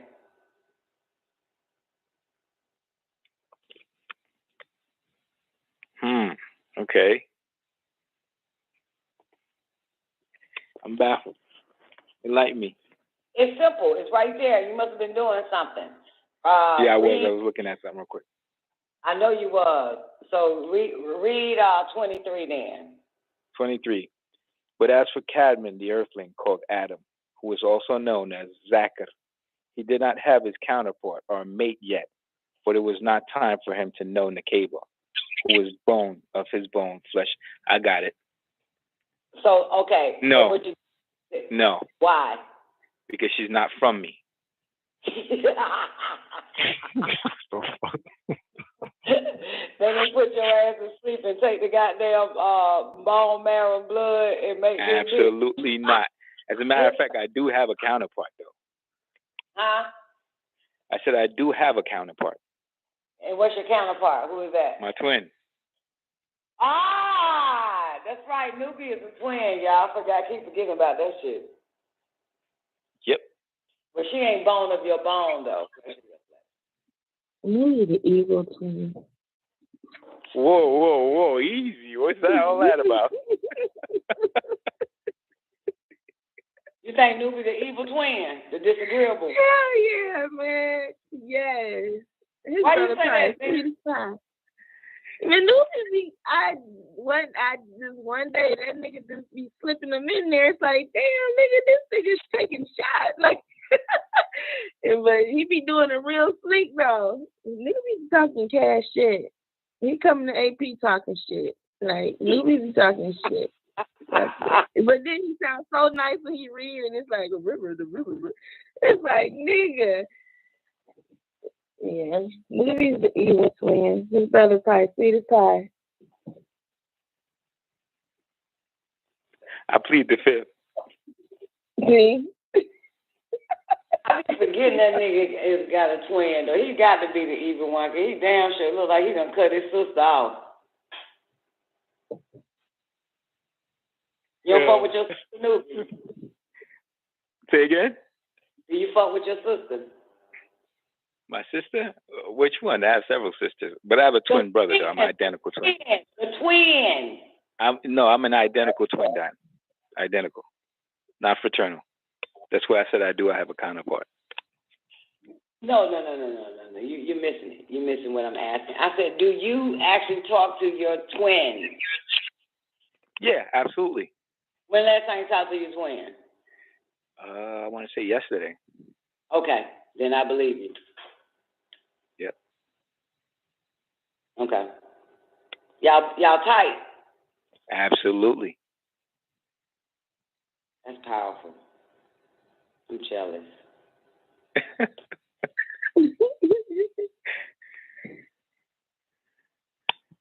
Okay. Yeah, but that's not your counterpart, though. Your twin is not your counterpart. Well, we were made together.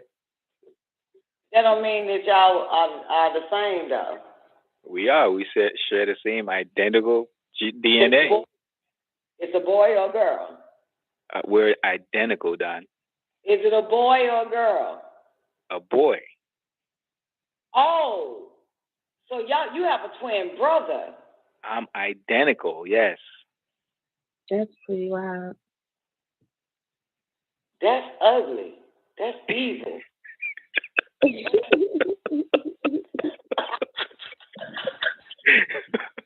That's fucking sorcery, man. But look, okay, so do he got locks like you? Identical. So he got locks like you? Identical. That's pure fucking, that's sorcery. That's evil. Hell no.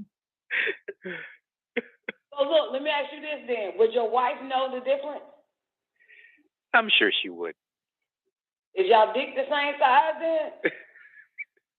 I don't remember measuring it with them, but I would think so. Everything. I would think so, but yeah, we're identical. So would your wife know the difference? I think she'd know the difference by our mannerisms. So that means y'all not nice, huh? We're identical, Don. Do your wife think that she should have got the other one instead of your ass? I don't know. I would have to ask her, and I'll get back to you on that one. Thank you. I hope she's truthful. Honestly, no. I know she wouldn't. So y'all kind of like inseparable then. If y'all just fucking talked yesterday, man. Like y'all like real tight. Yep. Wow.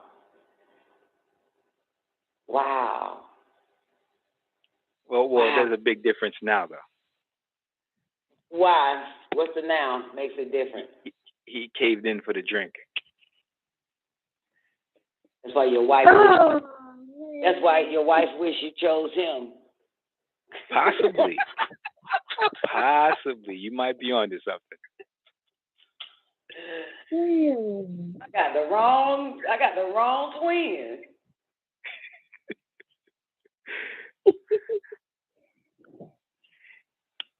All right.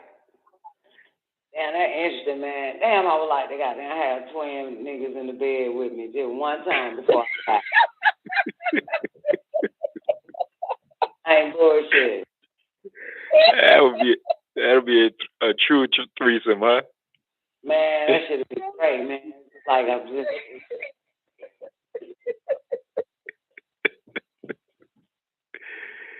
Yeah, I'll plead the fifth on that one. I'm tired of fucking one at a time. I want to fuck two at a time. Come on, 24, let go. Sorry, Zena. I don't know how you going to pull this one off.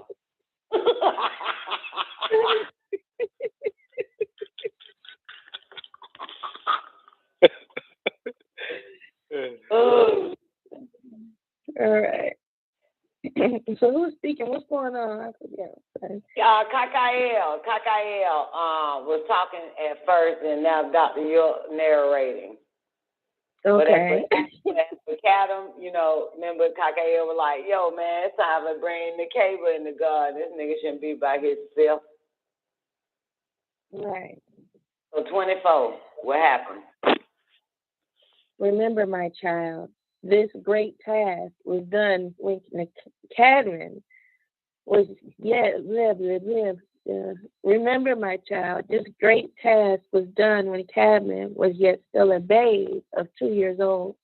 Yahuwah of the Anunnaki had Kadmon sedated, and the great chemist Nergal, son of Enki, performed the brain surgery of gene splicing to maim him. Kadmon was put in a coma state.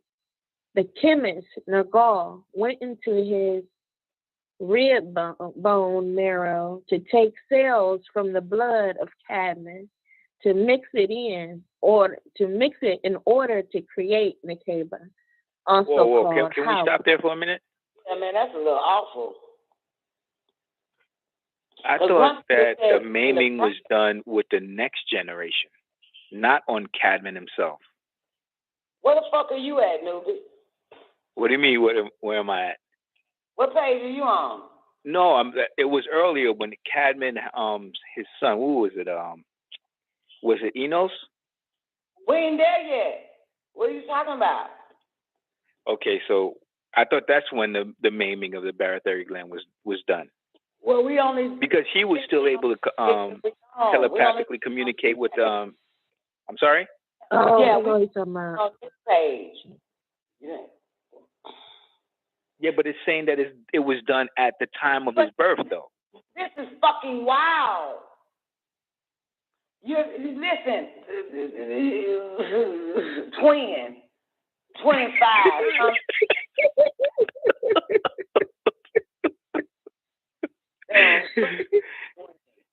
Look, let's just finish because you cut her off. This is about making Eve. This ain't the other maim of the barotheric yet.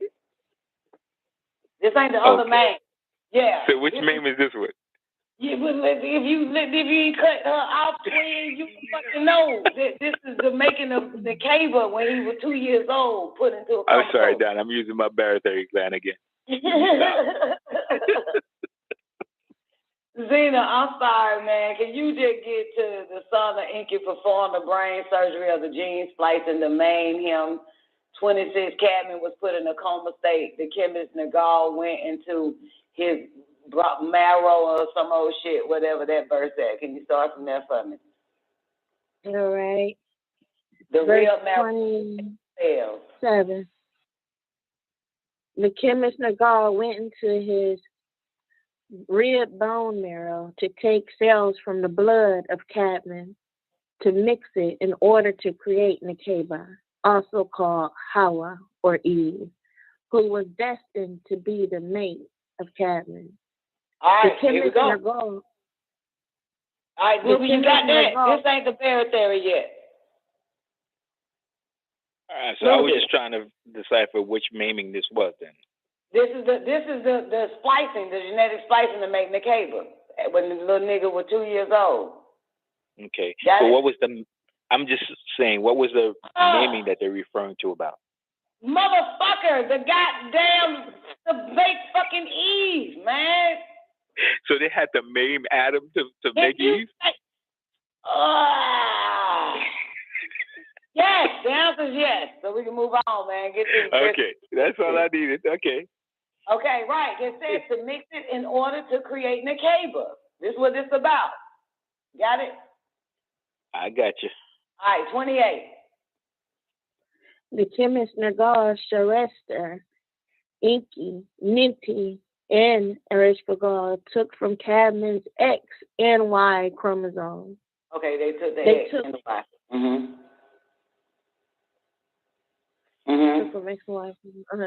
They took one of the X chromosomes and closed up the wound in his rib cage. From the X chromosomes, which Yahuwah of the Anunnaki ordered the great scientist Nergal Sharester to take from Kadmon, he genetically bred in the genes of Ta of the Kishite Bushman tribe and Anah of the Havielite Dogon tribes. A female child, Nekaybaw, brought her to Nippur in Kadesh. Okay, so we know they took the X from him, even though I've been told y'all that because it's common sense. I ain't had to read that part. There you go. Why did they say he took the X from him just to close up his thing? It said they took one of the X chromosomes and closed up the womb of right, because they got a mother and a father, the X chromosome. They took the full X out of him. Right, because they couldn't take the Y because they wanted a female. Which a Y is a fucking female, just missing 2.8%. But go ahead. Just a maimed female, yes. They wanted a full female. Yeah. Because he a bitch too. Let go. In verse 33, and at age 18, when it was time for her to know Kadmon, she was brought into the enclosed garden to Kadmon to be his mate. Kadmon said to the Anunnaki Kalkael, who is also called Uriel, Nekaybaw is also one of my very first own flesh and bone transplants because she was taken out of my very genes. She, Nekaybaw, was also shaped and formed out of the ground, Adamah, of the planet Earth, Adamites. This was a form of incest, insofar as Nekaybaw was of the blood of Kadmon, making her his daughter. Exactly. That's what I was thinking earlier. That's the real father. Okay, verse 36. The highest law. Yeah, I guess so. Let's go. Huh? Well, it's not really a form of incest. Well, it's about to be. Oh, never mind. This is disgusting. Let's go. It's incest, yeah. Yeah, it's incest. What? They gonna fuck. It's fucking, yeah, that's when it's incest. It's fucking disgusting, y'all know. Let's go.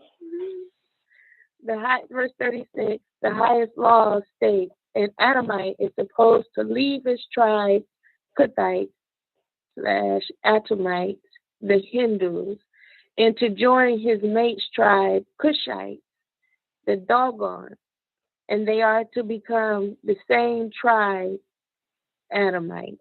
So let me ask you a question, Nubi. What you doing talking to your twin? You ain't supposed to have no conversation with your twin. Why is that? Because you're supposed to leave your tribe, boo. We have telepathic conversations, Doc. No shit. I believe that shit, you sick fucks. For real. We do, though. I know. I saw movies about y'all motherfuckers. All right, movies. Y'all motherfuckers be goddamn distance apart. Can you talk to each other? That shit, they're powerful. Mm-hmm. Telepath, huh? Telephone. Telepath. Come on, boo. Verse 38, Kadmon and Nekaybaw were in the enclosed gardens of valley where they knew no shame. They were naked. Yeah, I wish I could do a hand clap. My switchboard down. This is getting good. It's getting good. One more verse? One more tablet? Well, hold on now. I have a question. Mm-hmm. Right? Let's get it. So they're saying they knew no shame. They were naked. So all along they were naked until they got into the garden? Yeah.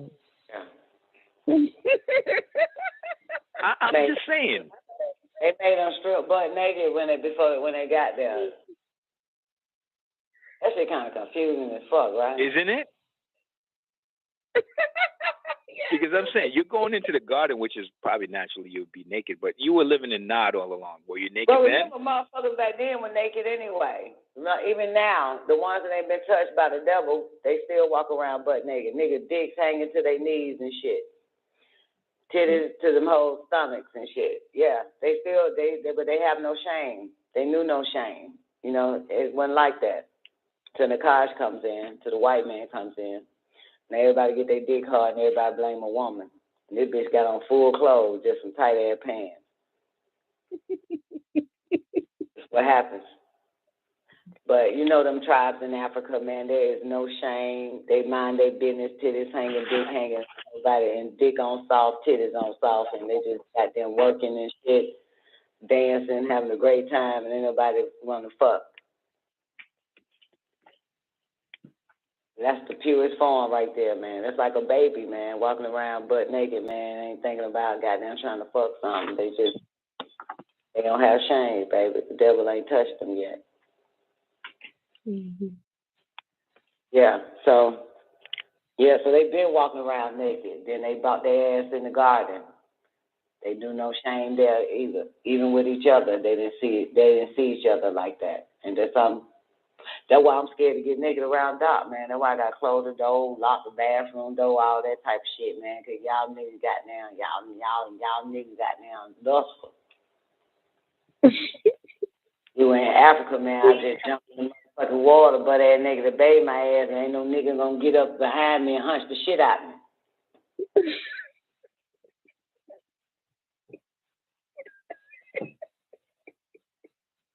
No, Go-Go, you cannot open your motherfucking camera, okay? Nobody wants to see you fucker out banana in your ass, Go-Go. Sorry, y'all. That Go-Go in the after party, Go-Go always want to show his cam and put a banana in his ass and fuck it. This nigga here crazy. He one of them got Pakistanians and shit. No Go-Go's in it. You see Go-Go asking, come on, Don, can I please turn my cam on? Like, hell no, baby.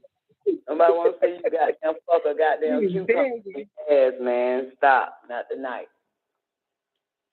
He a Pakistanian and shit, man. You know them Pakistanian sick fucks. Let's go.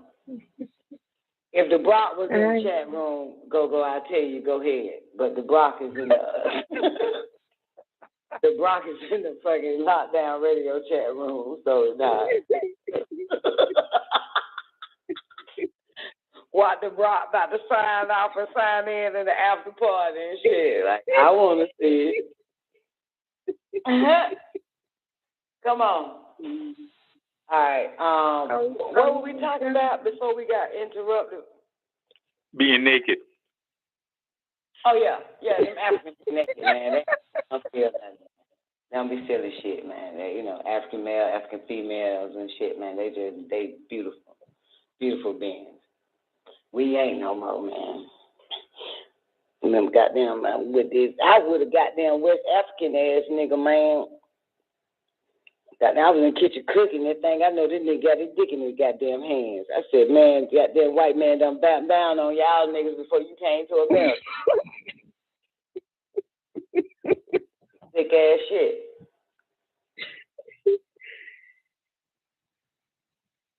Come on. Your ass crazy. Oh, what you said? Come on, we reading tablet 4 too? Oh, shit, that's 300 in a million verses, baby. It's only 323 verses. Newbie did that 150 in no time. I was like, damn.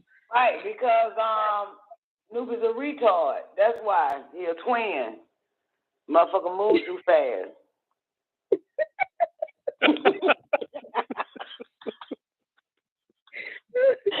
None of that shit went together. That nigga was on like 150. I was like, what the heck? Yeah. That nigga Go-Go said, I swear to you, Don, that I will die from the severity of the pain that is killing me. I could not bear any more than that. I beg you to kindly help me.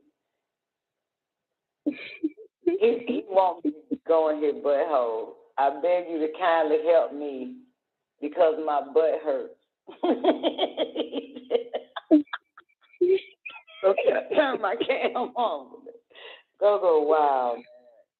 This nigga sounds like one of them goddamn humans to God, don't it? I beg you. Kindly help me. Kindly help me. This nigga Pakistani man, one of them goddamn pale Arabs. I always this motherfucker Go, man. All right, what we gonna do now, y'all? Because we gonna do this long ass motherfucking verses. Come on, let's go. We gonna do it. Kamud, you still with us? Yes, I am. You enjoying it? Yeah. Of course I am. Yeah. Hell yeah. Mm-hmm. Okay, let's do it. Somebody got to do this shit. 323 goddamn verses, man. I'll start off. You'll start it off. Well, come on. Go. Okay. Tablet 4, the reptilian Nakash. For you to say you'll start it off, that means you ain't going to be able to finish, right? No, I didn't mean to say it like that, but I'll read it. I will. No, just start it out. We know you ain't going to be able to finish. You're going to keep rewinding back and forth and back and forth and back. Let's go. You want me to run through it, Don? I want to hear Tamuz. I like laughing at his ass in the background. All right, go ahead. I thought you wanted to finish it. All right. Tamuz, did you hear what I said? Of course. I like laughing at him in the background. Come on. It's all good. Tablet 4, the reptilian Nakash. Lo, now all was done. Kadmon was placed in this enclosed garden of the light for a special reason. He was to know all about the things in the garden. He was to know about all the things. He was to know about all the things in the garden. And he was to inform his mate, Nekaybaw, about all the things in the garden. And all the laws of the garden and about the nature of the reptilians. Uh-oh. Yet this being Kadmon forgot to inform his mate of this being, who is a reptilian. Which is important why you brothers got to keep talking about the white man is the devil to these dumbass black bitches. Let's go. In his in his forgetfulness, they did fall, and he became known as Zakar, the one that did not remember the first laws. Nekaybaw, meaning tribal leader for his tribe, through him was to be ruled by her tribe. So she was supposed to be ruler. What? This Kadmon, yeah. What? Yeah, what? Number 9. Nekaybaw, meeting tribal leader for his tribe, through him was to be ruled by her tribe. So she was supposed to be ruler. So she is the tribal leader of his tribe, of Kadmon's tribe, as well as her tribe. She was supposed to be ruler. Right. Through him was to be ruled by... Don, that's no different from you cleaving to your wife's family as well. That's the same notion, isn't it? What you mean, sir? Cleaving to your wife's family? Yeah. Huh?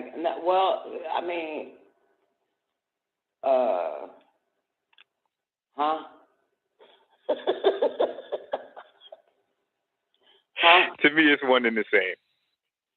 Which part is one and the same? Nekaybaw being ruler. And cleaving to the white family. Is that what you're saying? I don't think that's one and the same.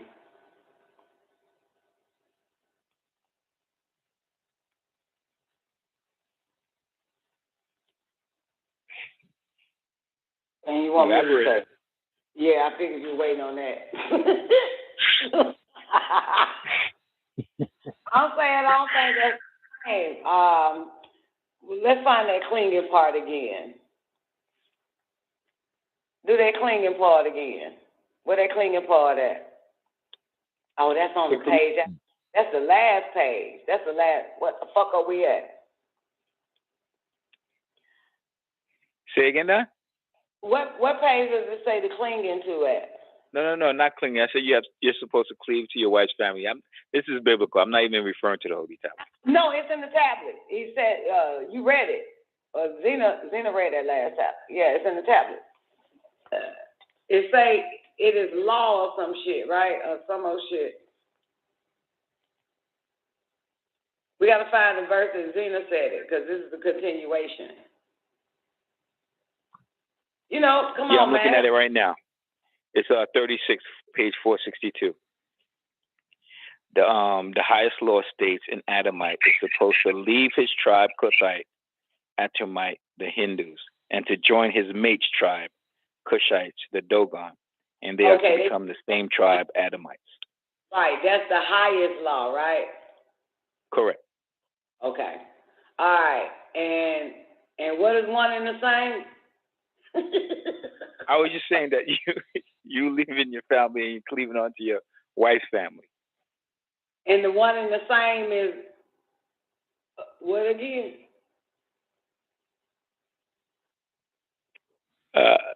Your wife becoming the ruler. The highest law states an Adamite is supposed to leave his tribe and join his mate's tribe, right? Correct. And the other then thing, again, they're referring to Adamites anyway. And the other thing is Nekaybaw, tribal leader for his tribe, through him was to be ruled by her tribe. So she was supposed to be ruler. You say both of those are one and the same. I say is not.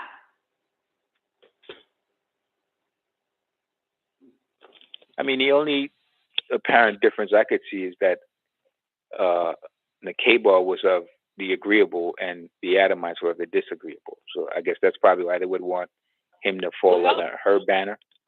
disagree with it because Nekaybaw came from a disagreeable, that is a Hindu, which is Adam's X chromosome by way of his mother. She's a Atumite. She's a Kuthite. She's a disagreeable. So how would Eve be agreeable and not disagreeable? She has to be both, right? I would think so, yes. Mother, right? Okay. Yeah. So anyway, let's just stick to the point. I was just saying, I think it's a little bit different. Well, okay, just to be agreeable, I agree with you. Fine, fuck it. Man leaves his wife, his family, boom, the bitch is hers, and she rules both sides of the family. Got it. Let's go. Fuck it. I agree. All right, fuck it. But again, this only for Adamites anyway. Right? The highest this only applies to Adamites anyway. What is an Adamite? An Adamite is the dark skin, an Adamite wavy haired beings. An Adamite is an earthling. Anything from the reddish brown ground. Okay. That's everybody.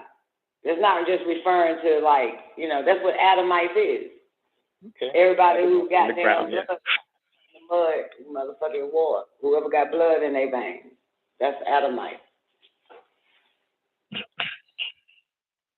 Of the ground, right? If you put it that way, yes. And in this case, this Adamite is of the tribe Kuthites and Atumites, the Hindus. And he is to join, that Adamite is to join her tribe, the Kushites, the Dogons. And they are to become the same tribe, Adamites. You see that? In 37? Yep. Okay, because they still of the ground. They still humans, earthlings and shit. Earth people. So, yeah, that's why I said, I agree. I agree. I agree with you. I was just being disagreeable, and I said I don't see it that way. But, yeah, it's true. So, bam, that's the command. That's the highest law given to everybody. Leave your family, please, to your wife's tribe. Y'all become one tribe. And then Nekaybaw, meaning tribal leader for his tribe, through him was to be ruled by her tribe. So she was supposed to be ruler. Mm-hmm. I'm dancing with you, Nuga. I agree. And I'm not agreeing because I'm a female. I'm agreeing because it just makes sense. You know what I'm saying? Agreed. Yeah, it's just the way it is, But, hey. So you're supposed to got that shot, right? I did. It had some kale in it. Moringa. I take it every day. I take turmeric shots. I take all types of shots too, goddamn. Let go. We taking our shots right. Let's do it. Fuck that shit. Yeah. But I must say, it would be right and exact if we kept it like that without Mr. Sick Fuck all in our affairs. But let's go. This is where we have to differ as male and females in this day and time now. So-called, companions to one another. This is where, I feel you, baby. That damn goddamn beast, that damn Nakash ass motherfucker. Let's go. Where I'm going against that first law. Yeah. Well, Adam went against it for a long time. He kept trying to make that nigga get that shot. And he eventually gave in. Come on. Number 9. Because it makes you feel good. You ain't gonna fall for that shit though, man. We're in a different day and time, man. That's for certain. Yeah, I mean, it's certain mentalities. You get up there, don't matter, who's chosen to vibrate higher in the relationship, but just certain things you're just not going to do, regardless. No matter if the devil is speaking to your counterpart. Who gives a fuck? That is the way it is, man. Shit. Fuck it. Shit, I feel you, man. Shit. But we do walk along on the journey, but this is a great book, but shit, fuck that. Your body's your body. Let go. I'm ready. We ready, Tammuz. Verse 10. This Kadmon and Nekaybaw were not the first Adamites on the planet Earth. There were Adamites, or people of the ground, living on Earth long before Kadmon and Nekaybaw. They were the first experiment from the Homo erectus into the Homo sapiens that was done by the scientists Enki and Mother Ninti. In fact, anyone who lived or originated on Earth are Adamites, for it merely means earthling, Adama. Hey, didn't I just say that shit, Tammuz Tanubi? You sure did. Of course you did. Of course you did. Why y'all didn't tell me it was down here in verse 11? So yeah, that applies to all of them. Everybody that we're walking on this bitch. Before and after them two little goddamn kids in the little garden. There you go. Mind you, this is the sahuf, this part here. All of this is the sahuf of Adam. So Adam is talking all the way through this. You'll see. Well, This is the sahuf from Adam. The pages of Adam, because Adam had his own book. Mr. Whitey left it out. He didn't want y'all to read Adam's book. Let's go. 12. I, Kadmon, successor of Atum and Lilith, and my confidant, Nekaybaw, as newly created beings, obeyed Ilion El, most glorified and exalted words. They lived symbiotically 450,000 years in the enclosed garden, which is rounded off to 500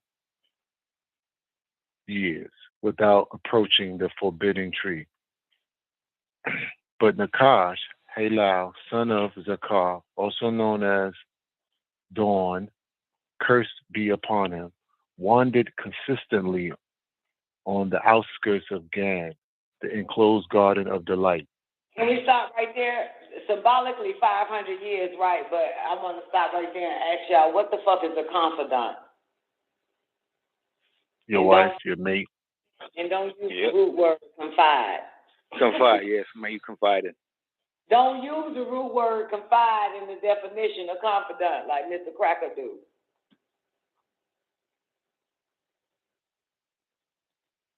I say it's your mate or your wife.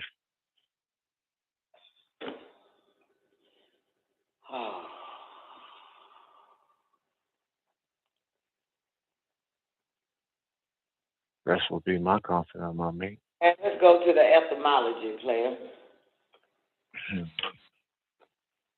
We gotta get to the etymology because the root word is confide, though, right? Yes. But it would be good to know the Hebrew translation for confidant since we in Genesis.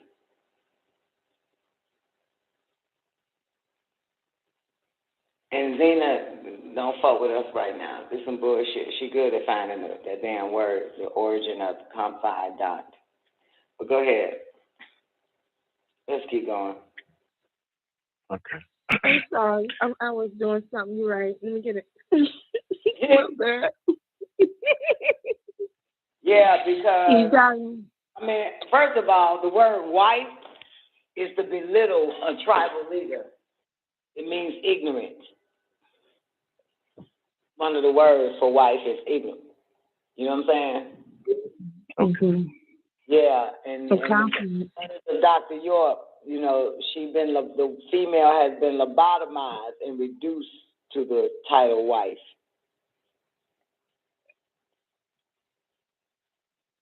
All right. I got the etymology thing right here. I like to say wife knowingly that's ignorant. You know, that she's an ignorant bitch. So now that, you know, means ignorant means some animal type shit. Shit's wild. Because I like to say, how your wife doing?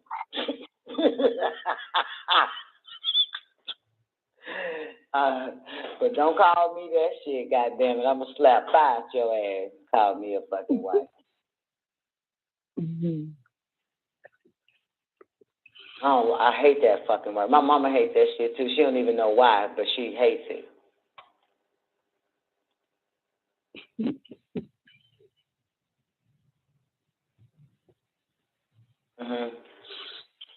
Let me read Countdown real quick, Don. Yeah, can you? I'm sorry, I'm eating some Jolly Joe. Okay. You some who?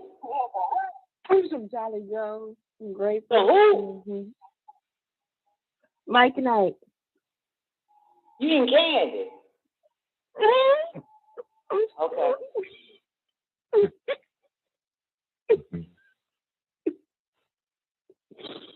Hey, Zena, you have your dean.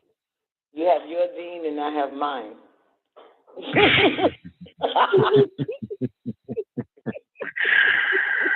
Oh, God. I just got to make sure my goddamn mind don't end up telling me tomorrow, get you some Mike and Ike candy. For that chicken shit. Hey, that's why I bust out laughing earlier. I was literally just about to tip out and go get my fucking candy.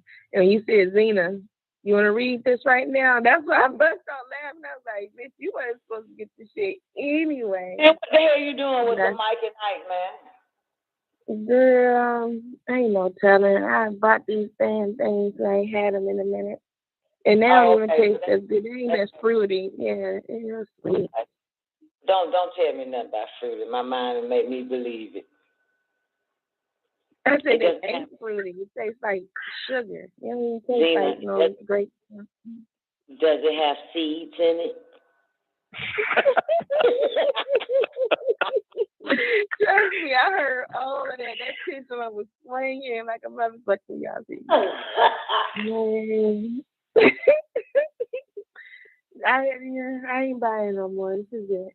I got it out of my system. They're not good anyway. You know what I'm talking about? Girl, I understand what not good is. No, I know, goddammit. My mind tried to get me on that fuck shit today, man. You know, every Saturday I try to do that shit to me because I stay in bed forever. But I be up. I'm out like, gonna get on that Uber app, bitch. Just shut up, leave me alone. I know you're going to want some cookies. I said, no. I was thinking about them cookies when you said that Uber app. So I ran to the kitchen, man, and got a whole goddamn, some pineapple juice, man. Drunk that shit. That motherfucker didn't bother me no more. I said, no, I'm drinking this pineapple juice and I got a sweet tooth. Fuck you, bitch. So I survived today for the first time. I ain't got nothing in that bitch with it, man. Oh, no, it did trick me. God damn it. Made me get some cashew ice cream. It got me. I just thought about this son of a bitch got me. Oh, no, that still don't sound that bad. It had cashews in it. It's cashew ice cream, man. But I just thought about it. Ain't that a bitch because I wouldn't go to eat Uber. And so it was like, well, re-up on your stuff on goddamn Instacart at Publix. So I just got my little regular shit, big ass thing of water and all that. One more goddamn glass of a jar of pineapple juice. And the motherfucker said, remember Sananda said she was eating that ice cream you used to eat, the cashew. Everything I know about 4 boxes of that bullshit. That motherfucker gonna get a bitch, and why I ate that motherfucker laying down that bed. It got me today. I just thought about it. That motherfucker, you gonna get got one way or the other, motherfucker. That motherfucker's so smooth with it. But darn, hold on a second. I think cashews are considered seeds. Let me see. I think it's considered a seed. Oh, it's a nut. Cashews one are of them nuts. is considered a seed. Yeah, but one of them is considered a seed, and we call it a nut. And I thought that was one of them. But yeah, anyways, I was going to look out for you for a second. I snack on cashew nuts, though. You know the cashew nut. I like them little motherfuckers. But, you know, I'm trying to stay away from ice cream, and Fernanda mentioned it today on the phone. Yes. And so she was like, I ordered some of that cashew ice cream you had. Then my mind wanted to say, get that. Go back to eat that. Girl was doing good, so. Darn, a cashew, y'all. Walnuts, almonds, pistachios, and pecans are also seeds of drupes, just like cashews. Okay. It is considered a seed. So, yeah. You So had your seed today. You know, it ain't cow milk, the ice cream. It's cashew milk. Do you look at you, girl? Yeah, you was in there, dog. You good? Look at that. No, I'm not. Because damn chocolate motherfucker is a goddamn cow ass. You said what? Say what? The chocolate is the damn cow ass. Oh, you had chocolate in it too? Oh, okay. It's like a what do you call that shit? Like a chocolate stick, whatever that shit called. That wasn't in the ice cream though, right? A cone, not a cone, like a regular popsicle stick, and it got the chocolate and the ice cream in the middle, chocolate on the outside. Yeah, but you said you had cashew ice cream. Cashew ice cream is the white substance. It's made out of cashew milk. So right. That's right. The white substance is the cashew ice cream. What's overlaying that bitch is the chocolate, dipped in chocolate. Yeah, but chocolate ain't no fucking come from no cow. Milk. No, it should be cocoa. No, it should be cocoa. It depends on how they do it. Right. Cocoa. You had a vegan ice cream. Y'all right. It is. All that shit vegan. Fuck it. Plant-based. You just want to beat yourself up. She just like beating herself up. I don't like to even think I'm sinning, player. Okay. Ain't no such thing. I'll figure it out. It's I'll tell you the name of it though if you ever want me, But I'm gonna look at the ingredients first to make sure that shit cocoa. Mm-hmm. Yeah. I was supposed to be reading something. Was I supposed to be reading something? Oh, yeah, you're supposed to be reading Confidant. Oh, yeah. Okay. Knew something I was supposed to be doing. Okay, so Confidant, 1610's Confidant, male. It's a male person trusted with private affairs. From French Confidant, 16. What language you get that shit from? Is this the etymology? I'm in the etymology. Yeah, I'm in etymology starting in 1610, Confidant, and it has in parentheses male person trusted with private affairs. From French Confidant, 16th century. From Italian Confidant, a trustly friend, literally confidant. Literally confident. So who said it first, though? What six folks said a man? What language is that in? French. French, yeah. Yeah, fuck the French. Let's go fuck them. From Italian confidente, a trustly friend, literally confident, trustly. From Latin, confidentium, nominative confidence, whatever. Nominative confidence. Present participle to confidere, to trust, confide, from assimilated form of comes, here probably an intensive prefix, the confidere, to trust, whatever, to trust, confidere, persuade, yeah. The spelling so it doesn't matter of gender, it's just someone you trust. Got it. Okay. We ready. I'm ready. Okay. Verse 14. But Nakash, Halal, son of Zakar, also known as Dawn, curse be upon him, wandered consistently on the outskirts of Gan, enclosed garden of okay. But Nakash, Halal, son of Zakar, also known as Dawn, curse be upon him, wandered constantly on the outskirts of Gan, the enclosed garden of delight. Resolving to lead us, Supreme Being new, race into the hands of Nana, who is sin.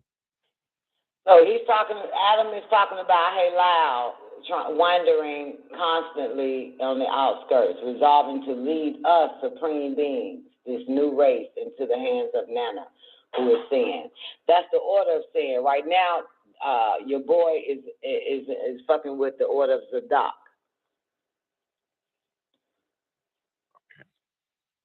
Right, because you got two orders, order of sin and the order of Zadok. Right. Yeah, and Nakash want them into, and mind you, they're supreme beings right now, so this is again newbie before the Bttb land was taken away. Yeah, so Nakash want them, lead them into the order of sin. Let's go, 16. Because he was denied admission into the enclosed garden. He was constantly seeking a covert way to enter Gan. But the east gates were shut to Nakash, and his residence was 20 miles outside of this enclosed garden of delight. And it was guarded by the agreeable Allahum, Rudwan, son of Azari El, and Rafiki El, peace be upon you, and the mercy of El Elo. The creatures in the enclosed. He lived 20 miles away. Mm-hmm. Trying to get in. But Rudwan got that shit on lockdown. All right. Okay. The creatures in the enclosed garden of delight. There were two other creatures also placed in Gan. One was the peacock. Tukiat, known as Ashnan, who really symbolizes a beautiful young lady. She, Tukiat, known as Ashnan, was Ashnan. Yeah, she, Tukiat, known as Ashlan, was an agreeable Allahum. She was of the schools of Zadok.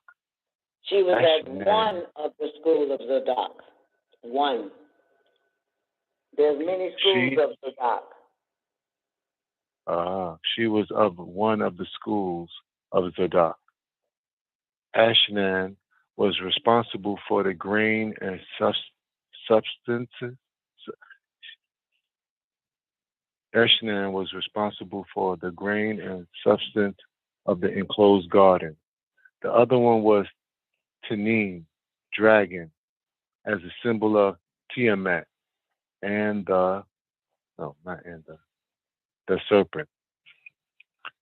Let me read that again. And the other one was Tinin, dragon, as a symbol of Tiamat, the serpent. Yeah, so one was a what?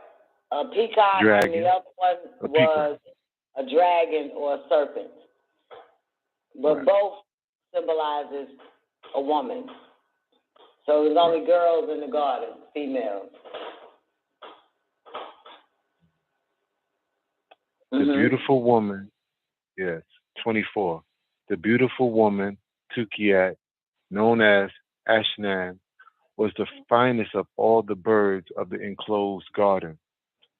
Came out of Gan one blessed day out of inquisitiveness. Her beauty could be likened to emeralds and pearls.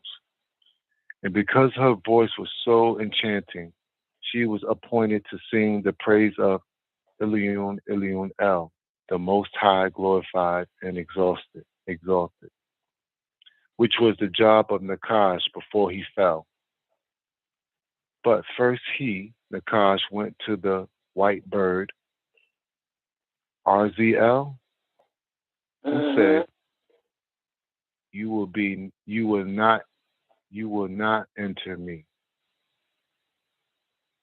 So he went to the blackbird, Baziel, who also said no.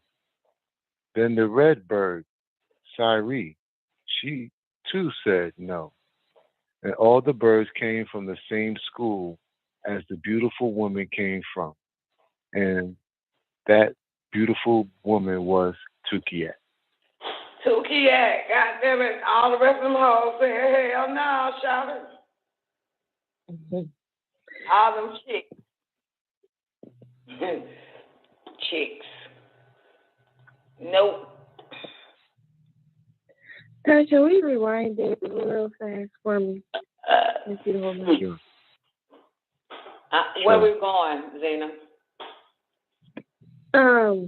To page 457. I'm sorry. It's something I wanted to ask you before we moved on, but I forgot. But since we're still kind of in the garden, I figured I better ask so I can know. Page 457. We're at the bottom of verse 3. It's about the Akasha records and the fruit. So I'm going to read it real quick and I'm going to ask my question. O Kadmon, it's up to you to inform Nekaybaw when she arrives of his disagreeable ways. And if you see this tablet, the Akasha records, under the tree in the midst of the garden, don't eat of its fruit and don't even touch it. So the Akasha records, is in the garden of Bali. And not just that, but I want to know, was that the fruit that they ate of? Were they ate from that fruit? Or was it not? Did they eat of the Akasha records? If you see this tablet, the Akasha records, under the tree in the midst of the garden, don't eat of its fruits and don't even touch it. Right. Did they do it? Yeah, they did. So the Akasha records. Yeah, it's coming up. So the Akasha records. Sorry. This tree had the Akasha records, right? Under the tree. Right?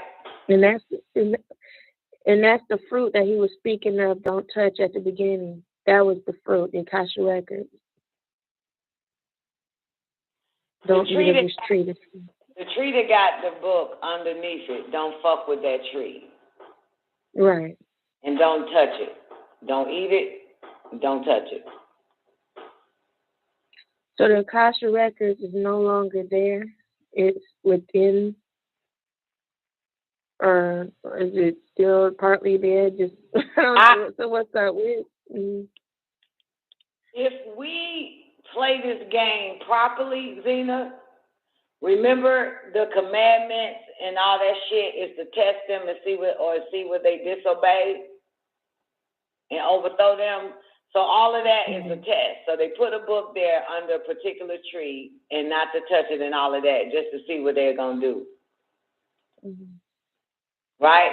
With the Akashic record, you know, see if they obey. Destiny. Say what? Was that newbie? Or Tamu? Tablets of Destiny. Right, but it's still all part of a test, right? Absolutely.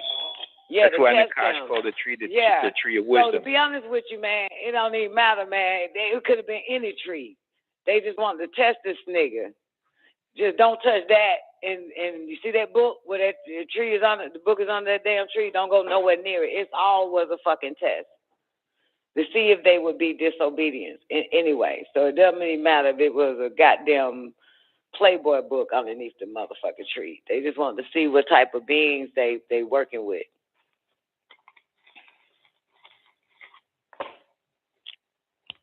That's amazing, right? Here's the test. You can have everything. Just don't fuck with that shit right there and see what happens. It's the test of nature. And because they did it ever say what they got from it? You know. Well, we don't know if he fucked with the book or not, but we know that they did fuck with the tree. And then a little bit later, I think it's the part that you. Go ahead. So the fruits they consumed was not of the Akasha records. They consumed the fruits of the tree.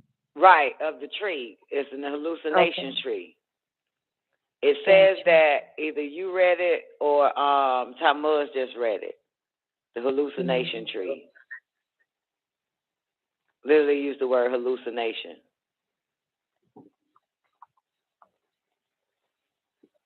Poppy seed. Poppy tree.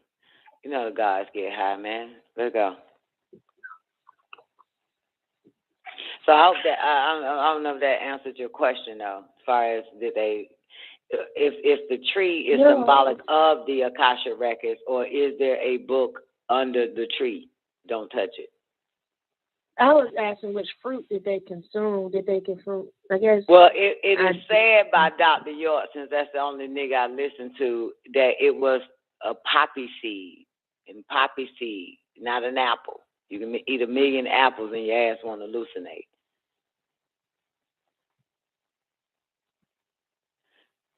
He said it was poppy. It was a poppy tree, poppy seed. Get you high. That's what he said. So basically, they never saw what was inside the Akasha records. Well, interesting enough, Adam never went to the tree. Your girl is being led to the tree. Adam somewhere the fuck else.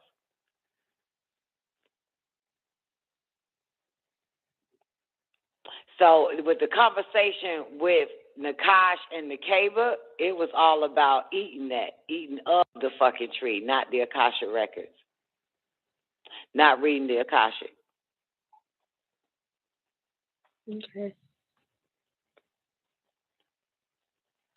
Yeah.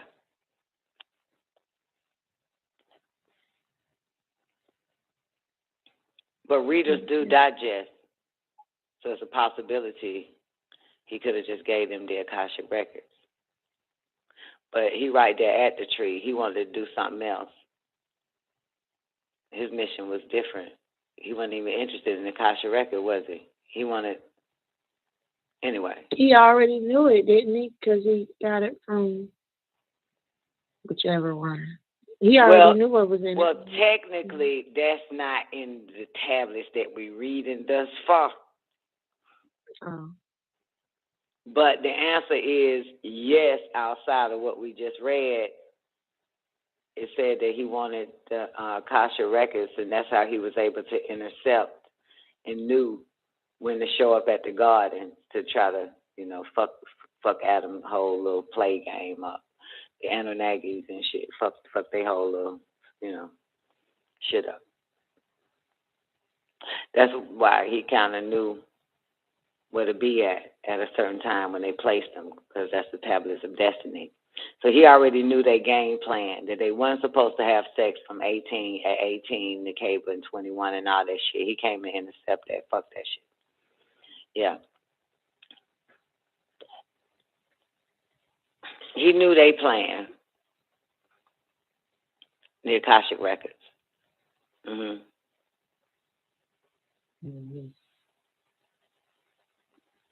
just wanted to know if they knew it too, if they read it. If that was the same fruit, but obviously not. Yeah, well, Adam wasn't nowhere near it, so we know Adam didn't read it. But I don't know. Eve shared it with him, so he. With the so-called fruit, though, the fruit on the tree, not the book under the tree. That's what I was gave asking, him, yeah, right. Then that should answer your question. You have a book under the tree, and then you have the fruit on the tree. She gave him the fruit on the tree, not the book under the tree.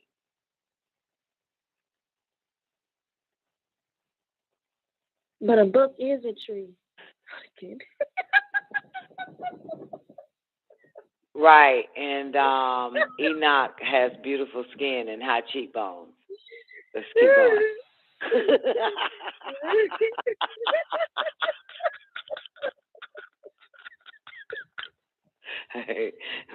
Hey, man, y'all have y'all Dean, I have mine, man. Let's just keep it pushing. What the fuck?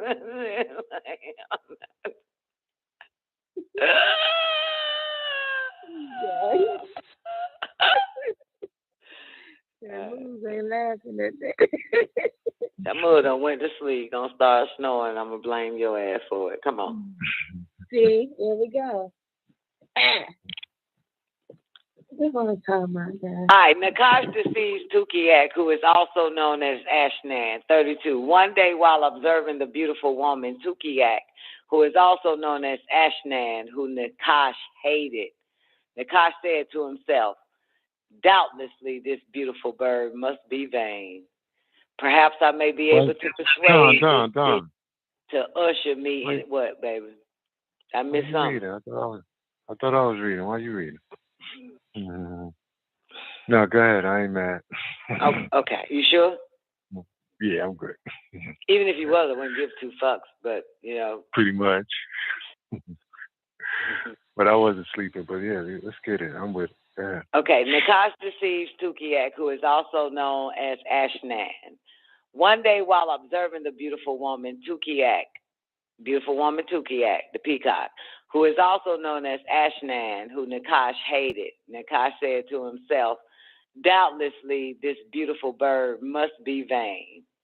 Perhaps I may be able to persuade her to usher me into the Gan secretly. Determinedly, he waited until the beautiful woman had gone so far from the east gates that she no longer could be overheard by Rude One. May El Elo send peace upon him and the other.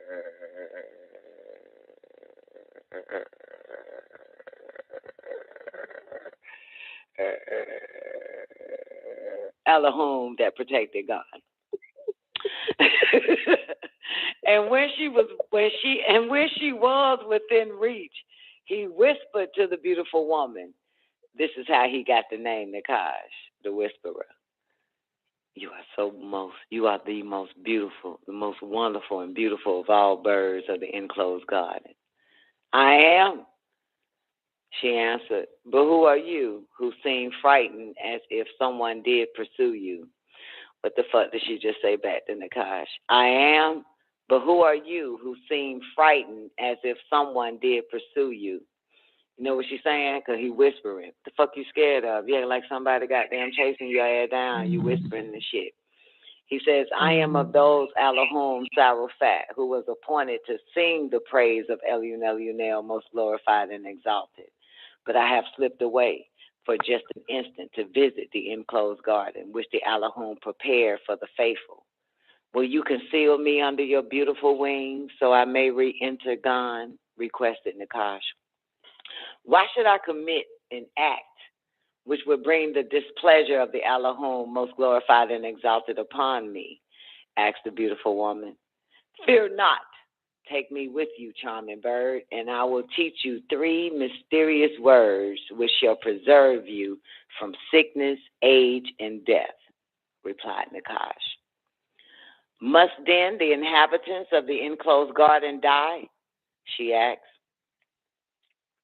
She never knew of death. He just mentioned that shit to her. So now she's afraid. Remember, she is the most beautiful. She's fucking gorgeous, right? And age and death means she'll grow old and die, and so she's fucked up. This was fucked up. Must then the inhabitants of the enclosed garden die? She asked. all with the exception of those who know the 3 words which I possess, replied Nakash. Are you speaking the truth? Asked the beautiful woman. Indeed I am, replied Nakash. The beautiful woman could not conceive of any creature swearing falsely by the Creator. Thus she had faith in him. Boo. Never have faith in no goddamn body. Now fearing that Ruwan, may El Elo send peace upon him, who guarded the east gate of the enclosed garden, might search her. So Nakash swiftly said unto the beautiful woman, Ruwan is a deceiver. Trust in me. Let me put my lips against you. I will inhale as you exhale, and I will house your spirit. Fear nothing, said Nakash. I will utter holy names that shall render Root One speechless. The beautiful woman trustingly placed her lips against Nakash for a kiss as he blew in his evil spirit into the beautiful woman's mouth. And she wrestled with Nakash and with his spirit. She was engulfed. He possessed her. When they passed Root One, he was unable to utter a sound. With the success of this promise, the beautiful woman opened her mouth, expecting Nakash to resume to his natural state.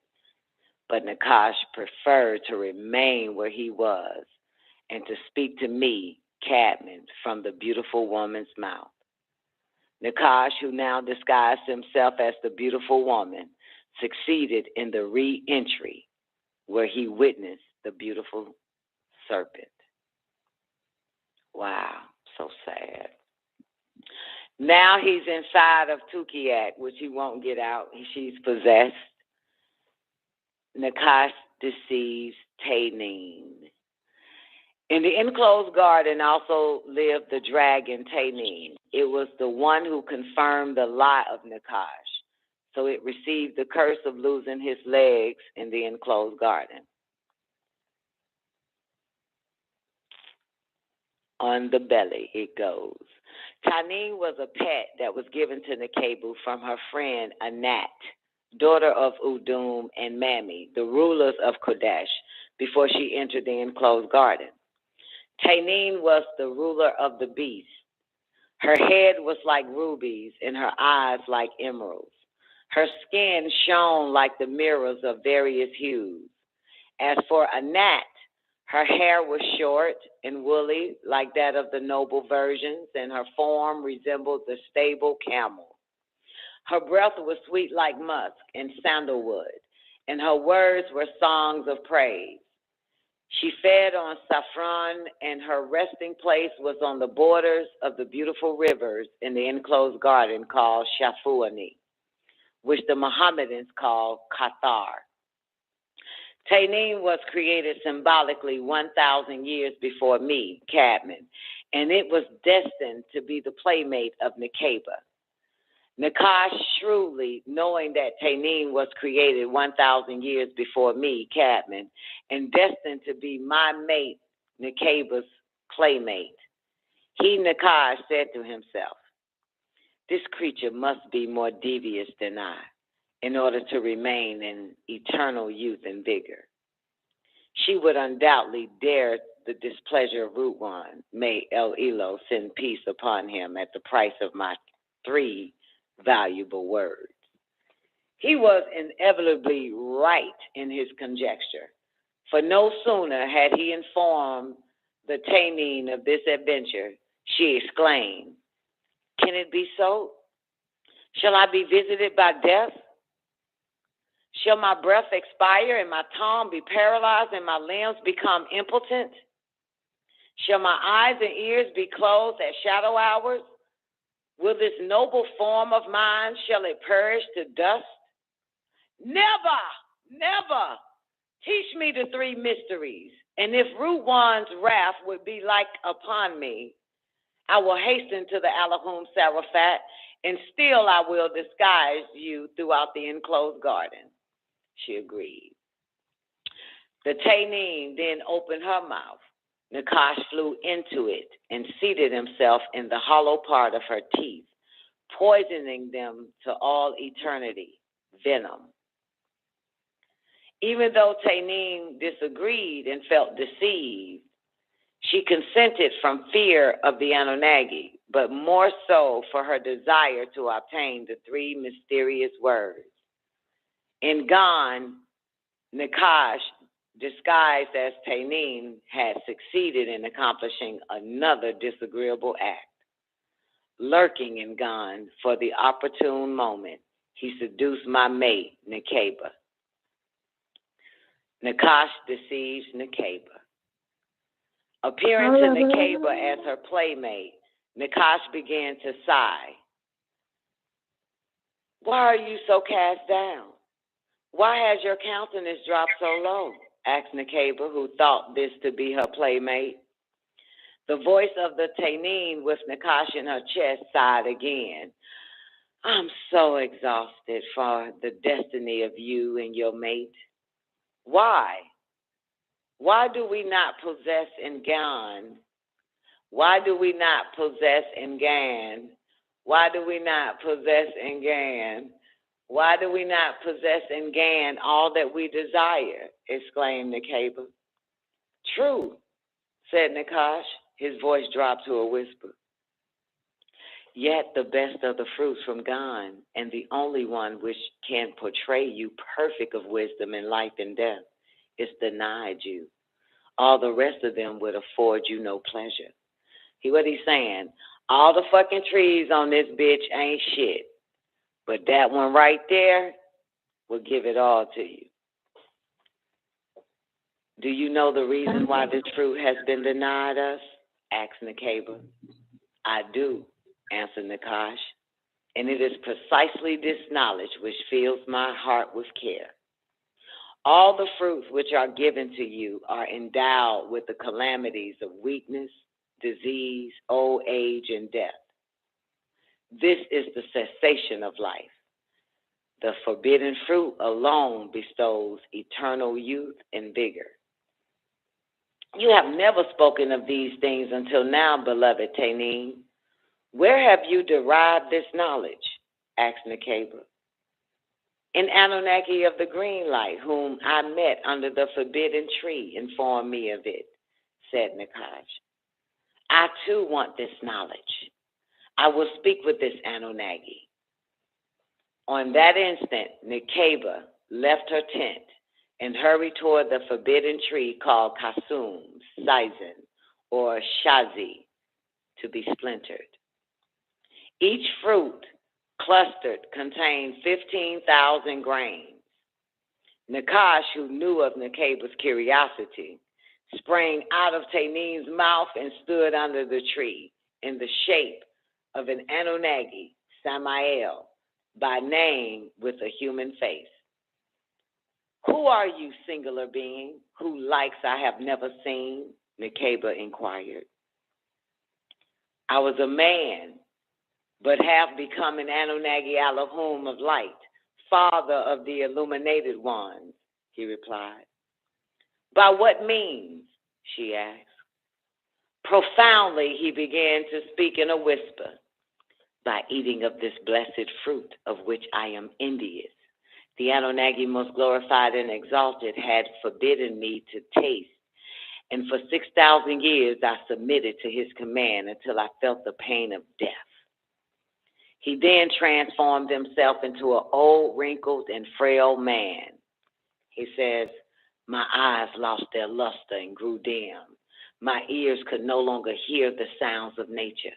My teeth decayed, and I could neither eat without pain nor speak without discretion. My hands trembled, my feet shook, my head hung down upon my breast. I lost a sense of touch and a sense of love. My back was bent. At last, my whole appearance became a frightful sight, so that all the inhabitants of the enclosed garden flew from me. This is called the age of death. I then longed for death and expected to meet it." Nakash then asked her, "Do you want your mate Kadmon to be young and handsome forever, or do you want him to die of old age?" age. But by partaking of this fruit, I became as strong and as beautiful first. Though many thousands of years have lapsed since, I am not sensitive to the slightest change, neither in my appearance or in my energies. And I have the gifts of the wisdom of He who created you. And this tree is a very delightful tasting tree. Here, taste it. Is this the truth? Asked Nekaybaw. It is not pleasant to your eyes. Is it not pleasant to your eyes? It can restore all beauty. But at the pause of each breath, as Nekaybaw would look away in thought, his real form would appear as a halabean, a phlugoroid, with the body of a snake wrapped around a tree. Is it good for food? Is it the best of the spices of herbs? It will keep your body healthy. It is not mysterious to all of us. It will give you wisdom, and you know not of your will. You shall become filled with joy as in your youth by El Elo, most glorified and exalted, who created me. I do speak the truth. Nakash says, speaking deceitfully. Look at power talking about scary. The disagreeable act. It was then Nekaybaw trusted him and betook of the intoxicating fruit, and immediately began to feel the pain of pleasure running through her body. She, in the state of intoxication, deceived herself into thinking she was wiser, younger, more beautiful, and could never die. Finding it more pleasant than all that she had ever tasted, Nekaybaw took one piece and presented it to me, Kadmon. I, Kadmon, resisted and proceeded to argue with Nekaybaw for 1 entire hour of years in earth time in the enclosed garden. I, Kadmon, observed the joy on Nekaybaw's face, the humor she felt, and the beauty she felt she betrayed. Finally, I yielded to her opportunity, and I ate the second grain, which Nekaybaw had concealed constantly within her hand. At the touch of the forbidden fruit against my lips, the intake of the intoxicants from the poppy seed, my crown rose towards the skies. All of my fingers and the countenance of my robes dropped from kingship to man, from ruler to slave, from guardian to guarded, from leader to follower, from wise to fool, from giver to taker, and from supreme being to human being. Nakedness appeared to our eyes, and obvious were our naked states, and we began having sexual intercourse, while inside the inhabitant called the enclosed garden, which was against the command of Anu. The throne which had been erected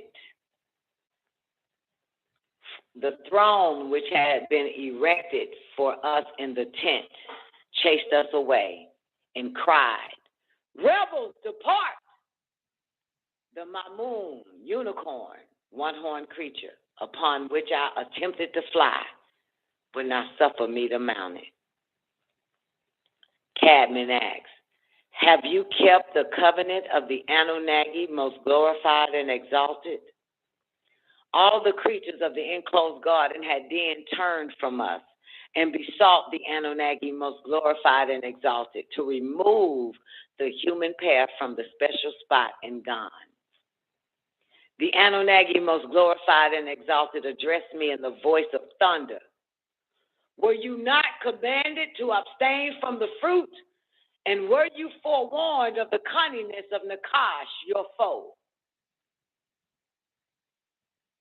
I, Kadmon, attempted to flee because I heard the Anunnaki walking and talking in the midday when Nekaybaw and I indulged in a sexual act that was taught to us by Halal. And we enjoyed ourselves very much, for we did conceive that pleasure to be a gift. We were placed inside this habitat to be observed by the 4 Anunnaki scientists, Enki, Ninti, Nergal, and his wife, Erishkigal.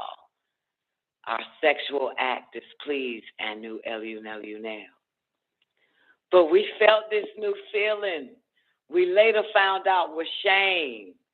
When the Anunnaki found our hiding place while the 24 Yahwehians were walking in the garden, and one of the Yah, the Enlilites, spoke out and said, "What is this that you are doing? And who taught you about this?" But I was hid by the branches of the tree called Tala. Nekaybaw, my mate, would have followed, but she too was entangled by her own hair as well as the branches. While the voice behind the tree, "There is no escape. Submit to their divine decree. Leave this enclosed garden." The enclosed garden continued this toil of wrath. "Ye both of you creatures who have been seduced to transgress." The curse. "By the sweat of your brow, you shall earn your bread, and the curse of blood shall be on the hands of Nekaybaw. By each month shall her body yield blood. You will become blood and work until your brow sweats. And Nakash and his sons will also become blood, to deceive the Adamites and their sons, the Enoshites. Be ever watchful of him and his sons and daughters, the black devils. I too will watch them until your earliest bloodline has come to their final day. Even Nekaybaw shall be visited by the 4 quarters of the moon with the blood of Kadmon. She has crucified him with all kinds of sickness. Humans born of women would have sicknesses, and she shall bear children in pain. That beautiful woman, Tukiak, shall be deprived of her voice in song. She will say nothing from this day forward.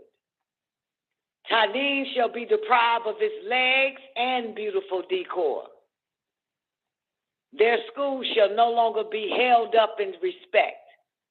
They shall worship Samael, that is Halal, son of Shakar. And this school of Tiamat, the Satan or serpent, is the spell of sleep or Leviathan casted by Zeus.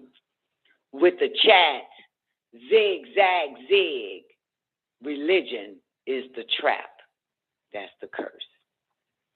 Many of the seed of Kadmon will be in his religion. The darkest covert, the Nuwabians of the planet Earth, shall be as dust for food. The Tainin thus shall eat Kadmon's dust for food. All his seed, Adamites and Enoshites. To kill a Tainin brings 7-fold a reward, but Nakash shall depart in eternal pain and hell. He will fail in this undertaking. The 3 of them were cast out. Kadmon and Nekaybaw were hurled out of the enclosed garden. Kadmon and Nekaybaw consequently snatched a leaf from one of the trees wherewith to cover themselves. Kadmon was cast out of the east gate of repentance, in which this taught him that he might return through that same way. Then he ran and hid in a cave. Nekaybaw was cast out through the west gate of wrath, but Nakash was cast out through the north gate of the curse. Destined was he. And the gate was shut, and a Garubat stood by it, bearing a 2-edged sword, which is a sharp tongue.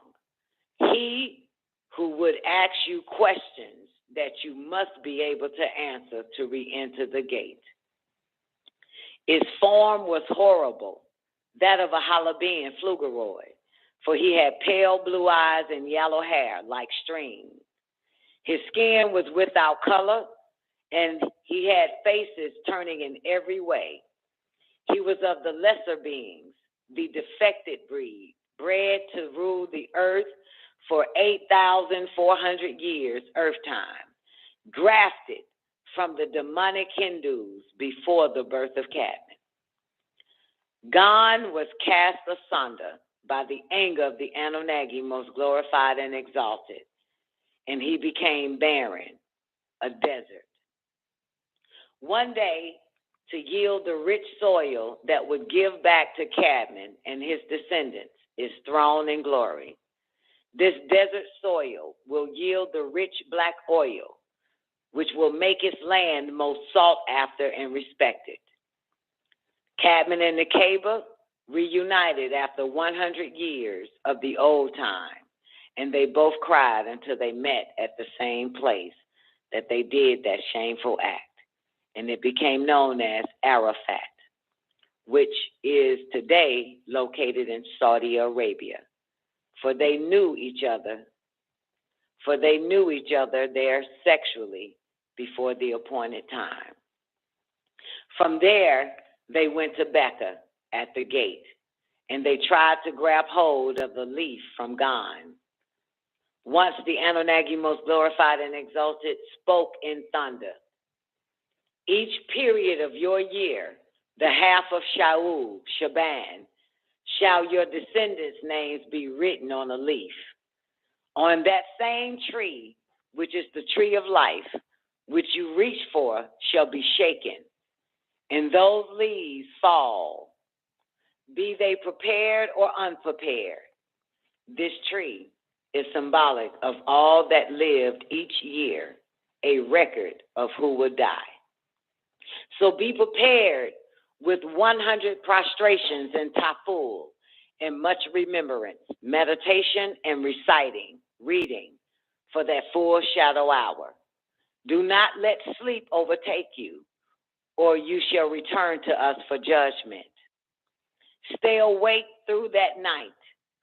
Those that don't, without good question, as in health, shall be judged as uncaring.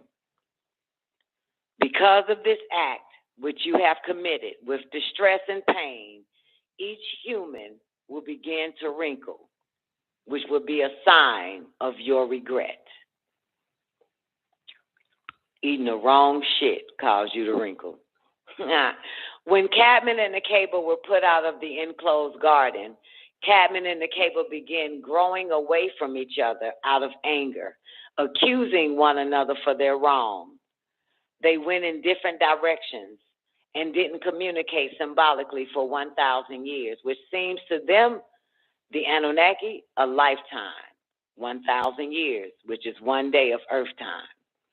The 100 years of separation seem like 1,000 years to them, as in one day is equal to 1,000 years to the Yahwehians, up until their crying could be heard by each other.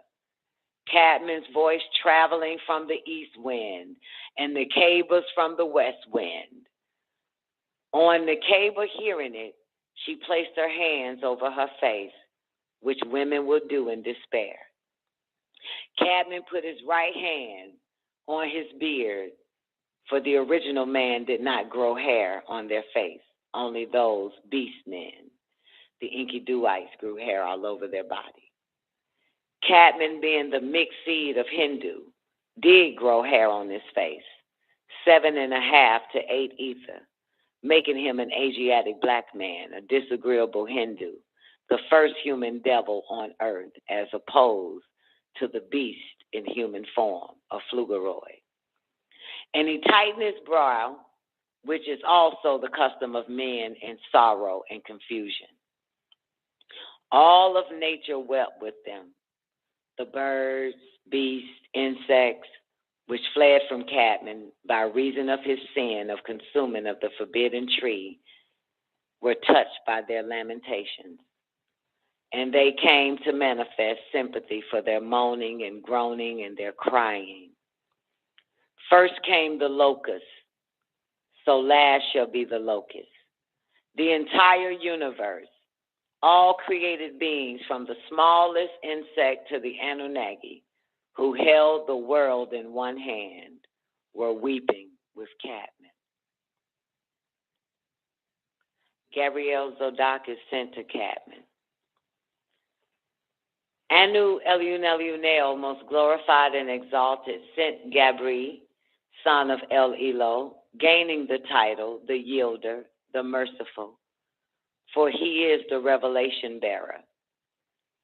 Gabriel came to Kadmon with these words: I seek the forgiveness of Anu Elion Elionel, my Rab, for all the deeds I have committed. I repent to him. These words were destined to save all the news bearers and all the mortals. As soon as Kadmon had pronounced these words with a patient heart, the power of the skies opened to him, and Gabriel said, Anu, who is also known as El Elo, the Source and the Exalted, has accepted your repentance. Give gratitude to Anu Elion Elionel, El Elo, and he will grant all your requests and even restore you to the enclosed garden at the appointed time. Kadmon called out, defend me against the future tricks and flattery of my foe Nakash. Anu, most glorified and exalted, replied, say continually, there is no Allah, Elion Elionel, except Anu, Elion Elionel, and you shall wound Nakash with a poison arrow. Kadmon asked, will not meat and drink of the planet and its dwelling ensnare me? Drink water, eat clean vegetables, for they shall be your meat. Avoid eating the flesh of other animals. All food should be prepared in the name of Allah, most glorified and exalted, and you shall build holy temples by their abode. Nakash shall have no power over you, and he shall also build holy temples if you follow these things. Kadmon asked, but what if he pursues me with evil thoughts and dreams in the shadow hour? Then rise from your resting spot and call out to Anu Elion Elionel, most glorified and exalted. Kadmon asked, O Anu, most glorified and exalted, how shall I always distinguish between agreeable and disagreeable? I will grant you my guidance. 2 angelic beings shall dwell in your heart. Will. One to warn you against sin, disagreeable act. The other to lead you to the practice of agreeable living. 2 counterparts shall forever watch your slips, your slides, your doubts, and your questions. And this is your will. 4 points by 2. Look at your fingers. Hold up your first 2 fingers. 4 points by 2. 2 pointing up and 2 pointing below. As above, so below. Kadmon asks, O Anu, most glorified and exalted, assure me of your pardon, also of my future deeds. Thus, you can only gain by the works of righteousness. I shall punish disagreeable deeds at once and reward 7-fold for the agreeable which you shall do. Michael is sent to Nekaybaw. At this time, the Anunnaki Michael was sent to Nekaybaw, announcing to her the mercy of the Anunnaki. Nekaybaw said, I am weak in my heart and in mind to fight against my deeds. Anu, Elun Elunel, most glorified and exalted, has you feeling shame, and through its power you shall subdue your passions, even as man conquers his own faith. Nekaybaw asks, and who shall protect me against the powers of mortals if Nakash decides to come my way? Truth. Testing spirits of truth. Be not fooled, not by the men who look like men, but have the mind of Nakash, human devils. Nekaybaw asks, who shall protect me against the powers of Nakash? He who is not only strong in body and mind, but whom all the rulers prefers, a trustworthy person, an honest person. His love and compassion towards you, which I have put in his heart, I will make you aware of his presence. Nekaybaw asks, is it true that Anu, most glorified and exalted, will grant me no other token of his favor?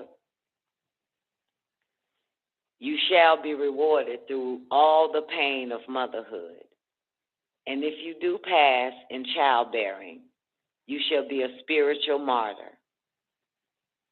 Seek you Kadmon and be with him as one flesh. Lo, Anu Elun Elunel, most glorified and exalted, said, when death visits you, my Anunnaki Inky, who bore the title Israel, will come for your soul. When Nekaybaw spoke and proceeded to say, and what of Nakash?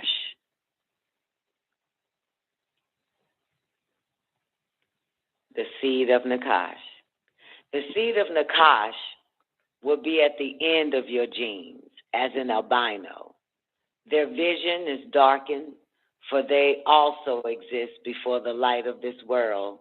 Their souls and intellect are gone. They have been cut off. The hair of their first one's heads are to be like the color of fire, yellow, 6 ether. Their eyes will be blue with the body of apes, and they will live in holes of mountains covered with hair. They will be like reeds. There is no death in which they live. Each of them will have 6 skins. They will have snakes of fire in their bellies. Their voices will have the sounds of the cry of a wild beast, high as the pipes of Ban, who is also called Pan. They will kill for no reason, yet they will rule the planet Earth for 6,000 Earth years after Utnapishtim. Utnapishtim, who is also called Noah, son of Lamech. Son of Lamech is the son of Methuselah, son of Methuselah, son of Enoch, son of Jared, son of Enos, son of Seth, son of Kadmon, son of Atum. They will win the souls of many of the Kadmon's children. They will win the souls of many of Kadmon's children. They will eat from his hand willingly and serve him. Drink of his grapes, become alcoholic for him, remove their garb to be as he, strip naked for him, and blind their eyes by his games. This is so true. The female of Halal seed will remove the females of Kadmon seed. Men will seek to be with Nakash seed, for they want what they want. They want to be as Anak, wife of Nakash. But in one day will light and the fire come, and light for those stern against Anak, also said in tones, Anak, wife of Nakash. fire for those who follow her, Anak, wife of Nakash. For it was Kadmon who asked for the intoxication fruit of the enclosed garden of delight, called the Anunnaki root one to provide him, Kadmon with his wish. Yet Nakash watched on as Kadmon called unto me, saying, I, Kadmon, wish to have the fruit of the garden. So I knew most glorified and exalted sent down to me 2 seeds, one to grow the white grape and the other to grow the black grape. Kadmon planted these seeds and 2 grapevines grew. And as the grapes became ripened, Nakash wished to have one for himself. Nakash seized one and raised a wall around it to protect it from me. I, Kadmon, then asked him what right he had to construct a wall around the grape tree. Nakash replied that these trees were really meant for him and not me. I, Kadmon, replied to him that he was not speaking the truth, which was the nature of Nakash. After Nakash agreed and after he honored the decision, he replied, Oh, let us ask the Anunnaki Mikael, who upon hearing this threw forth his hand holding the shoba, the staff, and sent forth a fire towards the tree. As a result, the fire consumed the trees. I, Kadmon, thought that the tree had been totally burnt, and Nakash had the same impression, at which time the 2 birds rose up from the tree, one the raven and the other the dove, and away both of them flew. The nature of will is hidden in these 2, the dove representing Gabriel and the raven representing Nakash. Both stem from 2 of the same nature, the grape, be it white or black. The white grape is symbolic of Nakash, and the black grape is symbolic of myself, Kadmon, because from the black grape comes wine as red as the blood of Kadmon, and from the green grape comes white wine as the white blood of the wound, the pus of the sore of the skin disease leprous called Albers or Tassara. For all the agreeable Anunnaki are of the violet light in Malachut and the green light in Nasut. And all the sons of Kadmon are of red blood. Thus, we named him A equals life, Dam equals blood or Kadmon, Adam, Adam.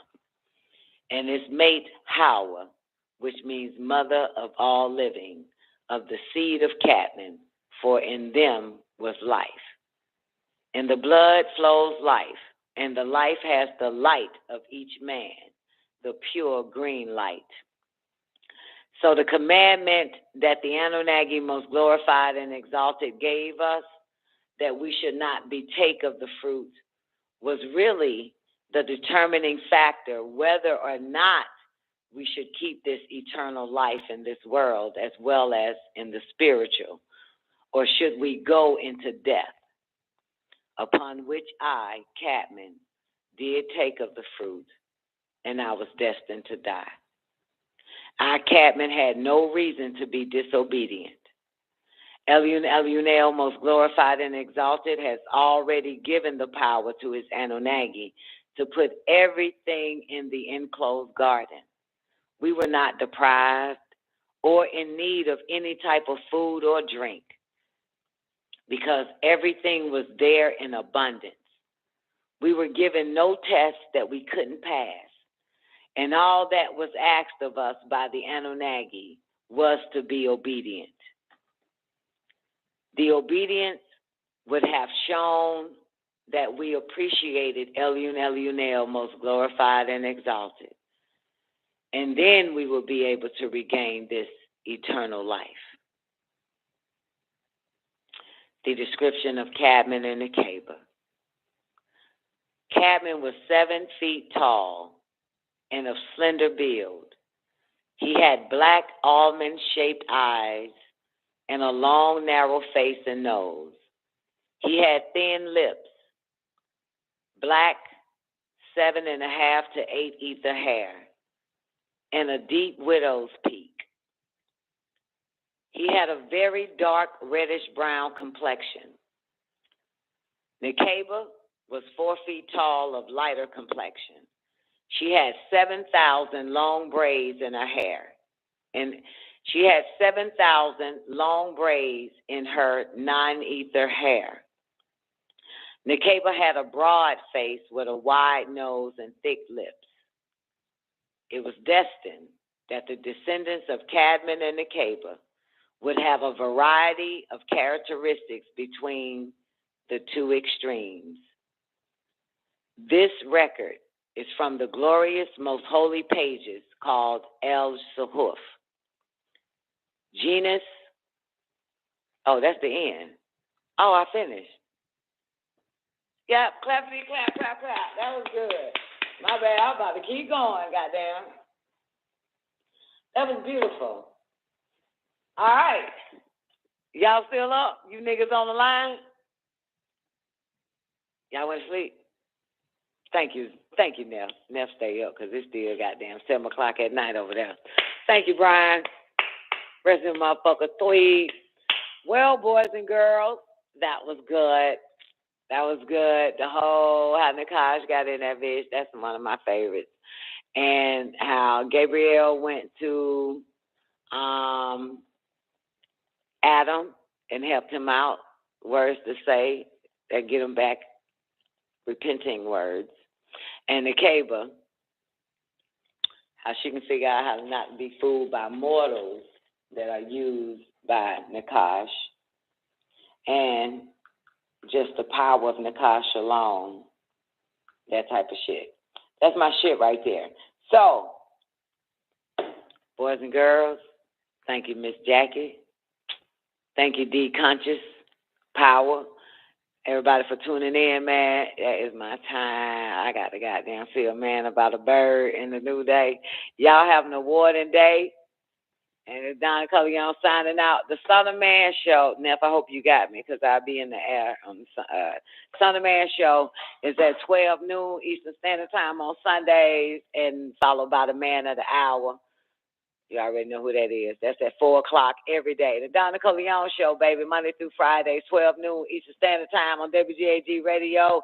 And Wednesday is always a hot damn politics, hosted by Nefertiti, Surviving the Game. Y'all please have an awarding day. Get some rest, man. Hopefully we see y'all in the after party and Son of Man Show. Y'all have an awarding day. Peace.